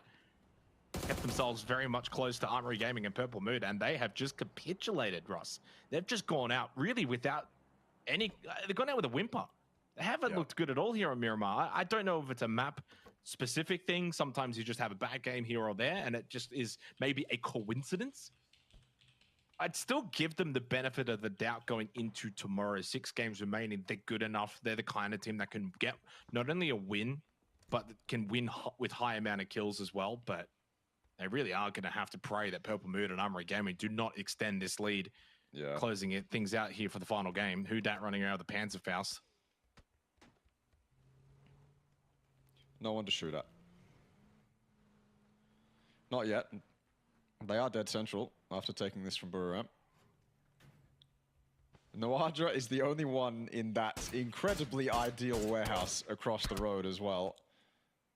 He's got to make it somehow look like there's 4 people there. Pick up all the guns you can. Shoot the Mini, shoot the SLR, shoot the Dragunov, get a K9 out as well. Shoot them all. You have to be 4 players in one if you're Noadra right now. Because everyone wants that compound. Cerberus sitting in a compound that, look, I don't think it's that pretty for them right now. 4 up in a compound that at least they can keep their cars up in and they can move to terrain if the circle goes north, west, or east. But if it shifts onto them and then shifts off of them, I feel like they're in a really funny spot. It'll just turn out that way that they're going to have to leave and probably fight terrain that is already occupied off the previous circle shift. But we are so far away from the phase 1 or the phase 2 circle pop. X-Men setting themselves up nicely on the high ground at Minas. They'll have a lot of info on the center of this circle. TE actually, honestly, this I commend this split. Doctor's alone, 777 alone, and only 2 in the priority compound in the middle. I think 777's a grouping, which is the smart play. But still pretty risky. Ross Sitter just getting lit up a little bit, not at his health, but more so his vehicle. T5 need a good performance to close the night out. I'm going to be completely honest, from outside of the top 5, I just don't really give much of a conversation to those teams anymore in terms of winning this tournament. T5's the cutoff for me. Obviously, all quite dependent on what really happens in this conclusion, but they've got 4 players up, can still make something happen in this game. PLM down a player, but have gotten a kill, and already PLM and AG have shown this tournament they're more than capable with 3 players. They can still have a high impact. Very much last chance for Cerberus, for EXO, for QC, Newhouse. And I mean that. I know I say it sometimes because then, you know, they start tomorrow off looking good. But Flucky, 3v onto Akita. How is he meant to know there's a man sitting over that hill? Yeah. Can't scout it, can't see it. Flucky gets lucky. 2 kills. Purple Mood will take the vehicle as well. Say thank you very much. And that is just, honestly, morale breaker right there for Akita individually, for EXO as a team. What are you meant to do? What have you done wrong? How do you kind of analyze that? Had a couple of morale breakers, have EXO. Hasn't been good. It's not been fun to watch. Obviously, there's a bit of bias, but knowing their peak and knowing what the individual players are capable of, it sucks to not see them reach it. Similarly with X-Men, similarly with NGE as well, TE too. Sometimes, I mean, this tournament's just been the case where teams with, on paper, fantastic individuals and incredibly high peaks haven't been able to reach them. And I'm wondering whether it's an issue with your strategy coming into the game, whatever you're thinking just isn't working, or whether it's just every other team around you is stronger than you thought, stronger than we thought, if we're being real.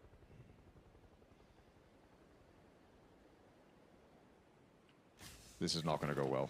I can almost guarantee you.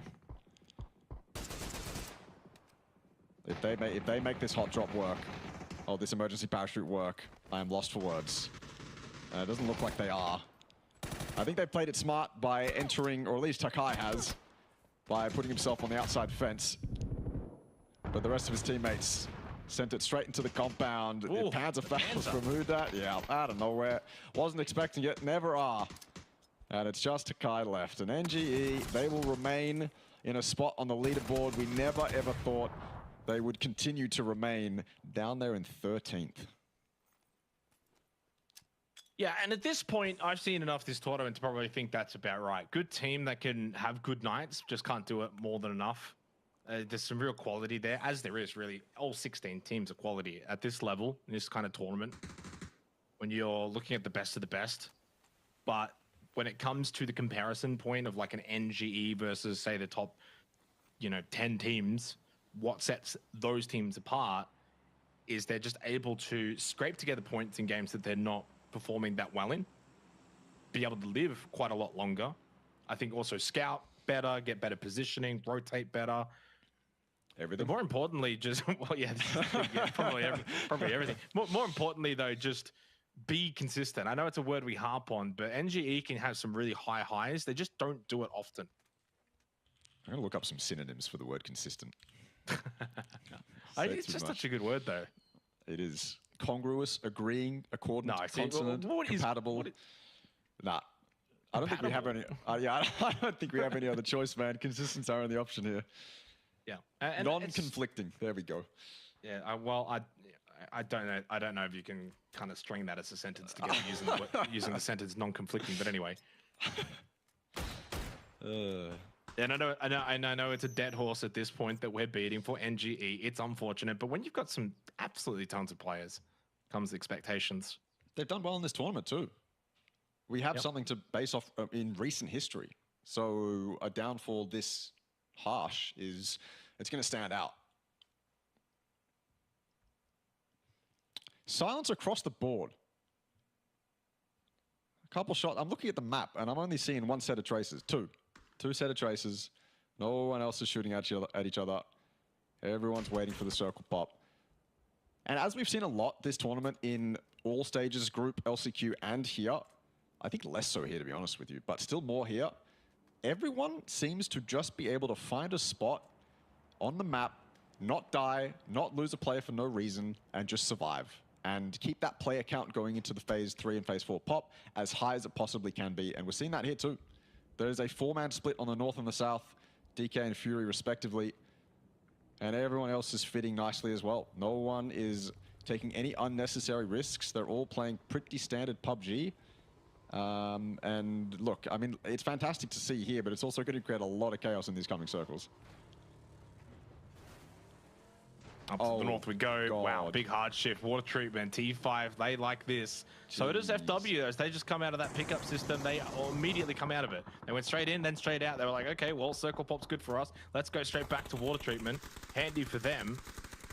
The kind of chaotic circle that Miramar can throw up from time to time He on the move down the highway. QC gonna have to cross the road into the fields. AG, suddenly their position's not all that amazing. Wrong side of the road in terms of the spatialness of this phase 3 pop. Hopefully we'll be able to heal. Water treatment is still FW. As NHE on the outside probably going to be knocking on the door eventually. That eastern, and especially southeastern circle point is going to be so congested. Yeah. TE getting away with it though. They're rotating straight through the middle. Armory tested at the petty. Newhouse on the backside. Dynasty alone. Doesn't have his dynamic duo with him. QC also being tested. Bit of a ridge fight outside the compound. QC pulled up. Obviously, Unicorn Cyber occupied the compound right next to them. And it sucks to be in Q-Confirm's position right here. Prone behind cars, smoking for survivability in phase 3. You've put yourself in this spot, now you have to fight your way out of it. Luckily for them, Unicorn Cyber isn't really doing anything to, straight up kill Q-Confirm right now. Unicorn Cyber's not aggressing out of the compound. They're not, getting close enough to where they can pull off a lot of nades. So Q-Confirm are allowed to live. But a team that is under pressure is certainly Armory Gaming, and most of them have now arrived to this petty. Riz knocked early by U-Dirt. Everyone in the lobby liked that, except for Armory Gaming. Can have some big ramifications on this tournament. AG don't have that many games where they go out and they get nothing, Russ. This is not in their DNA, not this tournament. Yep. Riz has obviously been their star man, at least tied with Dynasty. Dynasty holding a good angle in the toilet, making sure no one can kind of get the cross. Does U-Dirt maybe go here at the back? Nade launcher. Dynasty. Oh, he loses the shotgun battle. The little drive-by from Long K's perfect. Shanks up close. How did he lose that? Riz got revived, but immediately gets taken down anyway. 2 versus 1. Long K will just wipe them out. James is on the other side of the road. He never made the cross. He can't help from here. AG down to 1. And they won't get any kills from this either. This is going to be basically a 0-point game for them. To the reprieve to everyone else. To the reprieve of your Brew Rams as well. 33 points, 6 games to go. It's doable. It's in that range. Yeah. Not ideal, but it's doable. Purple Mood licking their lips as well. That is a pretty harsh shift. It's been ping-ponging. This is what I said would be awkward for Cerberus. If it goes somewhere where they're not necessarily in and then it comes back towards them, well, all the terrain in front of them has been filled in already. So now these cars that they have are going to have to be used as breaching vehicles, really. X-Men are going to occupy the terrain they're probably staring at. Fury, only 4-man in the top 3. But their spot's out too. Circle hasn't been kind to those it usually is kind to. And there's not much playable space in this zone, Jake. I'm going to be honest with you. These ridges can only be taken up by so many players. And all the compounds are incredibly telegraphed as well. I mean, look at that. Way into the field though. That's not bad. If he can just kind of hold on those little field plays with the hay bales, they can. If you can get a good angle, where maybe, but he's getting shot at by 3 different teams. So no, he's not going to be able to find a good angle. I don't think. The smoke is up. That's really just kind of buying some time. Vehicle's going to get destroyed. This is very much a 0-point kind of position as well. Yeah. Just simply based on having watched this happen to many players thousands of times. It's when you've got a last-ditch effort, but the last-ditch effort is the last-ditch effort for a reason. There's not much else you could do. You kind of just have to pray that you can get into a position at the hay bales that is going to deny others the angles. Fury loses to PLM, though. That's not ideal. A bit of a double up to PLM, north side of the circle. Taking out a direct competitor. But that top 3, all very wounded. If you're a Theraton 5 and you're looking at this game, I tell you what, you need to strike while the iron is hot. Because that is a very wounded top 4. You've got all 4 players up. You've got best position as well. Prior buildings. Can they win from here? Maybe. Yeah, I mean, they're in a good position. Long way to go. And the 18.5 minute mark, but a chance for T5 to really bridge that gap. A gap now that is non-existent between Purple Mood and Armory Gaming. They are tied. 159 points apiece. Again, we play tomorrow night. Tomorrow night's the last night. Monty with a big nade onto Thunders. 2 up. Flucky and Thanawa. EXO want a little bit of revenge after what happened to Akita. Can they find it? Going for the revive. Risky. Monty to push the ridge. Lucky. Doesn't hit the initial shots. Keeps Monty alive, and Hiker landing some nice tags, but I think Thana's got the revive. Correct, he has. All on Monty, really. A good flash and a push over could do it, but there's too many players on this ridge. But as soon as those players peak, yeah, Monty's going to get it done. Traded out, though, very quickly by Flucky. And the players that Monty has up on high, Hiker Man included, are not there to cover. Weren't watching, couldn't get it done, but they might do it now from far. Surely, Hiker. Couldn't land it. Couldn't land it. Someone Does go else down to 777 though. Yeah, 777 is the one that benefits and gets the kill, but then traded anyway by Insight. Purple Mood out, 159 points. And it's not as if we're probably expecting James to get much. He's a little hay bale. It's not even inside of the next circle. They're also on 159 points. Fury are out. Never mind. Purple got one from the grave. That was Monty in the blue. They go to 160. Nice tags here from Hiker Man. 3 kills for Exo Clan. They're now above 100 points. Triple digits for them as Cheeksking and Huang Long both picking up a kill each. We go to 11 teams remaining for the final game tonight at the 20-minute mark. All eyes on Theraton 5 for me. Now, with Fury, PLM out, AG down to 1, Buram down to 1, this is Theraton 5's opportunity to close that gap going into tomorrow night. It's such an easy spot to potentially throw away, though. They're maintaining this 2-2 split. Two are going north, and Thanadol and Hatsawat to get as much done as they can up there. Look for that third party, but I think that opportunity has passed them up. Fury's already dead. Exo's passed and dead as well. Oh, they're all going north. They're all going north and risking it too. Outside the compound, at least that was clean. At least they get away with that, only taking it, 50 damage here and there. At least they don't lose someone on that rotate. That would suck in a moment like this when they've got terrain to work with in front of them. A lot of the teams in front of T5 are in a similar position to the Expendables right now. The Expendables are stuck behind cars, using smokes, using the ridges that they can, and T5 is going to be able to run over them if given the opportunity. The Expendables down and out, though. T5 looking better and better with less and less pressure towards them. Exo 2 up, forgive me. Can still do some damage as well. T5, I mean, look, their only pressure right now is Newhouse doing something. But Newhouse is stuck towards the field, incredibly limited. Is a two-man in a field. Yeah, that's what I'm saying. Newhouse is the only team that can do anything against T5 right now until they make their way deeper into the center of zone. But let's not think about that. Smeltdown, HiMass doing what HiMass does, and Cerberus maintain this position after taking it away from X-Men earlier. Yeah, there's an opportunity, James, to get a placement point here, which I'd love him to do, and he does do. Oh, my goodness. As I've said it, he's gone and done it. Oh, man. Didn't even let me finish the sentence. 160 points tied as he goes out in 7th. Nordra then gets rid of Bernardo 1. The Snakes don't last very long in the Miramar Desert. So all tied up going into tomorrow night. I mean, as a PUBG fanatic, that is always what you want to see, Russell. Final day. Top 2 tied, couple of other teams just below. If they have a big night, things can happen, things can get spicy, but at the very least, there is still that 2-horse race to fall back on if needed. That's always fun between AG and Purple Mood. Don't discount, though, Fury. I mean, 25 points, it's not that much. Honestly, with 6 games, 25 points, doable. Yeah. T5, what can they get it to, though? That now is the question that needs us to be answering as we go central. Okay. Unicorn Cyber, good little compound. Yeah, look. Unicorn Cyber are going to have...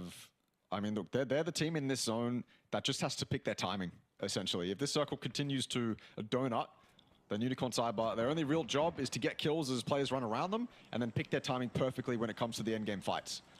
That's all they have to do. Q-Confirm, T5, Cerberus, their job's a little bit harder. They've got to fight for it. They've got to take really clean team fights. They've got to waste resources. Use up vests and helmets and fight for a position in that endgame to begin with. We're not even down to the top 4 yet. Noadra finally falls. Buram, remember, losing members very early. So Noadra survived for quite a long time. Exo's still alive as well. I suppose T5, they take this fight towards Q-Confirm, and it's a tempting fight to take too. It's not like Q-Confirm have much to defend with, and that nade is potentially going to persuade T5 to get a little bit more aggressive. But if they do, Cerberus is on the backside here. If T5 go way too over-aggressive, put themselves in the same dip that Q-Confirm is in, it could leave it open for Cerberus, but they know Cerberus is there. So with that information, I'm thinking T5 are going to be a little bit more reserved, a little bit more calculated on this push. Just throw nades over this ridge, let QC and Cerberus fight, and we can go from there.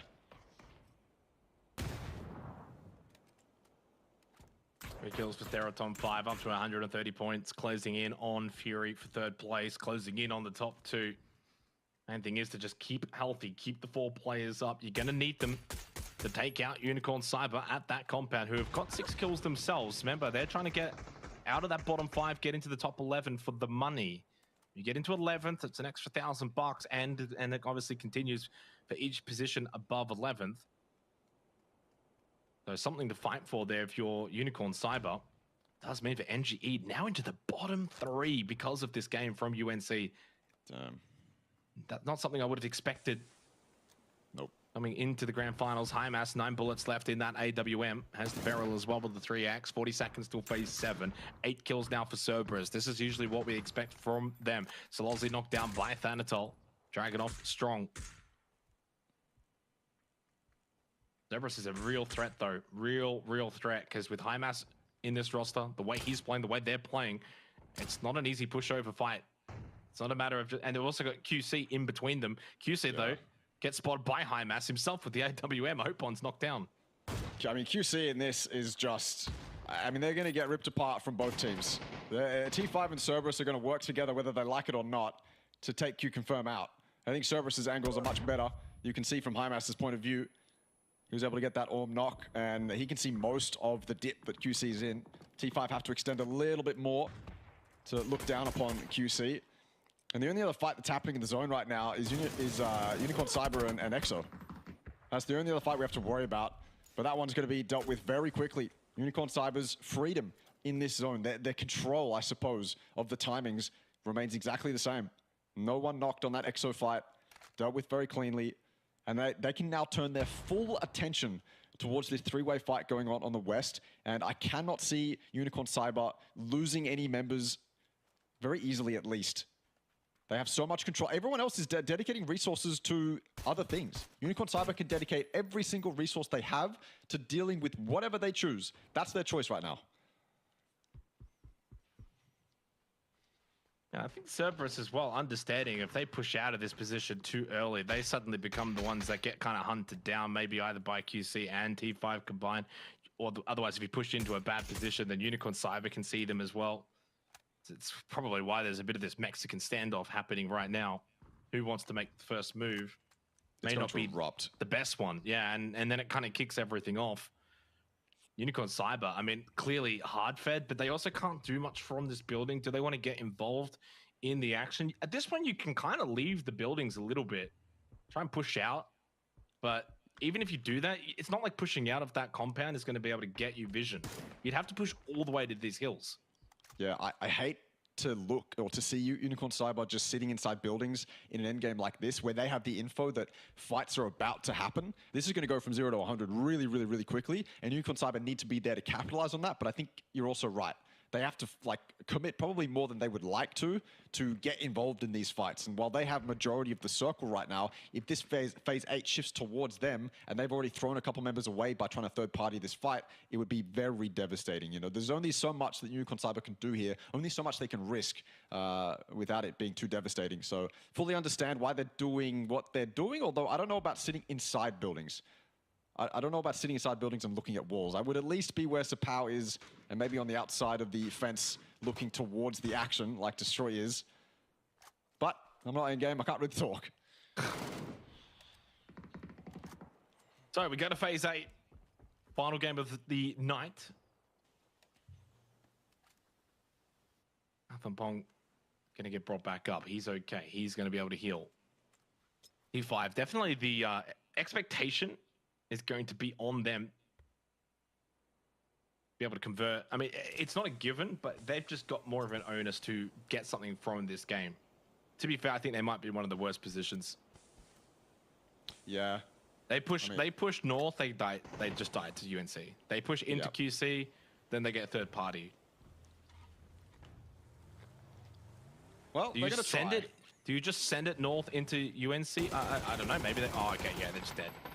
Well, they kick things off. The shockwave of gunfire around the map. Pat and Pong, Danatal both immediately knocked down there as well by a combination of UNC, and they are gone. It's actually QC that got wiped out by basically everyone. And then there goes Path and Pong. T5's still alive. They'll, of course, get third place points here. I don't think they got many kills out of that. Great for Cerberus. They go into the top 8. So there's a second Vietnamese team into the top 8 now. Going into the final night. One player still alive for Theraton 5. It's Reseda Jr. But he needs to withstand and is out of position. So it's going to be 2 points shy of Fury. But they're in the conversation, Russell. They, along with probably Buram and Fury. The line stops, though. It's a top 5 race going into tomorrow night. They're all within that 30-point margin. Buram short, 31. We'll give them that. That's okay. But that was kind of what we were hoping for going into the final night tonight. Oh, sorry, tomorrow night. Cerberus, though, good opportunity to leapfrog now into the top 6. Yeah. Although you look at Unicorn Cyber's control and think, how is Cerberus going to do this? Sapao is the X factor in this game. He's the one playing off his teammates. He's the one that Cerberus won't expect to be as close as he is. His job is vital to winning this fight. Because Unicorn Cyber, the rest of them are probably going to get pushed out of that compound eventually, but that circle's been a little kinder to UNC than it has to Cerberus. Cerberus will most likely going to have to leave their position first. That's what the circle dictates. Smokes aplenty, I'm sure of it. Cerberus have so many bodies to loot. They can smoke off basically that entire fence if they wanted to. Although I say that, Hymas has no smokes. Maybe Unicorn Cyber had used up all the smokes, actually. That makes more sense to me. Unicorn Cyber's utility had already been used up by themselves. So Cerberus don't actually have much to work with. Whatever they had from before, Hymas 3 vest is broken as well. This is looking a lot worse for Cerberus than I thought it did initially. I mean, you can see when Hymas peaks. What option does he have but to hit these shots and then hope for the best? Yeah, he's got one last bullet. Although they can maybe get to this tree. Could be a reprieve. Could spray, though, from Destroy and Huda and also Chu. Talk about a team effort to close the game out for Unicorn Cyber. And with that, puts them 5 points shy of the Expendables for 11th place and a little bit of a pay rise bump. 6 games to go tomorrow and a 15-kill win. It's not always about just getting the compound. You've still got to push out, get the kills. Theraton 5 could quite capitalize. 3rd place, 4 kills, despite position that they had. But nevertheless, it's a top 5 going into tomorrow night that all still have a chance. 30 points is not easy. I don't want to make it sound like it's going to be a formality. You need a huge night. You need a lot of things to go your way. Purple Mood and or Armory Gaming having a bad night. You then yourself need to go and have like a 60 to 70 point night as well. But it's in that range of being able to be doable, Russell. You'd have to agree. 30 points, that's usually the cutoff. 6 games, it's in the margin. It's definitely in the margin. And I mean, look, these teams are going to go into tomorrow night and think that's totally doable. And if they think it's doable, then so should we. I'd like to amend one thing. Unicorn Cyber, in that game, I want to give them a little bit more credit. The reason we saw them looking at walls is because they were accounting for Cerberus to push their compound. So they had allocated 2 to the outside walls inside those houses to just wait for Cerberus to push into that compound. If Cerberus opted to do that, then the other 2 would look at everything else that was happening in the zone. So it was actually a lot smarter from Unicorn Cyber than I thought. I thought they were just going AFK for no reason, but that obviously wasn't the case. So full credit to them. Before we get this leaderboard up, I have to dispel. I've had bloody Waiki Kamukau at me, and he's like, is that actually a seatbelt? Enough with the seatbelt shenanigans. It's a bloody sling. Come on, guys. It's a sling. You know what? Wait. Seatbelt's gone. Illusion's over. No! Dude, what if you break it again? Well, then the seatbelt probably has to stay on, but... Oh, my God. I've had enough, okay? He's a big boy. We're just obviously waiting for the leaderboard to get updated, and then we can look to close things out. But, I mean, as we know, obviously, the top 5 is really the key focus from here, Russell, right? For me... It's basically, though, down to AG and Purple Mood, but we have to do the job of hyping up the others. It would take something astronomical. So my question to you is, out of Purple Mood and Armory Gaming, And I know it's a coin flip, but who have you got to win this? Or would you go and maybe go for an outsider, one of the others, as we go to the leaderboard? I'm going to go Armory, and I'm going to go Armory for the same reason I went Armory in LCQ. And it's because even when they are under the absolute most pressure they can be under, every action they take in the game, whether macro or micro, seems incredibly composed. They don't seem to they don't seem to quiver that much. They don't seem to act scared or anything like that. And I mean, look, Purple Mood has been incredibly consistent, but it's like a hot and cold consistent, whereas Armory Gaming have just been rock solid the entire time. So I've got Armory Gaming. Yeah, I might go Purple Mood. I've liked what I've seen from them in terms of their consistency. The good thing for both, and it obviously applies for both, is they've only got the one win. I look at that as a good thing as well, because you kind of look at Fury, T5, Buriram, Newhouse, they've all got multiple chicken dinners. For Purple Mood and AG, they're still getting a ridiculous high amount of placement points despite not really getting the wins per se, which does kind of suggest to me that they're getting very consistent, you know, top 5, top 6 kind of placing. They're getting towards the end game. They're getting a lot of kills as well. And when I was looking at the Purple Mood boys as well, statistically for their kills, again, it's very even spread, at least across the top 3 of them. Danawa, going into the last game, has actually been leading the entire tournament in the grand final, beating out Dynasty by 1. Then you got Thunders sitting in 3rd, and then you got Flucky in 5. So you've got 3 out of the top 5 kill leaders on the same team. Obviously, hence there are 108 kills. And don't get it wrong, obviously AG have got a lot as well, but it drops off quite heavily after Dynasty and Riz. Dynasty and Riz, it does drop off a little bit. So I just think Purple Mood have got a tiny bit more of that firepower, and I think that might be the difference maker going into tomorrow.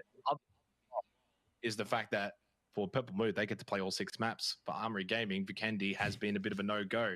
I'll get your final thoughts, Russell, before we close things out. Yeah, it could be them just throwing it away completely to RXC again. I look, they better leave that hot drop. There's no reason not to, I don't think, especially because Vikendi's like earlier on in the night than Miramar. If they don't leave it, I will be gobsmacked unless they have a lead. Look, final thoughts. I don't want to say anything too absolute until we close it out tomorrow, but what I can say for certain is that it has been fantastic. We've seen some quality PUBG, we've seen some quality individuals, we've seen some wacky moments, some crazy stuff has happened, and we've had a lot of fun along the way. So I'm enjoying it, and I can't wait for tomorrow.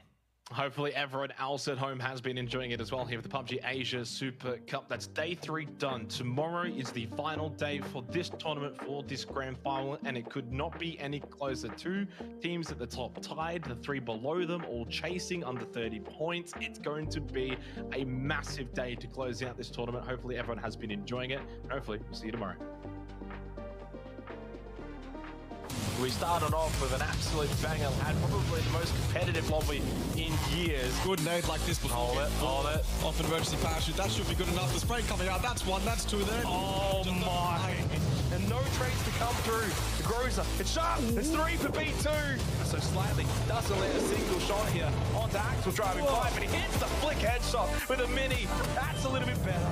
For Irrelevant. Brain spotted. Top 4. They've seen him. He gets the knock on the Savvy. Does he get the second? He does. On to the Bam Bam.